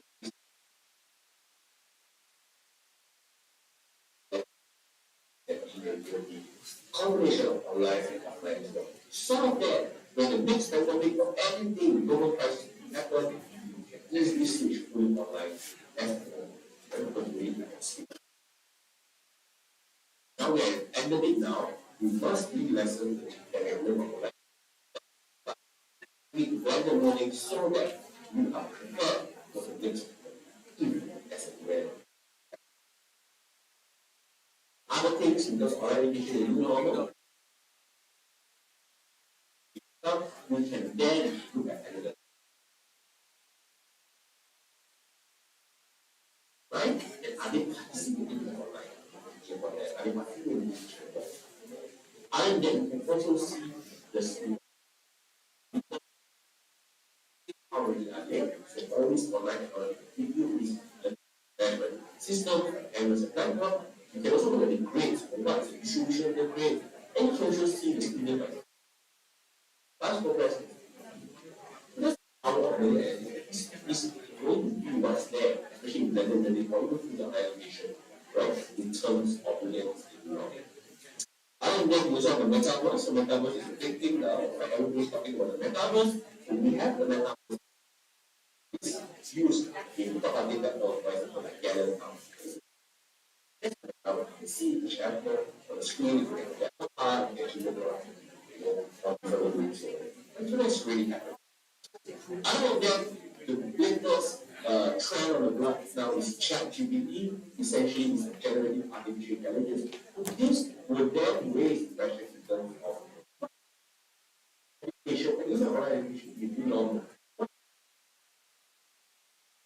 The assignment, they pass, they can be beaten because of that.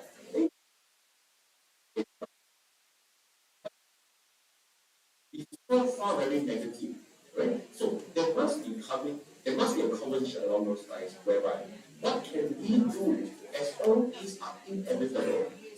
How should education assess this? What will become conversation moving forward? Like, my view really is about raising the bar assessment because students can now get information at fingertip. Nowadays, children can put together a strategy. Why was there to think at a higher level? Using these kind of generative applications. That is what I think needs to happen in the future. And of course, last part, last but not least, we use online education, right? This is sustainability because online learning saves time and helps users travel, digestion, when you improve.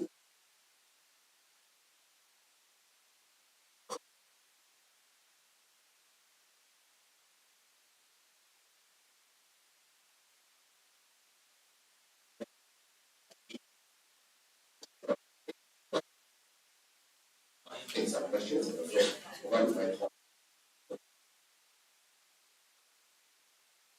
Yeah, so thank you very much. Thank you so much. And I think the session is now open for discussion. So I'll be requesting the students that if you have any questions, you can please move on with that.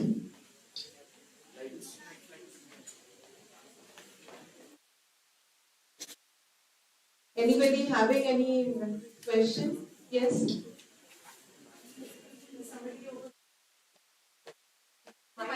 Take the microphone.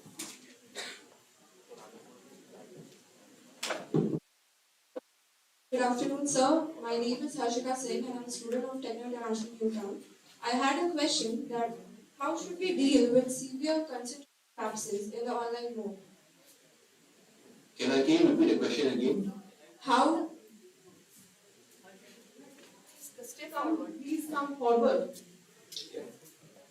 How to deal with the continuous concentration lapses in the online mode? I cannot get the first part. Can you repeat the question?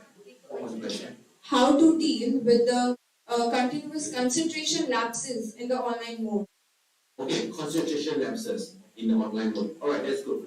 I would think that the online education will address concentration lapses because if you look at physical one, right, if you attend a lecture, sometimes you just zone out, meaning that you just, your mind just go elsewhere, right? And there is no way you can actually get what you say.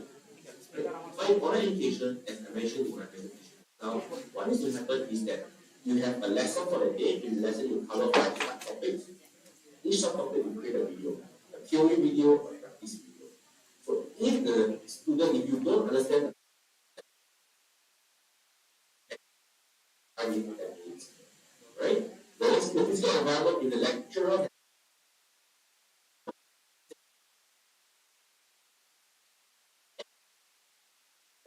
Live recording of a 1 hour session, you will have to go and find it exactly. So that's why I'm saying that when you look at online education and you look at the best practice, when you chunk the content down and chunk the media down, videos and so on, when the students cannot understand something or if they have a concentration lapse, for example, then they can actually revisit that as and when they need to actually revisit.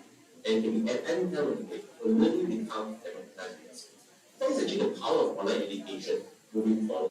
Right? But of course, we understand that a lot of people prefer face-to-face education, but that's why I was mentioning that yes, online education will exist, but a purely face-to-face will not. So purely face-to-face will transition by physical support.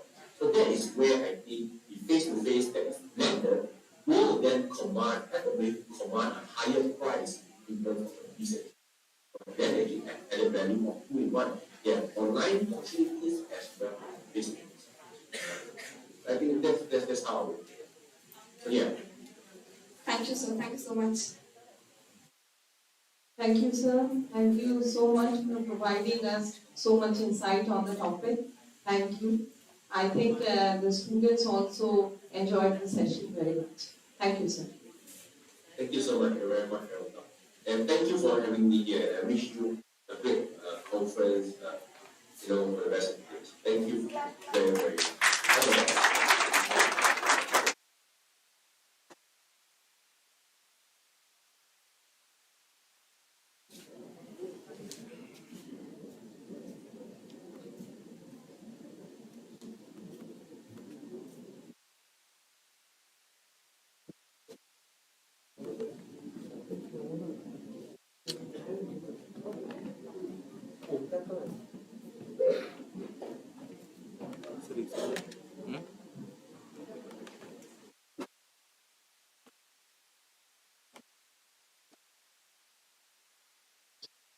Wait.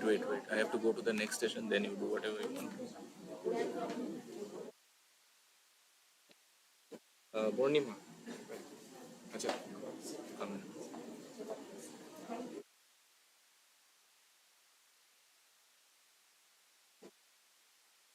Yeah, this is how we have to. So Michael Hammond is already here.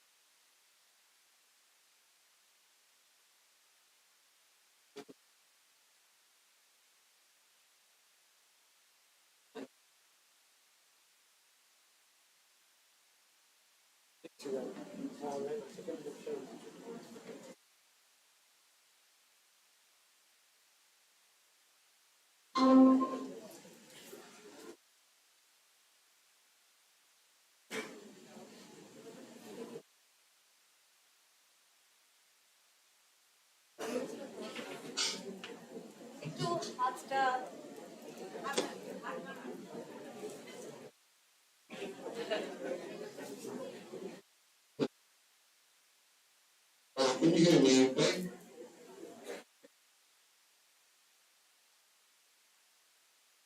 Yes, I can. Hello. Good afternoon. Good evening. Yes, I as well as the entire audience can hear you. Probably you have to speak a little louder. Okay.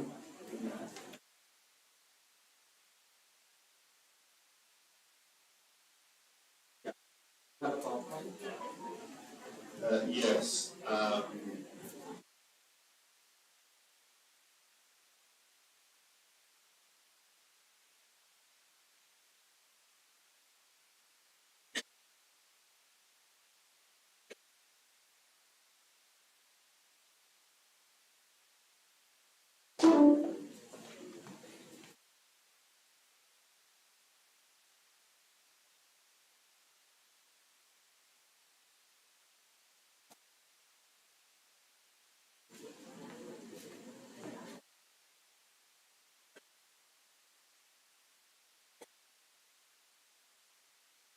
Share the screen from there. Sure, actually. So now, after the smiley button, there is an arrow with a box. You click there.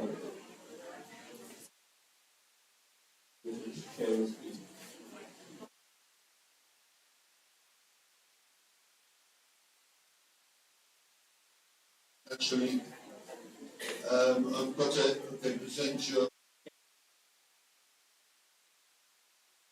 Any of the Humanities? Yeah. The one I said in the link. It just says you can't share the screen, I'm afraid.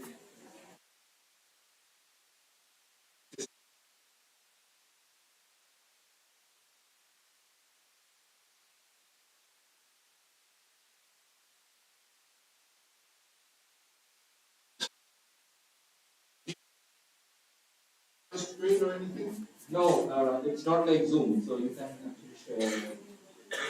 Anybody can share in the room.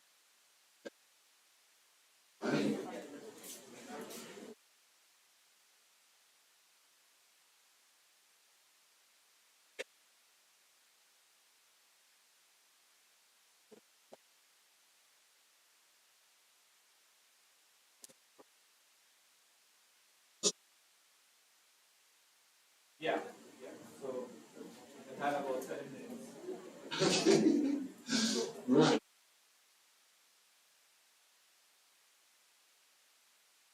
Example, present a window. Then it says,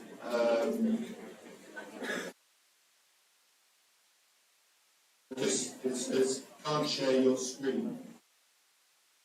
So Google Chrome might not have screen recording permission on your computer.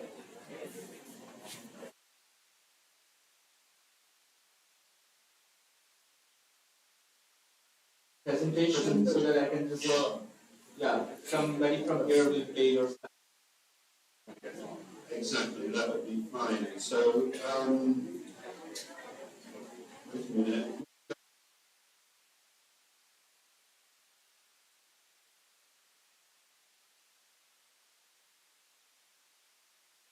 Right, can I do the...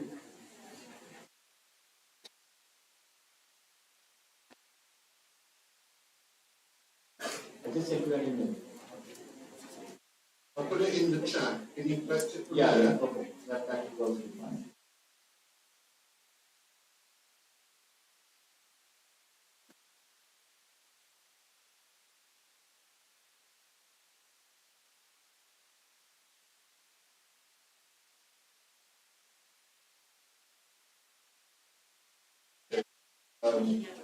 I've got them.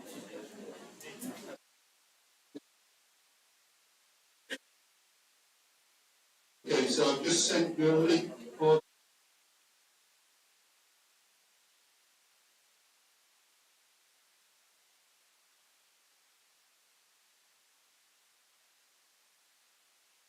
So there is a page. Which one should I download? Top 5, top 4? Oh, it should be the one that says presentation.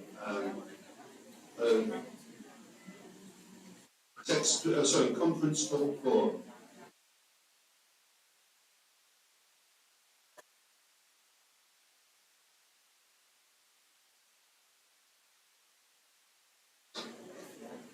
Yeah, got it. Great.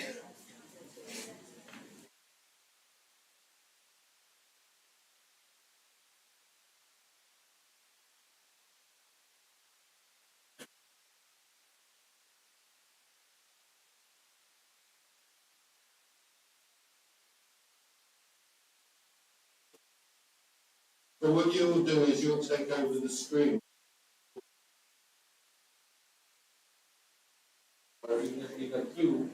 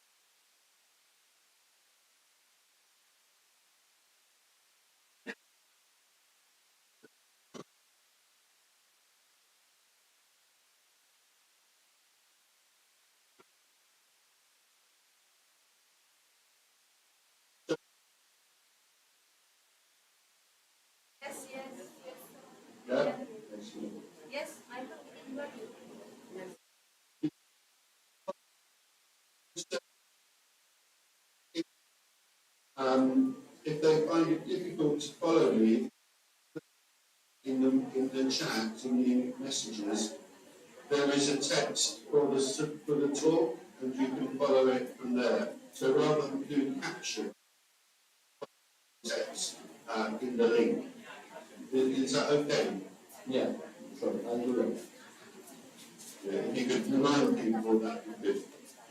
Sometimes it's not easy to follow what.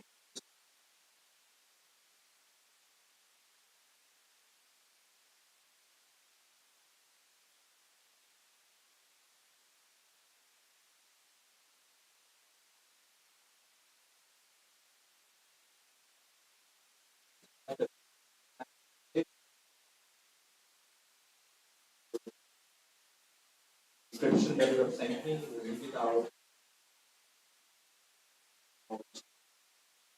40 minutes or so, and we can take a few comments at the end of your talk. Or questions or things like that. I would request the audience to probably note down their comments on a piece of paper or on the chat box. And that I will see and answer. That's great. Good, good.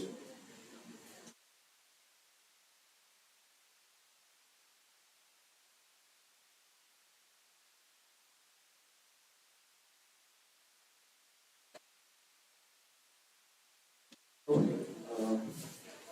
So, stop me talking, by the way. All right. 20 minutes, just start shouting at me to stop talking. Okay. All right. Okay. Yeah. So, good morning to you, Michael, and good afternoon to the one. It's a privilege to introduce Michael Hammond from the University of Warwick in the UK, and he graciously agreed to talk on a topic that he likes and he has been associated with in the field of education for many, many years. So Professor Michael Hammond is a reader emeritus in education studies at the University of Warwick, and he continues to work on the projects. And he has been particularly involved with supporting research degree and master degree. And most of his teaching and research involves education, technology, and social research. And he has been interested and engaged in the teaching of technology in schools, the professional development of ICT teachers, and the opportunities and constraints associated with online discussion. And he has also been engaged with wider field of social the debates that go on within it and the way research is reported. He is coordinating an interdisciplinary network and has commented on new directions for social research. He is particularly concerned about how we theorize technology, and has written extensively about online community as a concept and what members expect from online collaboration. He is also intrigued by the reactions to technology. For example, why is there so much of optimism about its impact? He has special interest in pragmatism and John Dewey, inclusivity in higher education, theorizing, and the use of language in social research. And his couple of most recent publications include Exploring Digital Technology in Education, Why Theory Matters, and What to Do About It from Bristol University Press, and writing a postgraduate thesis or dissertation published by Routledge in London. The second one I'm particularly interested to look forward and see. So over to you, Michael, and okay, we'll wait, and I'll shout when 40 minutes is over. Thank you. Thank you. Thank you very, very much. And can I just say thank you very much for inviting me here, and what a pleasure it is to talk at a distance from the I have to say that it's absolutely freezing here. It's below zero, and my office isn't particularly warm, but never mind. Okay, so I would like to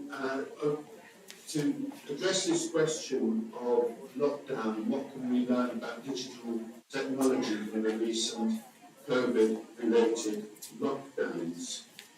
And I want to say here that COVID is, before I begin, I know that COVID is not over for some people and in some countries. And there are those in every country who are suffering from COVID. So that this will feel recent for some people.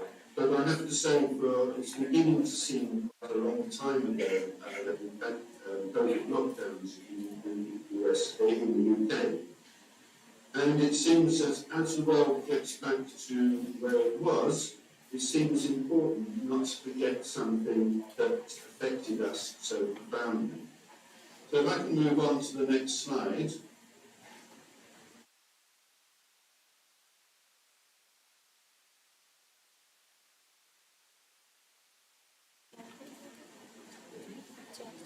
Okay, well, while we're waiting for the next slide, the point I wanted to say is experiences of COVID will have been different for many, but for many.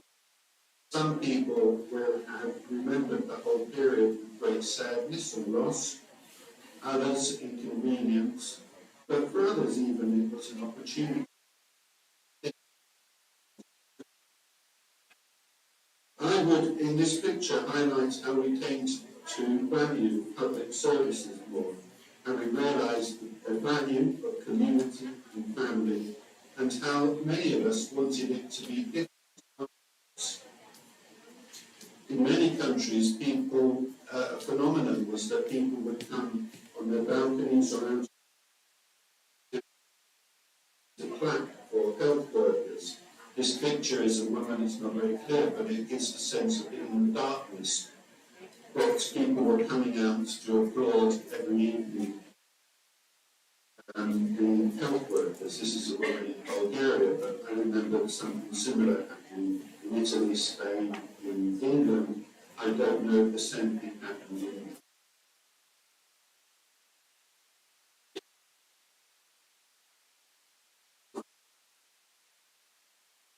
what I wanted to say was, what you can learn from this experience.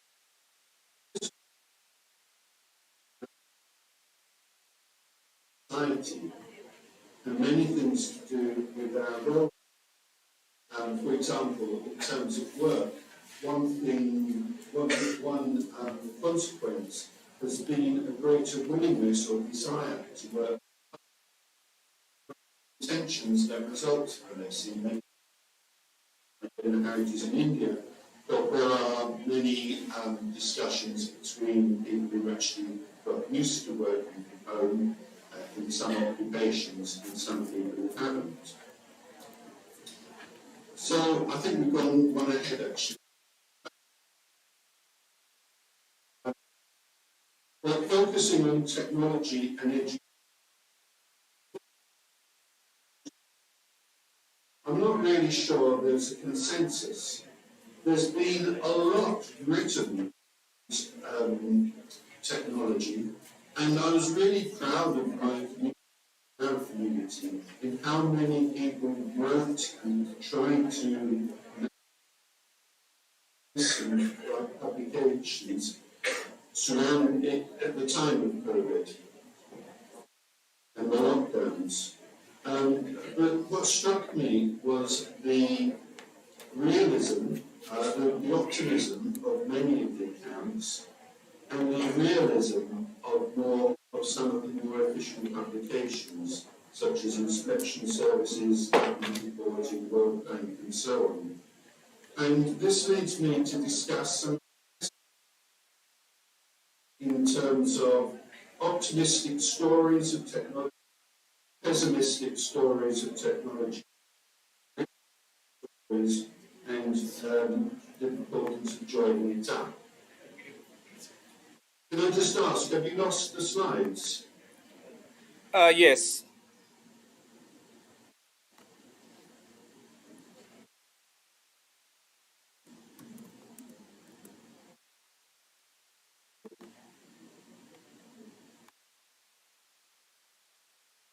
So this is the theme of my talk, and I don't want to talk so much about COVID itself and the lockdowns, but about what kind of consequences there are and what we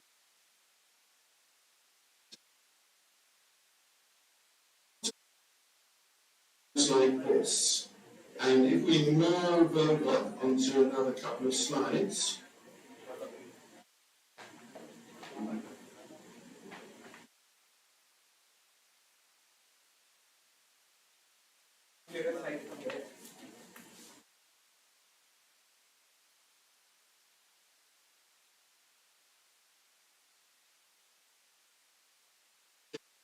More? Okay, so the optimistic stories.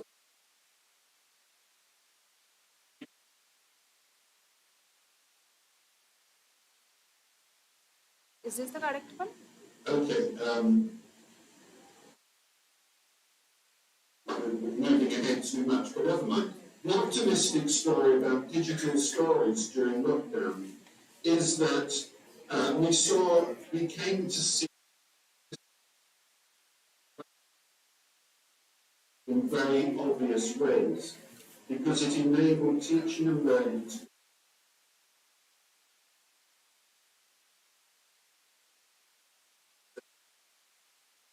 I've never wanted to use before. And they simply got on with it. In that I've supervised many projects looking at learning platforms over the years, and nobody was using live classes to bother with. Yeah, very quickly teachers were using live.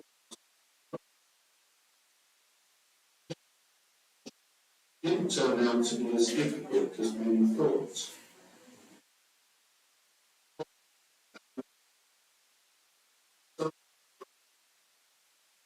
Develop their use of live classes. For example, using digital sticky notes, facilitate discussion or online voting. They use breakout groups, and so on. So what in the optimistic value of digital tools, we saw that teachers could use these things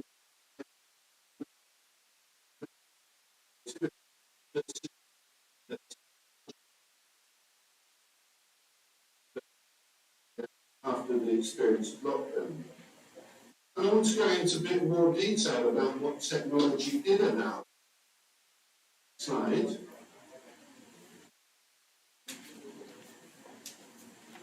So that what it did allow was access to resources, access to communication, repeated practice and feedback, niche activities, and society routine. So if we go on, we go on to the next slide, access to resources covered the first of these, which we could look at curriculum-aligned in-house materials. We could look at, for example, presentations by teachers, past papers, materials that teachers would. And as a kind of hybrid case, public broadcasting and learning platforms.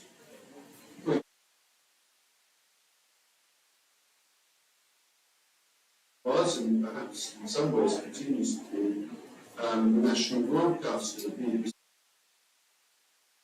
They've always designed educational materials and what we might call edutainment programs for children.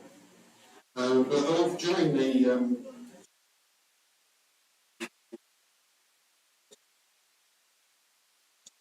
some countries, online libraries have a similar kind of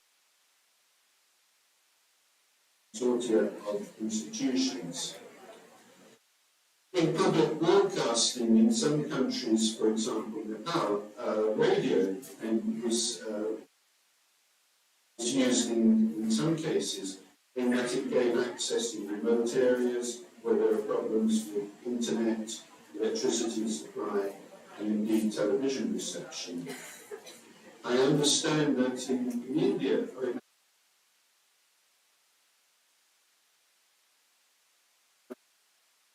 as one example, mostly a mix of complete courses with the assignments and exams, based at both for school and higher education.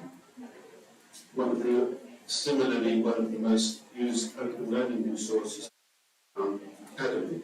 So these are all things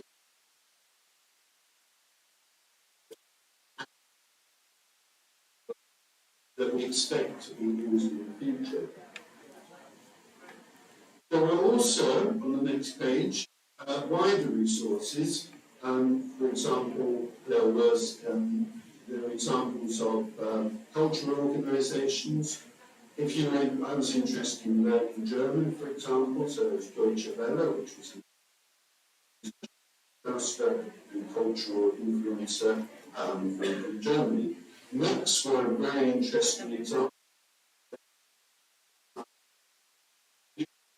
The younger users were using them during lockdown. Structured were blogs and similar material which provided information, tutorials, or anything you wanted. I was listening to young musicians the other day talking about how they learn, how they rehearse pieces. And for many, it began with hearing someone talking about the process on a YouTube channel. This obviously started before lockdown, and that has been accentuated during and afterwards. And then there was communication, we can move on, access to communication and information. We need the next slide. So during lockdown, we had sharing going on, both formal, closed forums within learning platforms, as well as informal sites on YouTube. There was sharing of digital products, stretch programming in schools. Some countries allowing for discussion across a distance. And then there was feedback and assessment, if we can move to the next slide, please. It's always something that seems to get at the bottom of the list by digital tools enthusiasts. Summative assessment, just about, and formative assessment normal in that learners were taking tests of their own and using them for structured learning. Perhaps familiar with was Duolingo, popular word. Then there was for teachers, on the next slide, for teachers there was the same tools available for teachers, and teachers, one of the things that was online CPD, both in institutions and offered by professional associations and journals. There were on the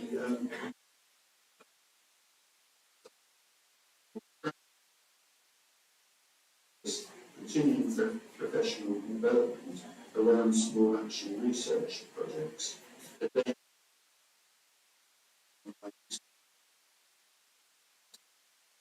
And then moving to the next slide, there were many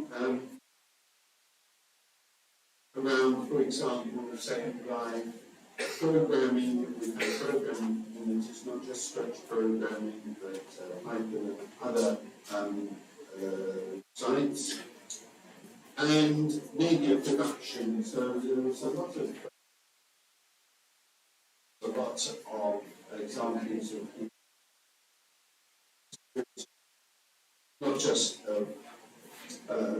learning during school lockdowns, but just talking around and giving advice in different courses. But many schools and universities, sorry, that's the next slide, were producing their own,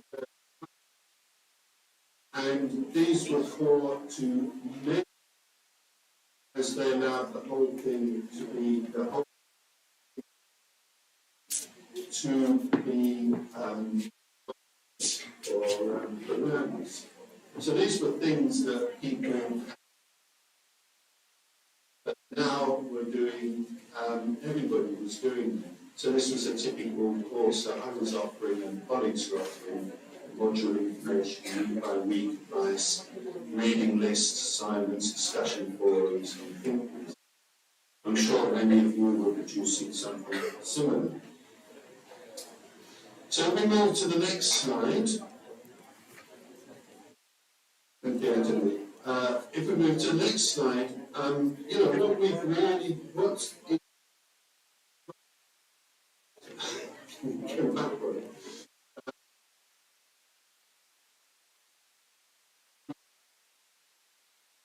Great mix of top-down, bottom-up initiatives.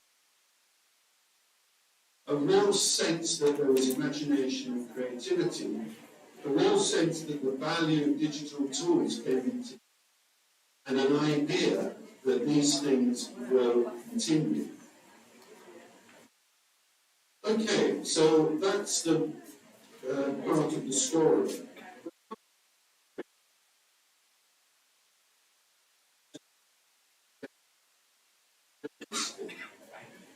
So if we move to the next slide, I want to sort of talk a little bit about some of the more pessimistic stories around that's it. Okay. Some of the more or less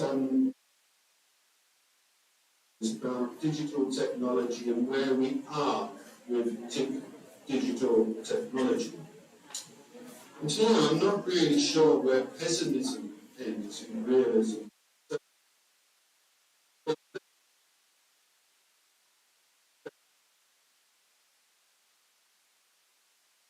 For example, was saying that the learning rates previously achieved by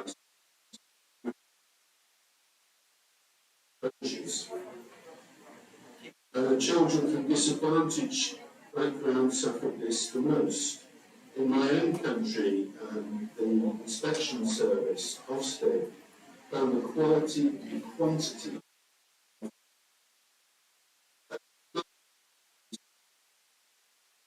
and then identifying a widening gap based on class above all, but age and other principles. And they talked about decline vocational learning for obvious reasons. And they wanted to talk about the importance of getting back to face-to-face teaching.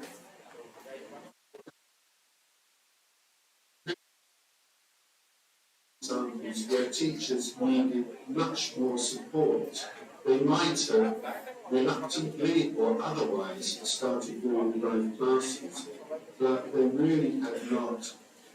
They were at the start of their learning journey about how to make these live classes work for them.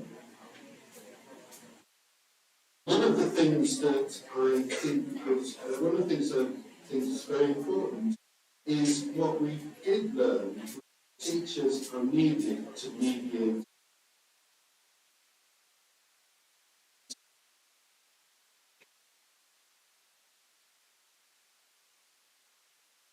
That I think that a lot of stories to do with learning,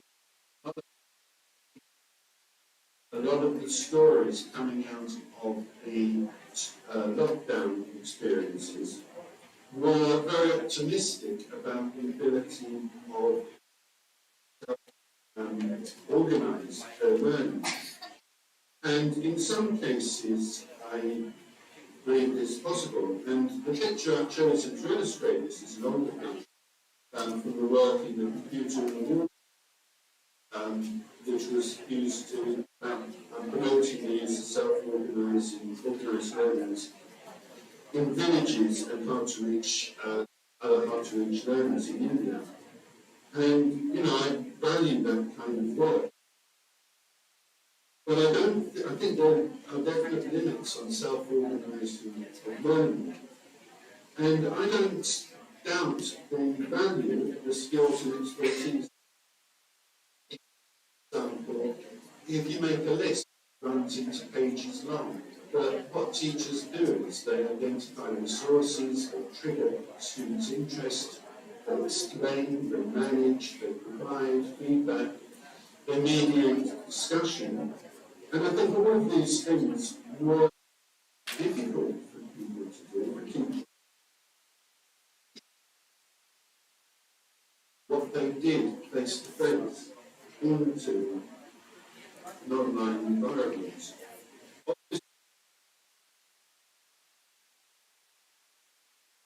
When you've been using blended learning, not such a good gap. But for many people, I've seen and working. For example, I was talking to several teachers about what skill in face-to-face teaching, knowing how long to wait before a student replies. And on live classes, they felt disempowered because they didn't really know how to handle it.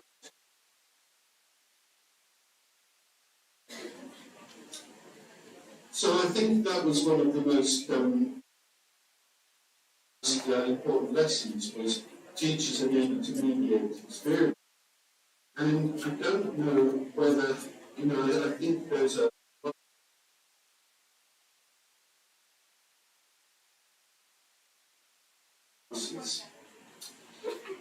and then another reflection for me in the next, another selection, another was the idea of inequalities multiplying.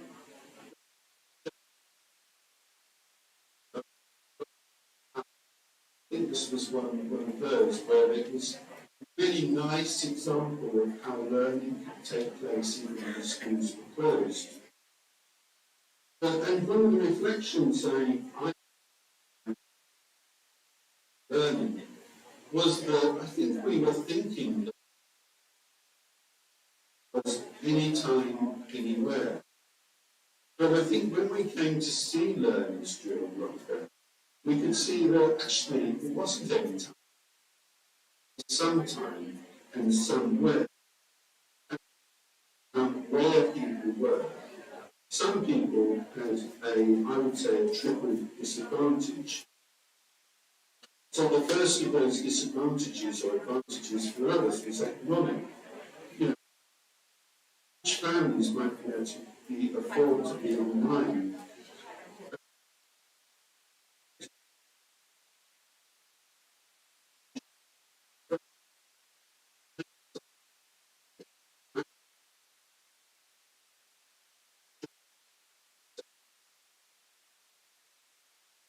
And for example, most young people, it's a majority of young people in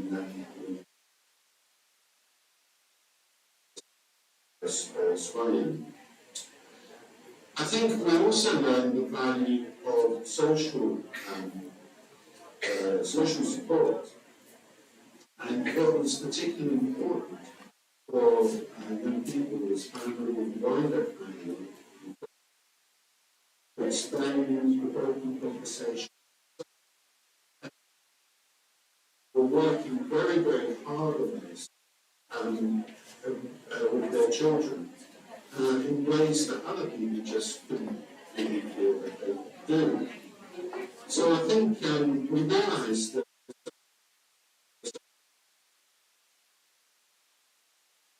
and alongside that is simply the cultural aspect. Some families and children simply do not rights important. But if you grow up in a world in which you have experiences going to theatre, going to museums or whatnot, going to start in schools, experienced was the recurring value of teachers in classrooms as a compensation for self-organised learning, compensation for what was going on in families. And, most of the people not talking about teachers and students felt adrift, teachers and students wanted to get back to school, teachers are needing to mediate learning. One of the interesting things also we had in this country was a national tutoring scheme, which we still have, with it as a compensation that rather than go, as a compensation for some children, they could access a national database of tutors organised in schools. Support, through one-to-one support or school group support. And really that, I don't need to go into details, but it just seemed to me that that was a very small step in comparison with what was needed. So, what do I think about this then? Where do we actually end up thinking about this? Well, I think the first thing to say is, as we move on and reflecting, if we go to the next slide, as we move on, and we could ask ourselves questions. Where do we go from here? Do we forget about all those experiences of online learning?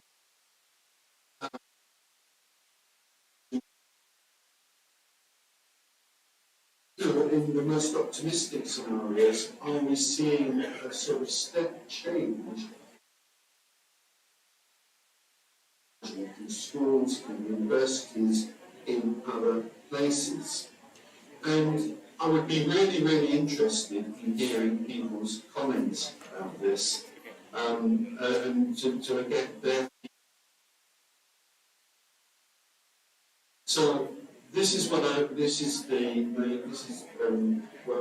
thinking, and I would offer the view that is to mix it up. I'm really convinced, obviously, and I think teachers and schools and universities, that technology is needed. Technology is there to enhance learning. And many of the examples of communication, access to resources, I feel have done this.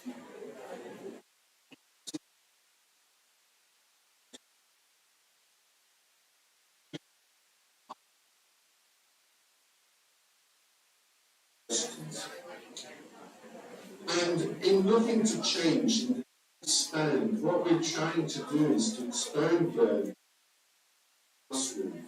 And I could also say the textbook. If we are trying to, think about the limitations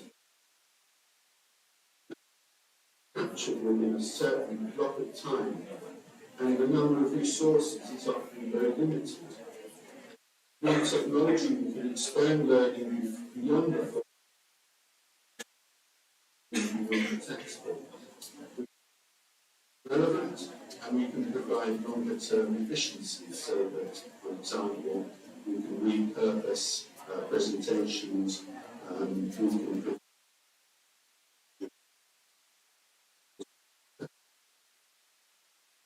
and it seems to me, and I'm not being original or I'm not being new, but I think it's continually worth find the experiences that I find that the experience.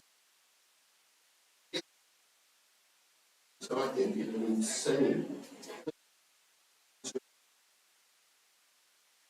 Discussions can extend beyond classrooms and perhaps have different people, and we can have different people shining. And I think that's one of the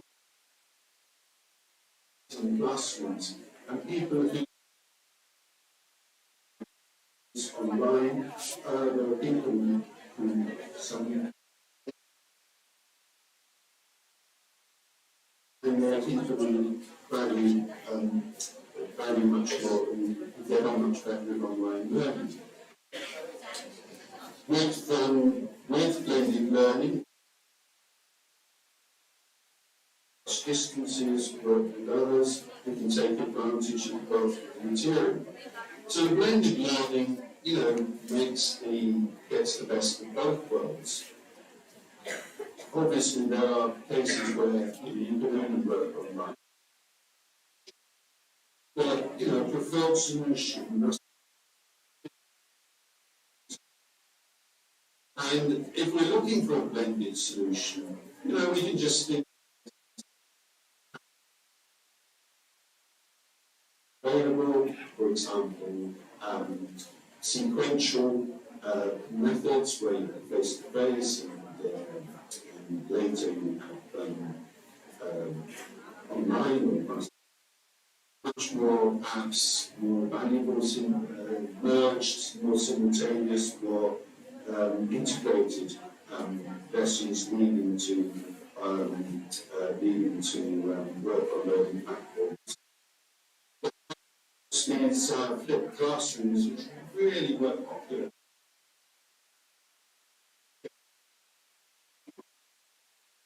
Interest is gone. Is to die. The flipped classrooms, the idea where students come prepared for lessons, for accessible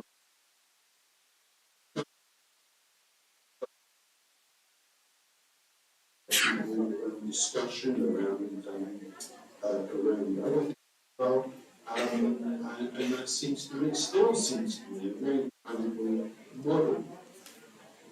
So, it's not a cure-all solution, but I just think we should start a debate again about blending learning. And if we want to blend learning, what we need to do is to make it learners need to be self-directed and supported. We need to be flexible and responsive. This picture in the slide is a picture of something that happened in Jamaica. I was interested in enabling access to lessons, and she started writing on walls outside, once a day. So she wrote stuff on the wall. Other people noticed this and they created a blackboard. And she developed from that a sort of blended approach as well, because she could buy messages and people would access, parents would access what. Now, I'm not saying that's a solution to anybody else's problem, but what it really did show me was and making it fit to circumstances must be the way forward. And I think if we're going to make it fit, and if I move to the last slide, I'm not sure, if we're going to make it fit, we need to plan it across different levels. And here I'm particularly about importance of what I call an ecological approach to developing technology, and other people would describe it in similar ways. But it seems to me that the problem with technology in schools and institutions over the years has been a lack of fit. Very often the focus has been on enthusiasts, technological enthusiasts who've done fantastic work, and what they've done and what's been is not taken off because it hasn't to the ecology. What we need is an ecology where at the policy level we have a more modern curriculum, we have finding, but funding for equipment, funding for CPD, access to software, online platforms. Very often at the policy level, it seems at the expense of CPD and training. At the institutional level, like for example in a school or university, somehow or another we must have access to the relevant tools. We must have a culture of support around distributed leadership patterns and notwithstanding the roles that they have. We have to, the critical schemes of work over and over in projects, if the use of technology isn't for teachers and leaders, it really is an uphill struggle to get it used. Teachers themselves must have a willingness to CPD and do what is possible. And learners really have to buy into the educational use of tools. I think in some cases we romanticize the use of children and young people and their use of technology, and we imagine that they are desperate to use technology for learning. And I don't really know if that's the case. I think they are quite, they're very up for using technology for social support, for social networking, for entertainment. But I think they, learners need a step change in terms of their understanding of technology for learning. So it's this that I would say is a real, I would like to summarise, if I move on to my final slide, actually, I think. Right, okay, it wasn't quite my final slide, but if this one is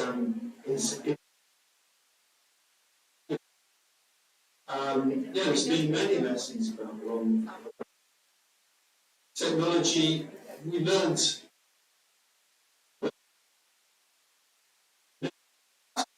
first time. Technology provides resources, communications, and triggers for imaginative teaching and learning.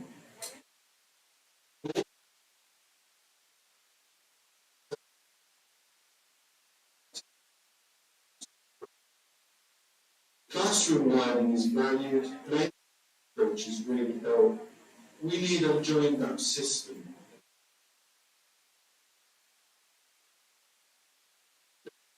To balance, focus, incremental change, and ecological fit. These are my reflections on what we went through.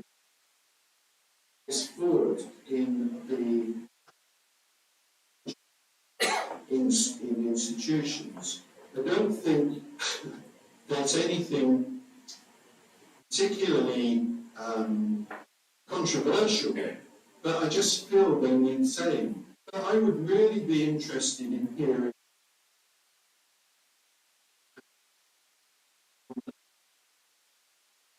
with technology in your institutions, if people would like to make a comment or ask a question. Thank you very much, Michael. It was indeed a delighting talk, and I'm sure the audience has completely enjoyed it, and so has I. And well, I'll just summarize what Michael wanted to convey through his speech.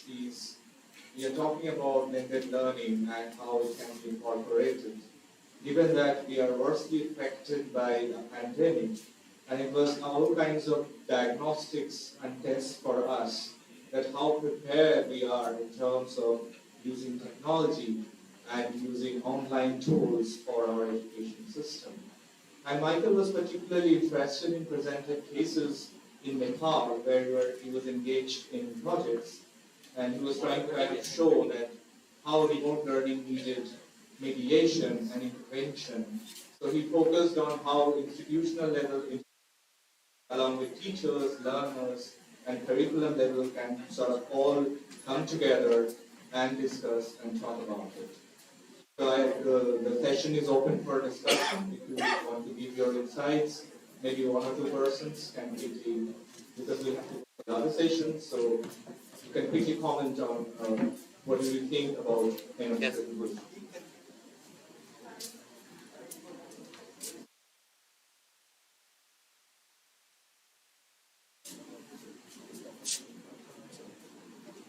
Okay, Michael. So maybe would you like to say a few words about your experience with working in Nepal? What observation you made there? Yeah, was very effective for summarising. But I would like if somebody might want to ask a question. Just have a think.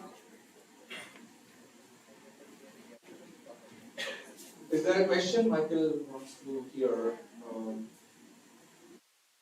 Maybe regarding his presentation.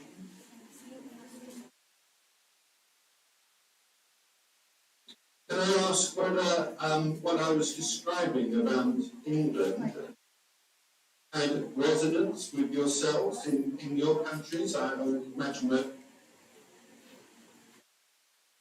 Yeah, so maybe one of the teachers present here, would you like to sort of share your experience with please?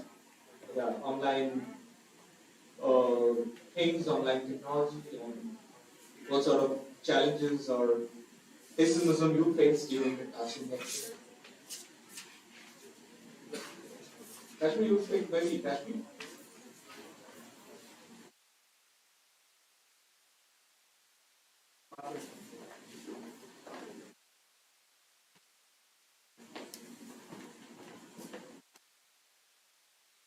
So if no one asks, who conveners in between? Yeah, thank you.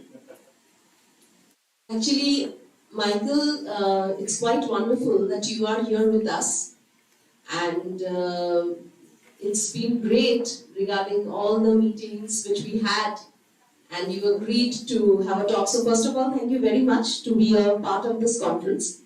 Second of all, what I feel what is most challenging in this online mode of education is that we cannot assess the learning of a homogeneous group of learners. So if the group of learners is assessing their learning inhibitions via online mode is little difficult. Whereas if these, whereas if we get classroom, then assessing their inhibitions or getting, what kind of challenges they are facing is comparatively little easier. So would you like to share your views, Michael, on this? Could you explain a little bit about, is that right? Yes, we are at the college. This is a college, Techno International New Town is a college. How did you manage the assessment, the summative assessment in your institution during it? We took various online tests. We took various vivas, various PowerPoint presentation, through which we can assess the students. Whatever was possible during the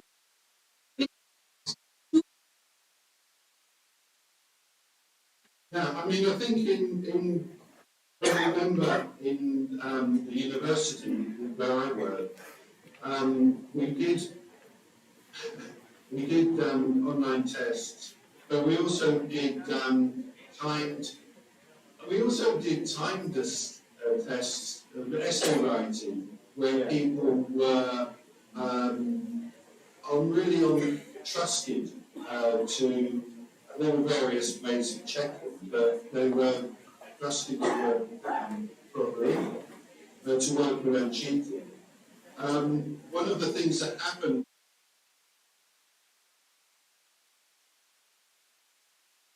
was that we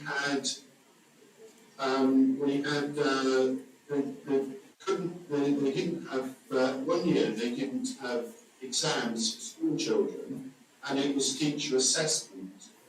And this was quite a controversial thing, because obviously people were being assessed by teachers, the grades went up, should we say. Because teachers were never going to assess, certainly were never going to assess people lower than. So that was really interesting. And they created quite a scandal in some cases.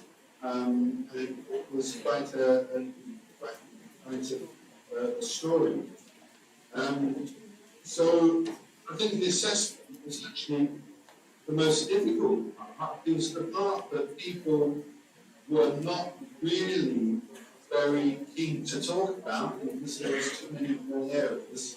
Assessment and identification, both are identifying the inhibitions and assessing the inhibitions. Both are very, what I feel is down the bottom line, through the online mode is little difficult because we teachers down the bottom line, we are kind of what to say, I don't know whether I'm going too far in saying this, that we are kind of psychiatrists. And we get into so much into the teaching that when we look that something is wrong, maybe this candidate is not in the study today, but on the very next day, he is quite eager to learn. So these inhibitions, it's little difficult over the online mode because when a candidate is not responding, I am thinking he might be lazy, or he is not ready to communicate, or he is introvert. Could be any of them. That is very difficult to assess over the online mode. It's little difficult, almost impossible. But definitely, since this our conference is on ICT as a tool for digitalization of education, pardon me. Yeah.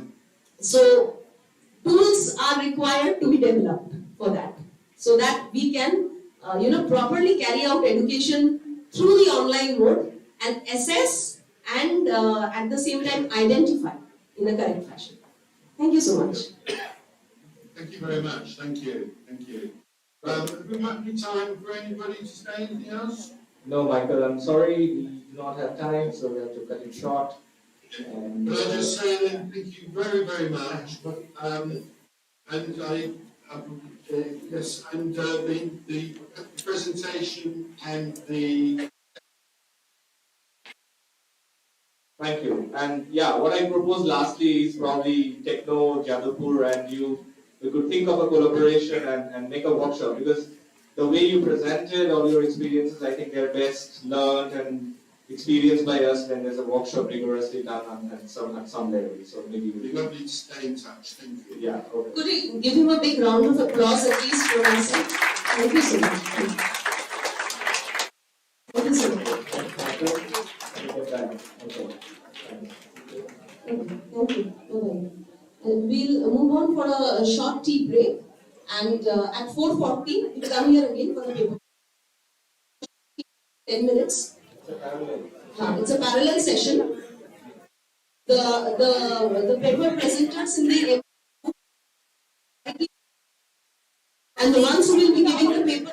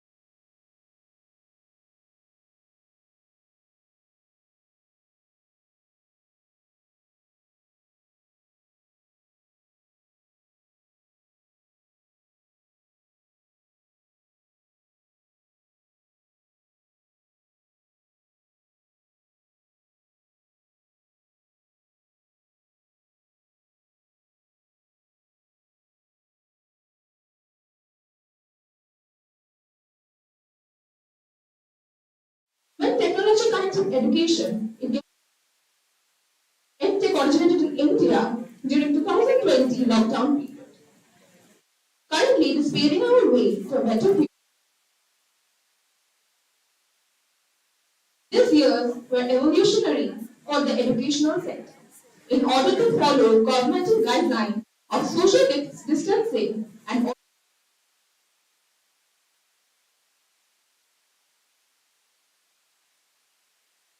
as a response to the pandemic,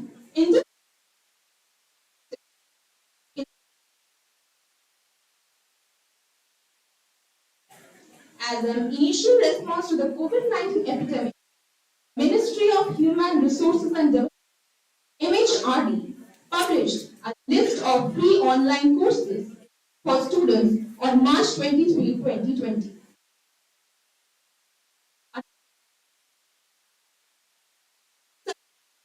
Swam Prabha, National Program on Technology Enhancement, Shiksha e-Pathshala, Vidyan 2.0.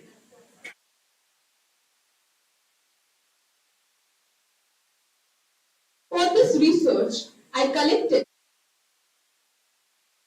parents and students by interviewing them. I asked the following questions in the interview session, and the responses are along with. My first question to them was, in the path of traditional way of education was completely stopped. In such a situation, how did ICT tools help support it? What I received was, firstly, communication. During the pandemic, physical instruction was, if the situation persisted, students and gaining knowledge would be hindered. In such a situation, ICT assisted with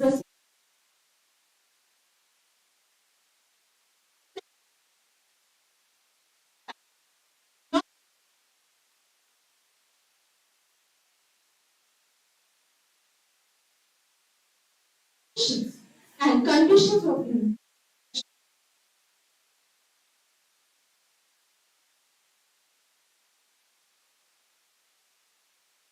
on the negative energies of the society. Understudies were made to take part in valuable and productive activities, web-based classes, and real-time video. Second question to them was, how after the pandemic, when the situation normalized, are helping you to continue considering the teacher's perspective, that tough to reschedule according to everyone's convenience. But after the introduction of ICT tools in education, teachers are able to reschedule, thus making best use of time.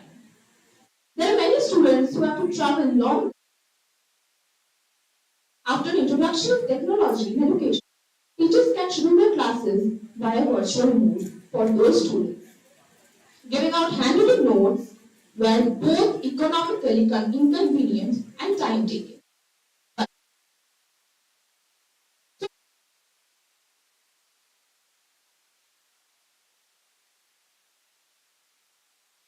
On the other hand, if we consider the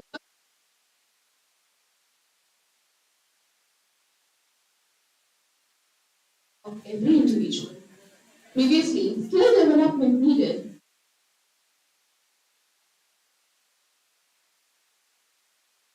but now students can pursue on courses of skill development and others through virtual mode. Students can now manage their time more efficiently.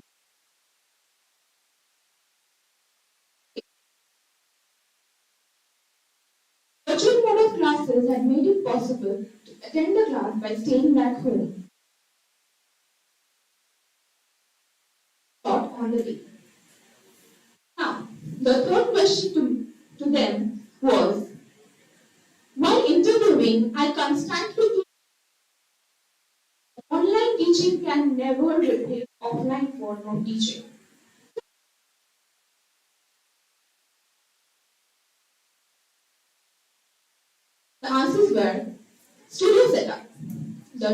total transition of classes from physical mode to virtual mode.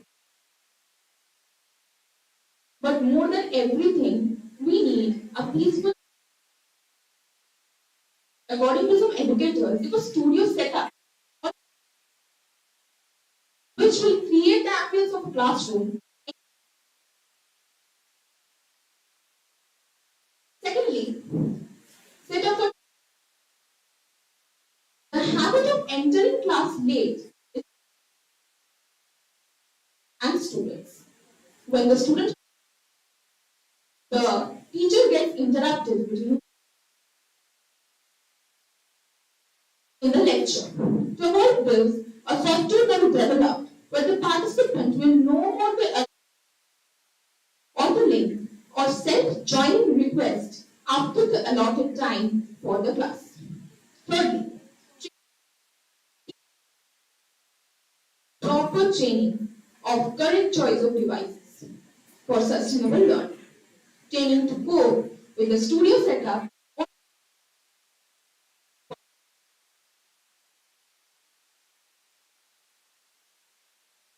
This transition is never possible.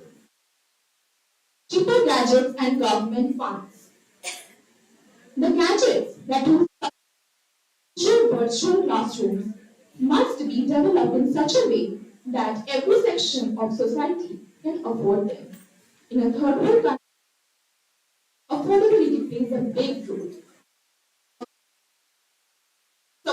Support virtual classes, we need gadgets in a cheaper price. Making affordable gadgets may lead to government fund supplies to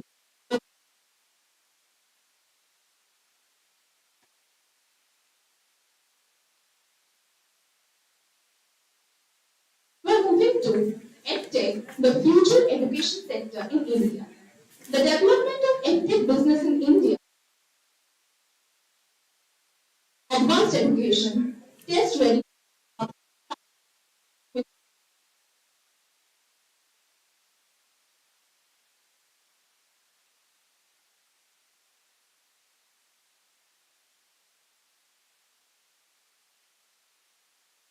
made for the area to have partners should have to be long-term strengthening of nation's digital learning infrastructure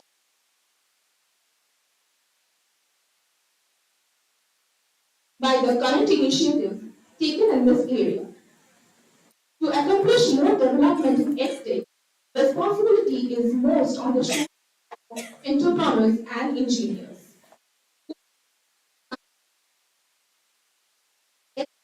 An ideally clear way for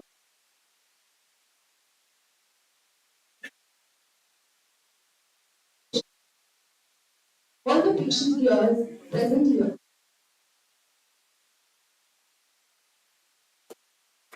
May I please have the question? Anyone? Thank you, Anushka, for your paper presentation. Congratulations.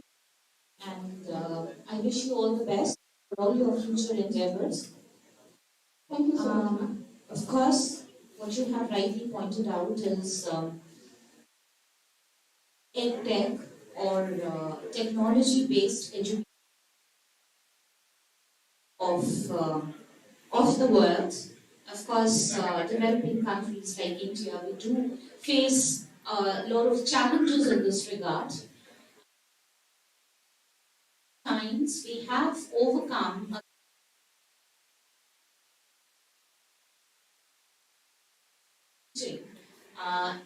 in two undergraduate students. SWAYAM and NPTEL platforms have never been so popular. And they have never been so extensively used by students. So much so that now they are an integral part of an engineering curriculum as well. So definitely, it is the future of digital technology, is the future of education. Pandemic has given us a lot of training. There's just one suggestion that when you are in contact,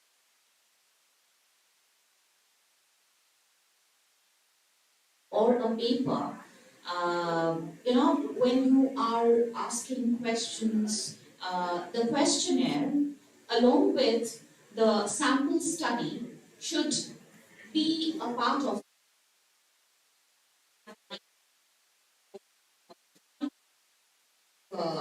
approached, and what is the data analysis or the graphical presentation of the research that you have carried.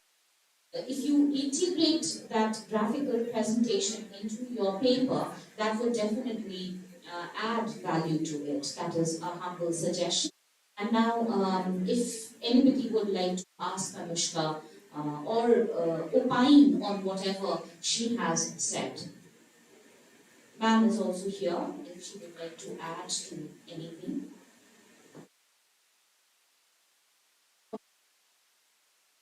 So it was a wonderful presentation.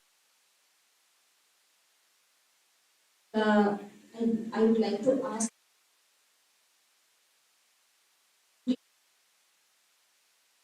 some questions was there. So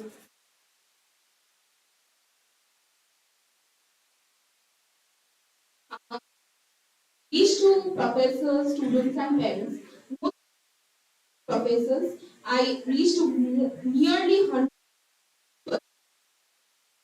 I can estimate that 80% of and rest of them included students and parents, because I consider parents' viewpoint is a they directly interacted with their words.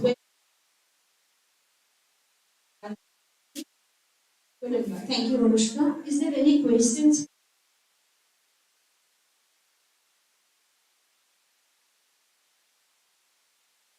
Okay, if it is not, yes, we will move to the next presentation.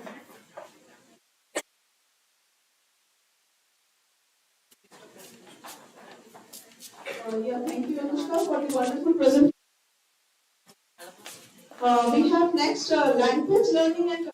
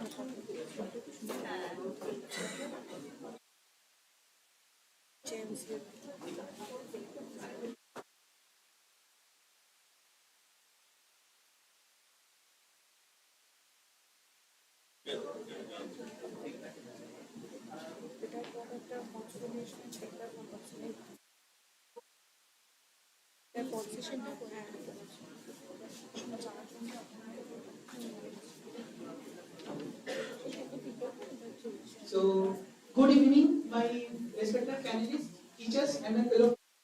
I am Alapun Pradhan. I am studying BTech Computer Science Engineering in Language Learning and Communication. Followed by me only. So, let's go forward.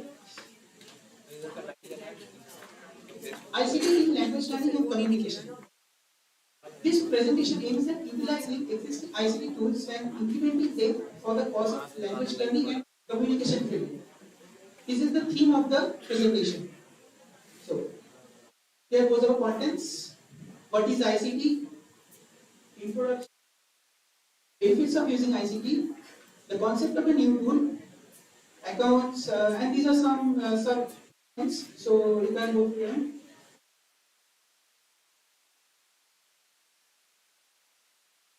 Start.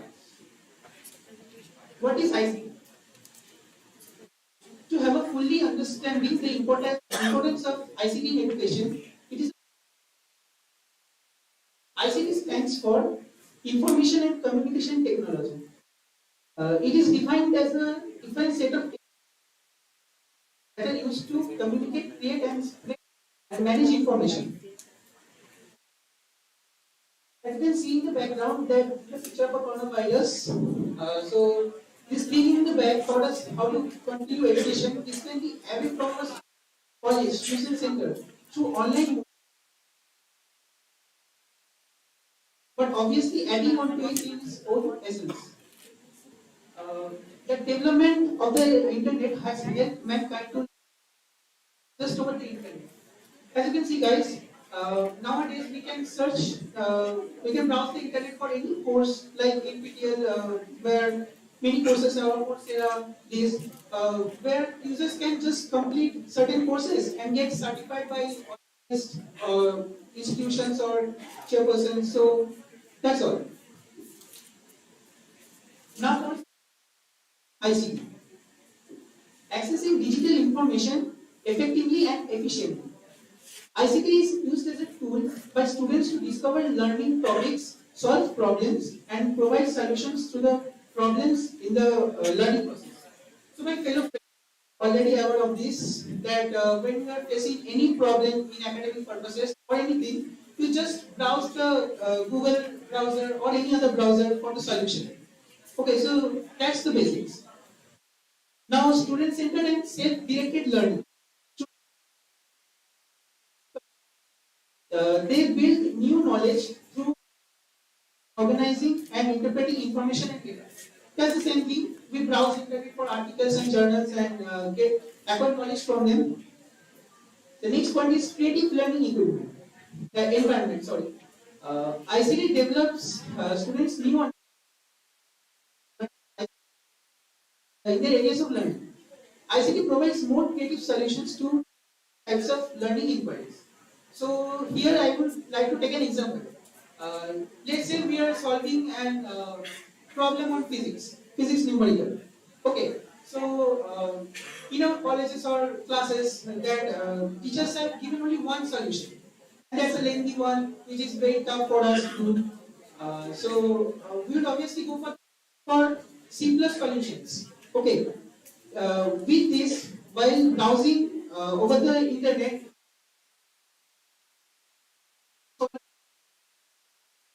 and that's the basics of research, right, guys? So let's continue. Collaborative learning in a distant learning environment. All of you are also aware about this, that during the lockdown period, we have used Zoom, Microsoft Teams, Google Meet, Google Classroom, conducting and attending classes, seminars, etc. So, introduction to the idea. That is what I have thought about the tool. So, since there are not much tools available for the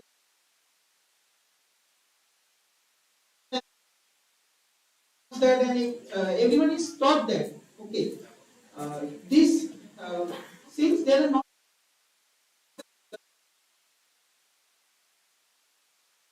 for this work to work, no physical or physical presence is required. Many have coped up with the online method of learning after the all know that. Why there is a need for such tool? Learning different languages effectively according to the need. The main motive is to make the time consumption purpose less and process.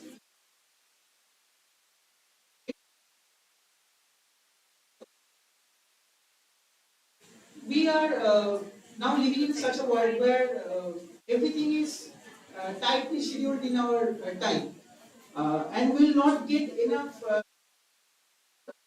giving focus on these purposes like learning extracurricular activities or learning languages in this case, so, which previously required to get admitted in such institutions. This will be reduced. Will also be less and in an easy way.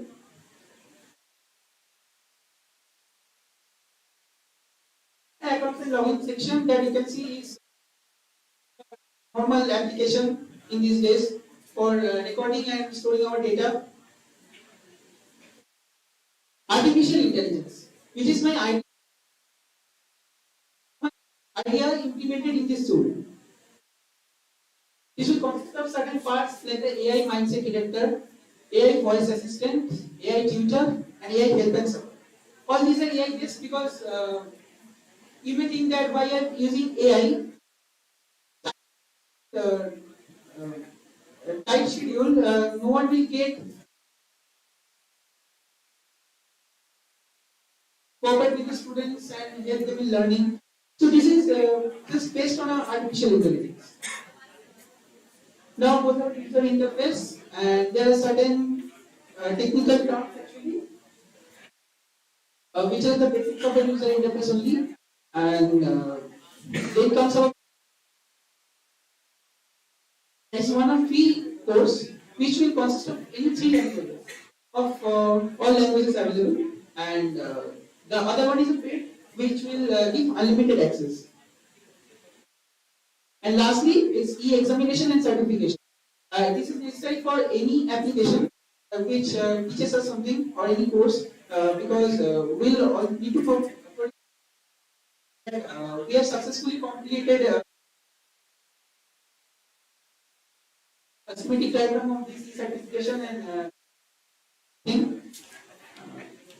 Take a look, guys.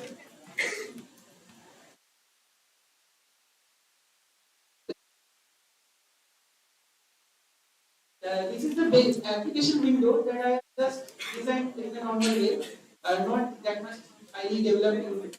You see that just a basic like the user information section, like the AI chatting, video lectures, lectures in text, like this. Great concepts are also here. So like this ones. So let's see the conclusion. The creation and development of this tool is solely intended of learning all kinds of languages of all countries, including many. Huge digital library will be created for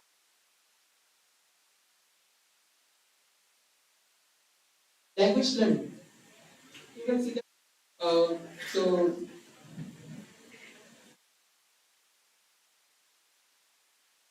possible directions of future research. There's a huge paragraph you can see. So, I will read it out loud for you so that you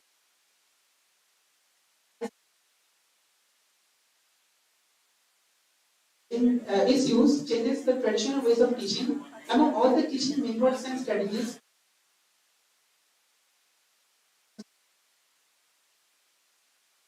is to deal with the challenges of ICT.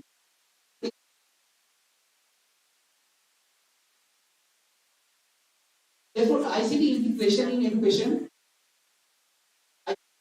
cannot be implemented in isolation. When with diverse teaching methods, learning outcomes may be more. On this basis, future researchers are recommended to undertake studies and related to the benefits. Thank you for having me here.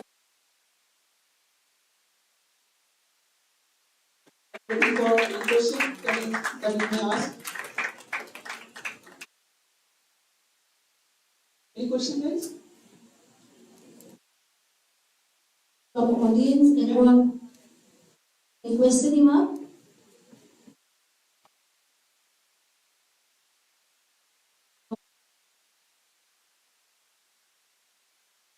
Thank you, Alamun.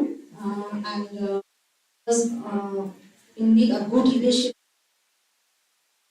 But one point just I want to point out. Title was language learning and communication. And the entire presentation, I didn't find anything that is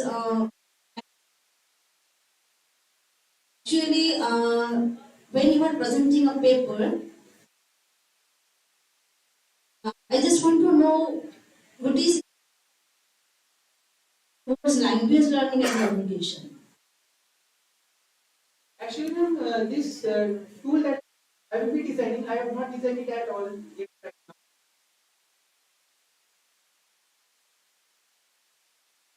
other than English, because English is an international language.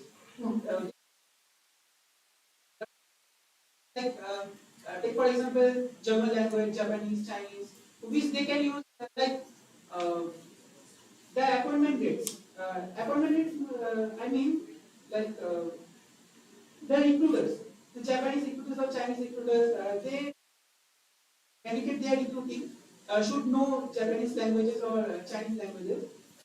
So they will have to manage to learn that thing in a very quick way so that they can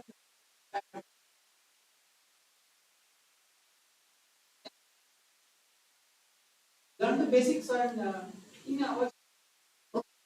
So I got to your point. If you include all these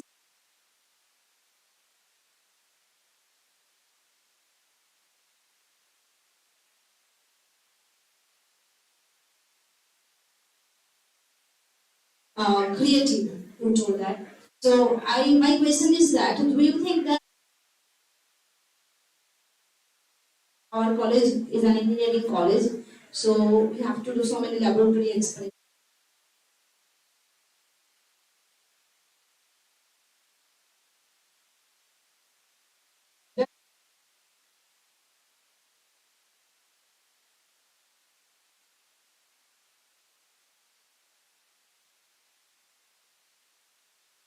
See here, it's already said that internet, which is currently not replacing books. Okay, so using internet or using this digital method, I am just adding some extra. Okay, thank you. But not replacing books or this practical method. Not replacing them. Just adding on to it. Alapan, all the best with your ICT teacher. I am as excited, definitely. But one thing that I would definitely say here, when you are designing a tool, an ICT tool for language learning, towards your concluding slides, somewhere in the concluding slides, you have pointed out that you plan to integrate some of the methodologies of conventional teaching, and I don't know how far you can integrate that, but you definitely have to give such an effort, because experiential learning, problem-based learning, and peer-to-peer learning, these are certain things that are so spontaneously happening offline education, that when you try and integrate this or these learning methodologies in a tool, you really have to put people from different arenas. And definitely it's a challenging task. So all the best with it. Thank you.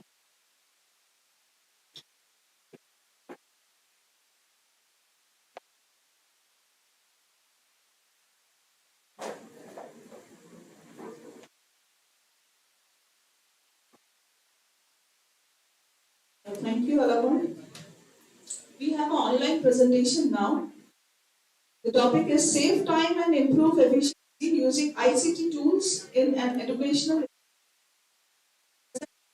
Payal Ghosh and Uttam Roy Mondo. It will be an online presentation.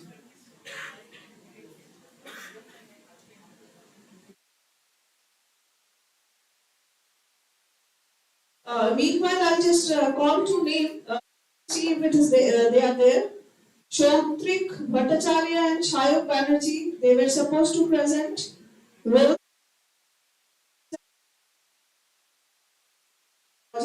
Revolution, are they present? And the last presentation was Smart Education Measure Prediction using Assemble Learning by Kritika Dash, Techno International New Town. Is she present? So this is our last presentation. We are online now.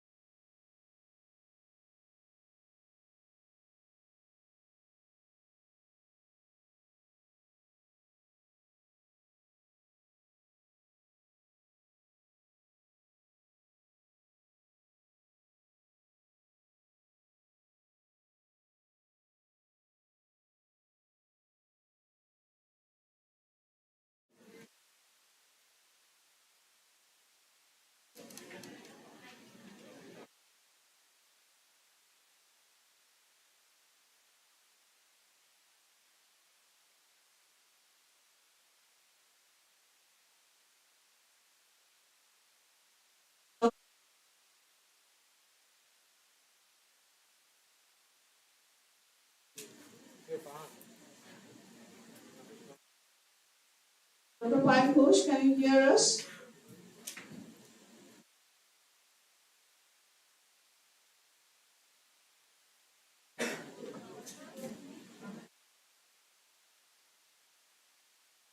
But we cannot hear you.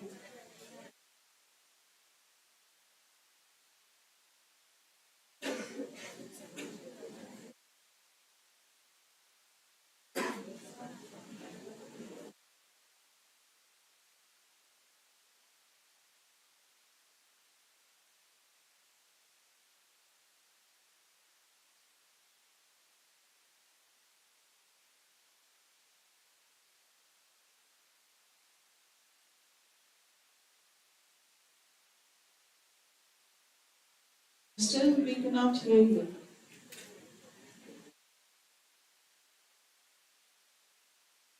We are checking from our end.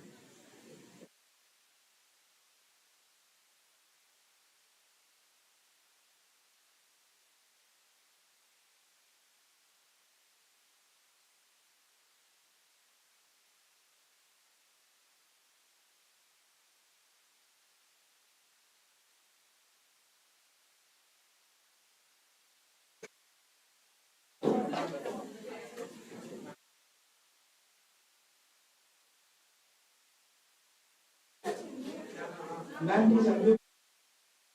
She has unmuted and has spoken.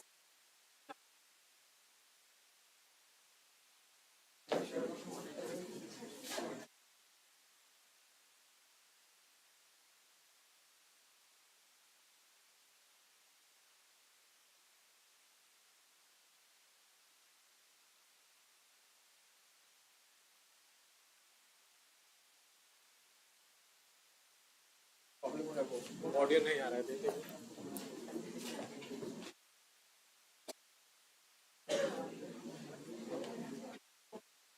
মানে পায়েল ঘোষের যার প্রেজেন্টেশনটা চলছে একটু অডিওটা তো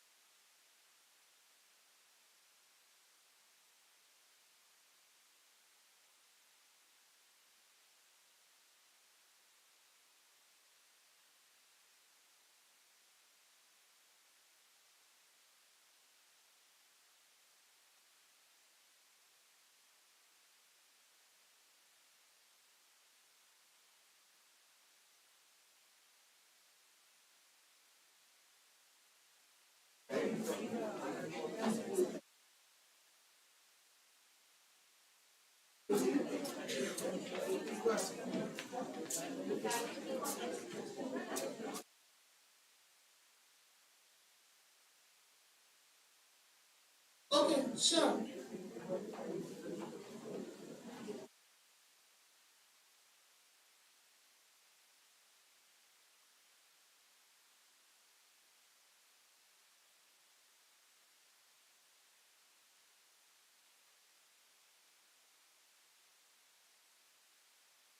Dr. Ghosh, can you share your screen?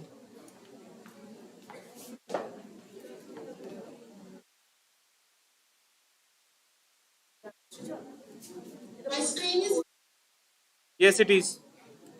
Okay, now may I start?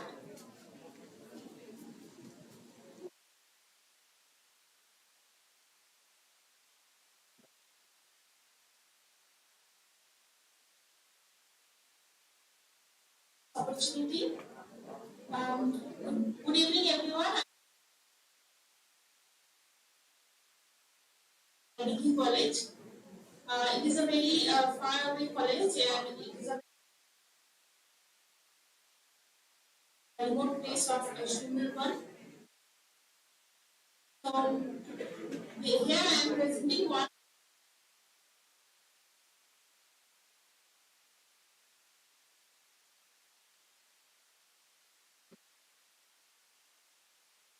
Due to COVID-19 pandemic, about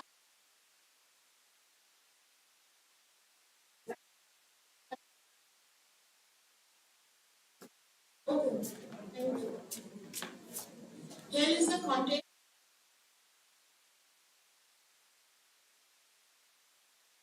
First, I will talk about the aim of my presentation. Every educational institution runs with four basic aspects like teaching and learning process and library. This presentation aims to analyze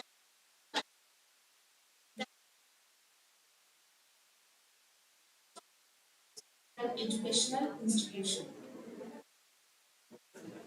However, this is a presentation. The idea of discussion is to demonstrate highly used ICT tools of West Bengal. The online education system after hitting the COVID-19 pandemic, and then after that the institution got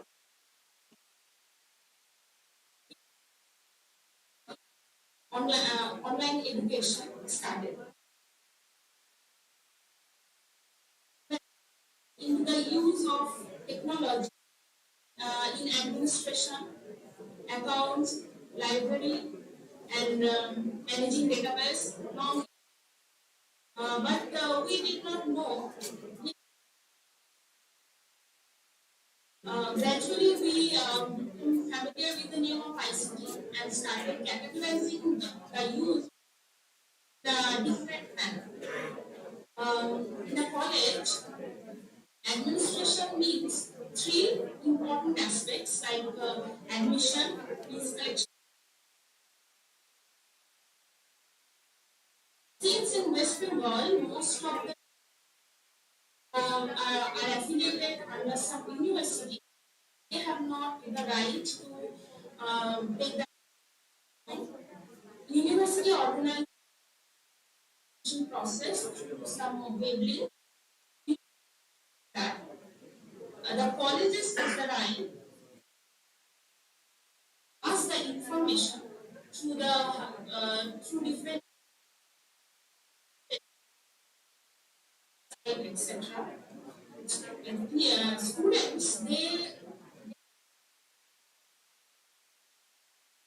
mobile or computer. So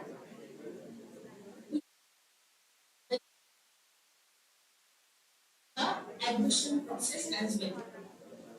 During lockdown,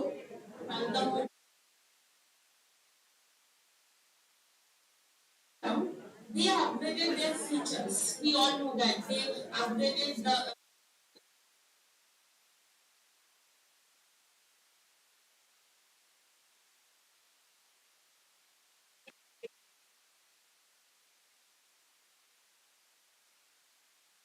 and consumers in smooth running of any action.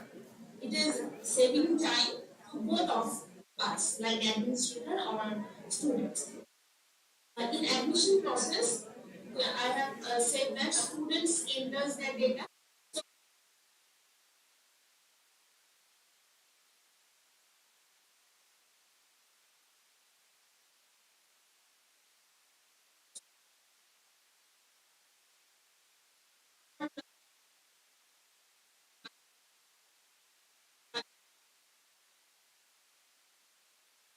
If I go to the data,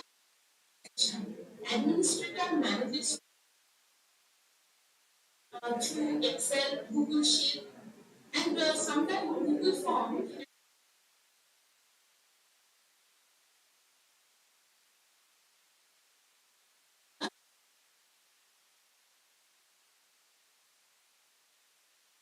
Now comes the ICT, use of ICT in accounts.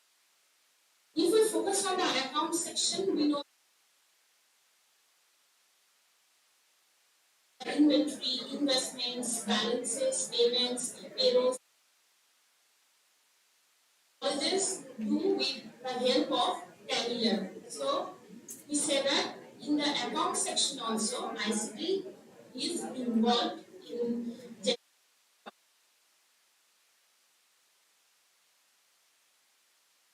aspect of college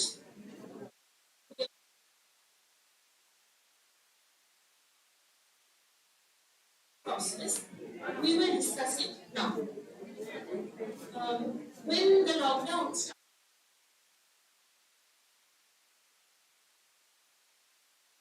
we accumulate students sharing notes and giving information.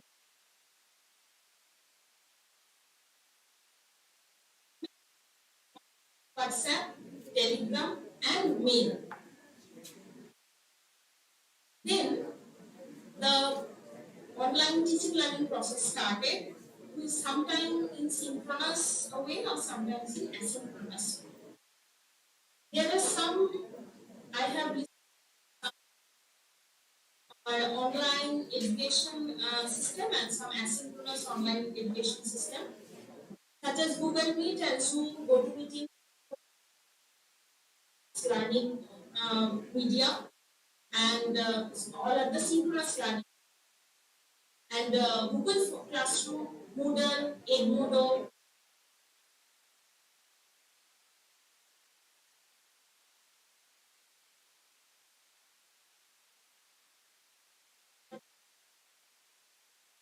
Box, they are also part of the teaching learning process. ICT tools for synchronous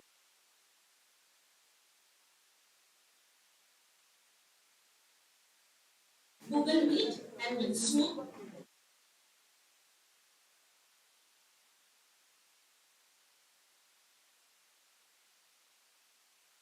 Are some differences. I have listed here some differences of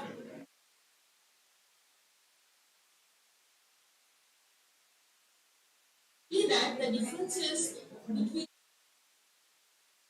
tools in the participant capacity.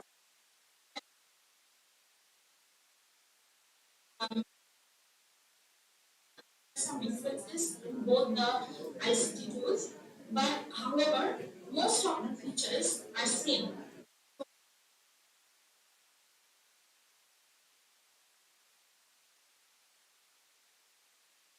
On the asynchronous process, then we say that the Moodle and Google Class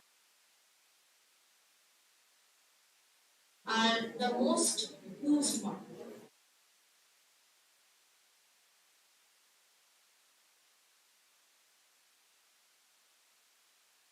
And less complexity learning, the help of other Google shortcuts like Google Docs, Google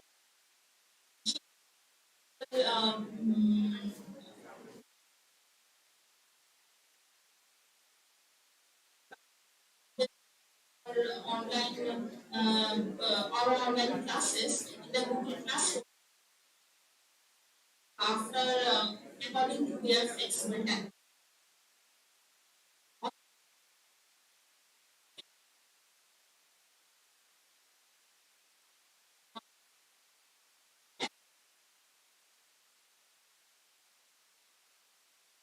Assessments can also be arranged in Moodle.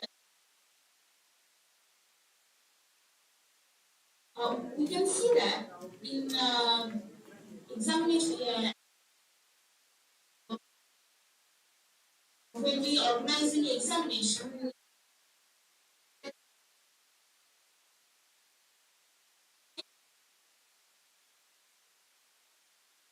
give the time limit also for the assessment.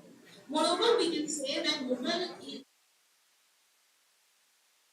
wherever where Google Classroom is.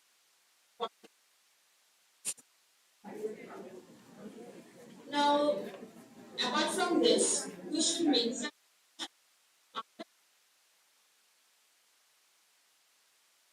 like sometimes we need to use like do video screen record and screen recorder presentation to record our presentation or like we are file on the I can use it in my other in other time in other classroom or so on. So these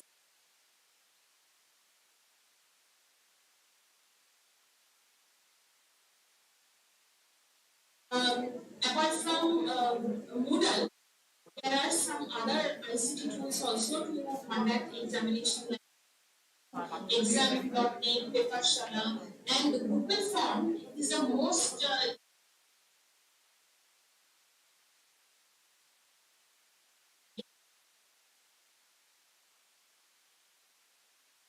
we give only the instituted question.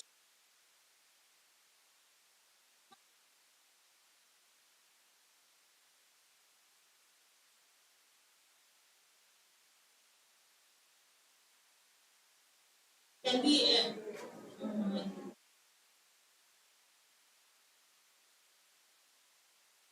now the last one for a college, last and important one for a college is and we know that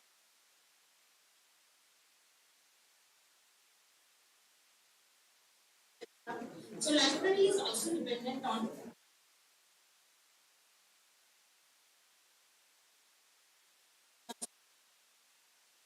access several number of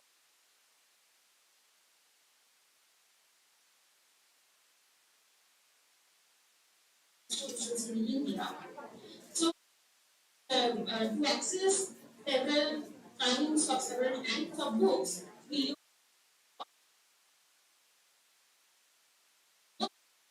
library is also dependent on. So at last, I can say the function of my video presentation of ICT make the process of teaching and learning more efficient and as well as enable management and administrative functions, effortless saving time,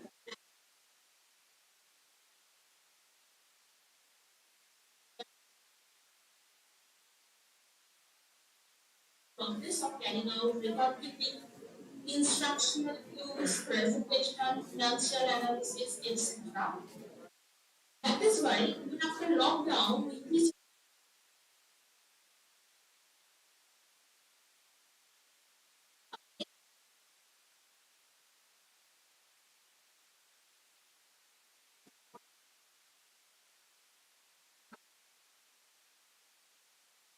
of my paper and also the presentation. Thank you.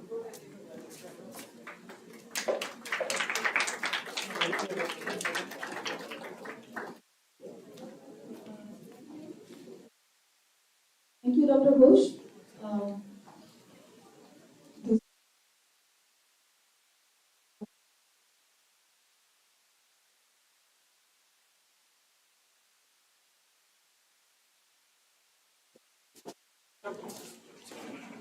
Thank you, Dr. Ghosh, for such an exhaustive presentation where you have focused on ICT and its use in different tiers in an educational institution, right from library, finance.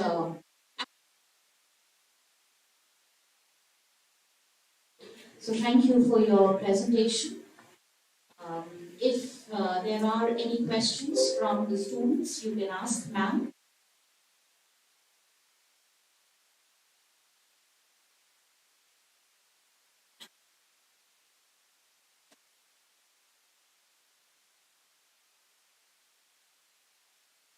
of this conference. We have the parallel session still going on. I would take this opportunity to whatever we have discussed in this session. It has been quite an enriching session and a heartening one as well, because two of our students, young students, they have come up with their presentations, their papers, which is teacher. And one of them was in language learning, so it is an extra motivation for me. ICT has definitely enabled the teacher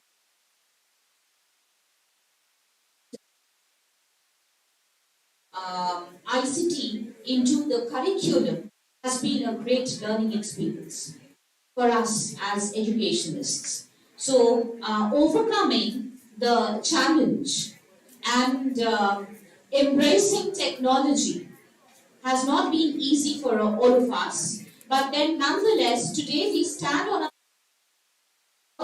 unanimously that yes, we have overcome that challenge in our own capacities, and now our, if I may not stretch and say we are technology,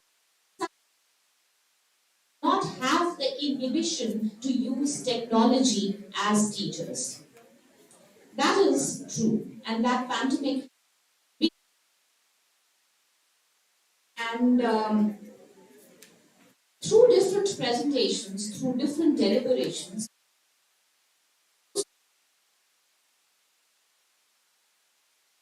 the broadness, the all-embracing nature of the term, right from digital infrastructure to the different tools that have been, the wideness of ICT and how it has percolated every layer of understanding, of learning in different fashions. That has been definitely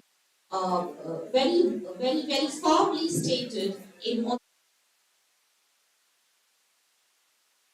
And as students have all, they have very vocally stated that ICT or digital learning is definitely the future of education. And at the very outset, Kashmi, as the convener of the conference, she had set the note that this conference is going to explore into the different realms of ICT, and I think that at the end of the day, through different paper presentations, the esteemed speakers they have talked about their expertise in this field, and at the end say that we have been able to throw into most of the areas that ICT talks about. Thank you for being such a patient audience, and I will hand over the mic for her concluding remarks.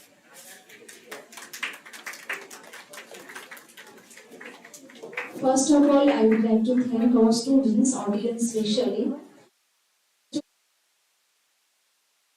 students, and they are so good audience, good listener actually. So I would like to thank all audience. Firstly,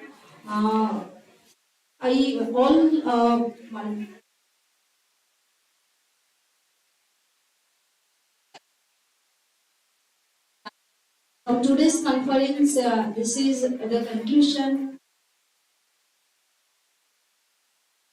Are looking for the ICT as a tool in education.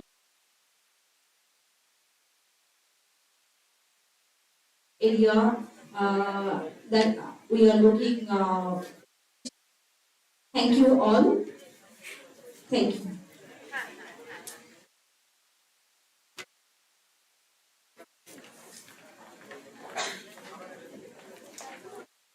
Yeah, thank you to the session chair, Dr. Professor Shantika Ghosh Chakraborty and Dr. Kakari Ghosh for their wonderful session that they have conducted. Thank you. Thank you, ma'am. We are proceeding towards the conclusion of this session. The feedback forms are circulated to you. We request you to kindly fill up the feedback. It is also given in the participant group. So I do request you, though it is a two-time effort, but please fill in the online as well as the offline form.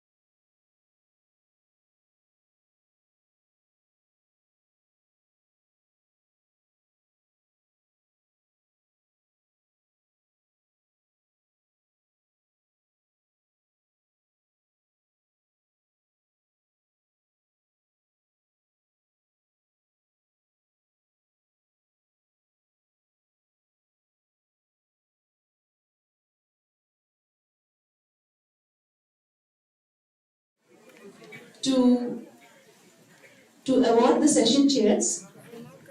May I call on stage Dr. Shantika Bose Chakraborty for chairing a session. Ladies and gentlemen, a big round of applause.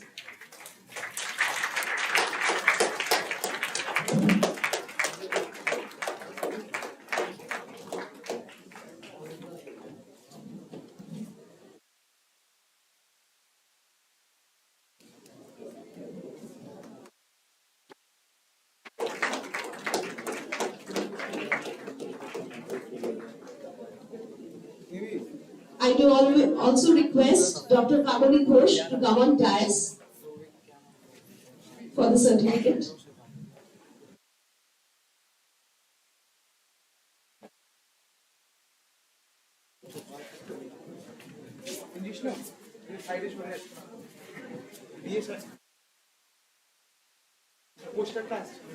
Ladies and gentlemen, a big round of applause for ma'am. Thank you so much, ma'am.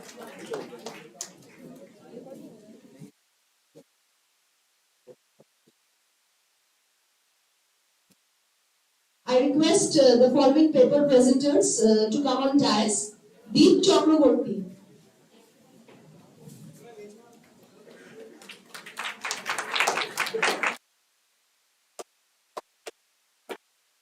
Abin Jana. Alapon Pradhan. Abin Jana, are you there? Okay. Abin will go first, then Alapon.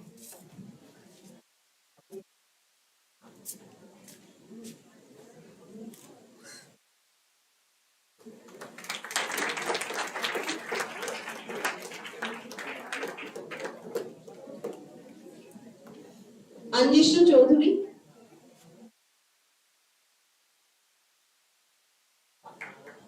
Acha, Alapon Pradhan, please.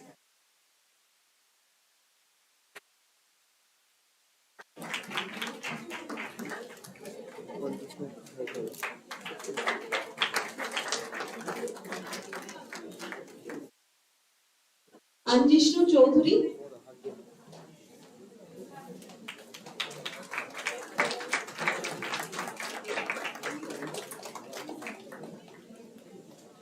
Tisha Panja. Farheen Begum.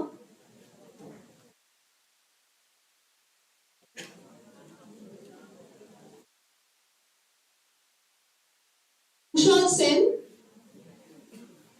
Prisha Chakraborty.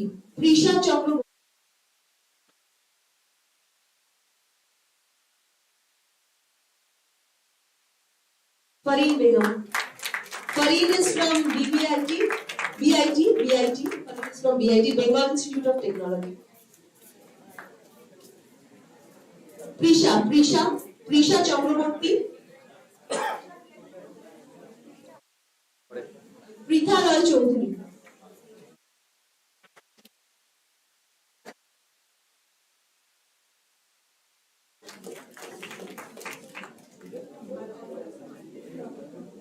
Purva Bandyopadhyay.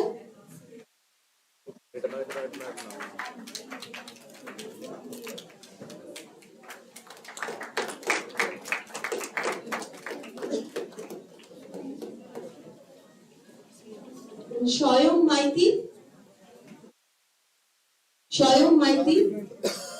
He is also from BIT.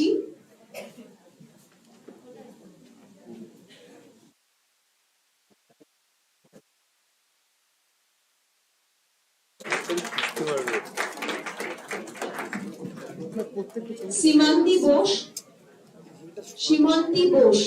এই ট্রেটা সরিয়ে নে ট্রেটা সাইডে রাখ Shimanti Bose is from Jadavpur University.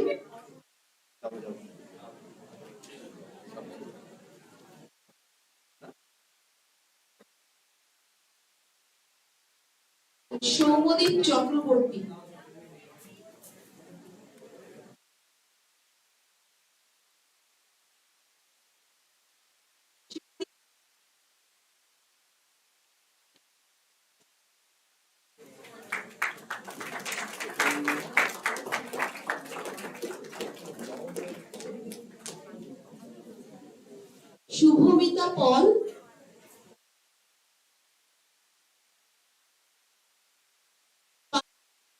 take the certificate for Shubhamita Fund.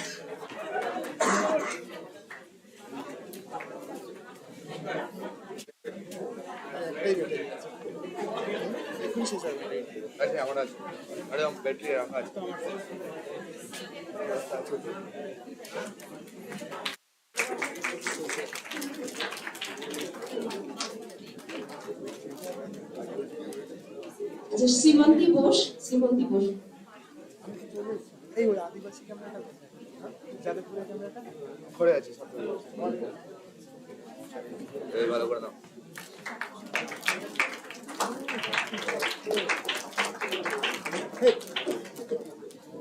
Sudipta Saha আচ্ছা আমরা সামনে থাকবো না সময় একটা চাপ ঠিক একটা যাবে না স্ট্রেট ওখানে দাঁড়িয়ে ঠিক আছে আমার কখনো মেসেজ হচ্ছে আমি রিপ্লাই দিতে পারছি না ছবি লাগছে আমার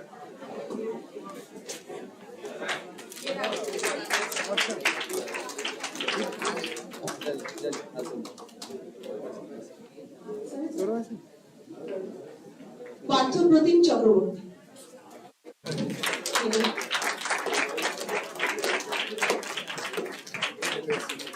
and Arjok Roy. Arjok Roy.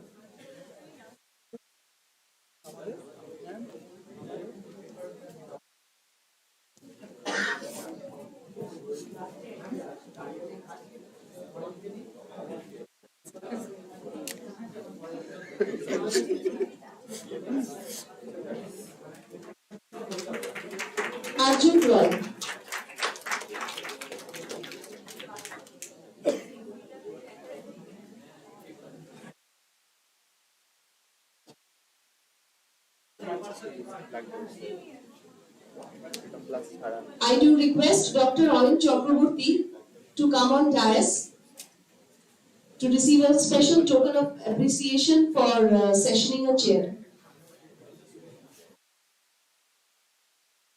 For chairing a session. I like it.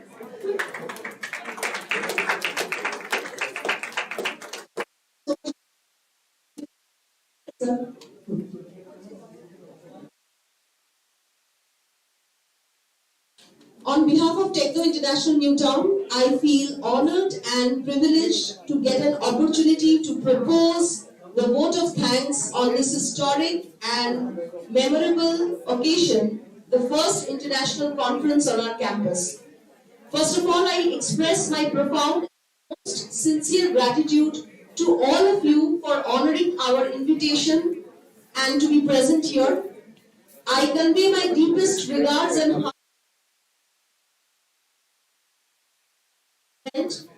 Professor Michael Hemant, Professor Weng Lim Mark, Mr. Onurabhu Mojumdar, Professor and immensely benefited by their enriching talk.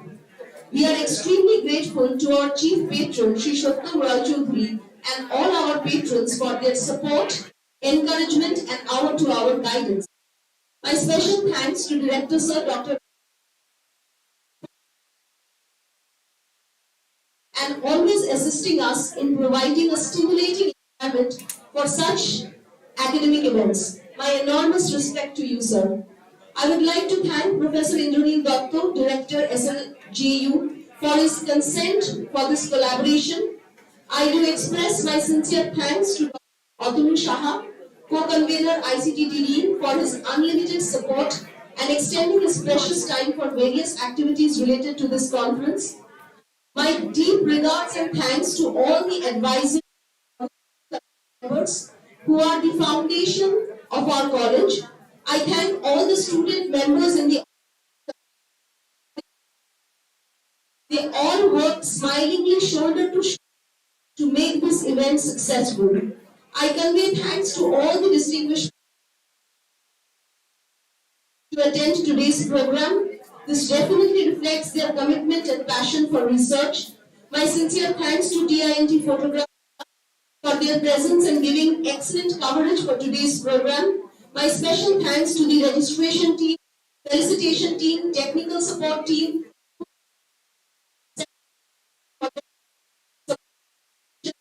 Big round of applause for all these 4 teams.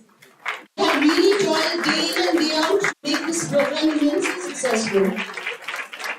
And now the most important, my special and hearty thanks to all the faculty and staff members and students of TINT for their support, dedication, teamwork and untiring efforts. Thank you so much.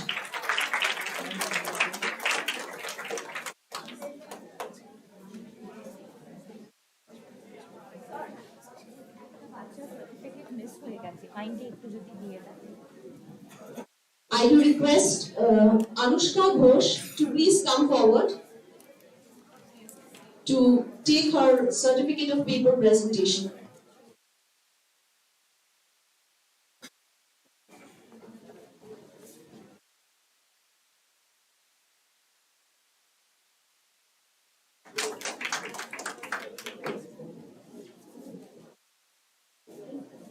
Thank you so much, everybody. Our session has come to an end. An announcement for the other participants. Please get ready. Very soon we'll make arrangements. You'll form a line, you'll take your certificates, and you'll leave for the day. Thank you so much.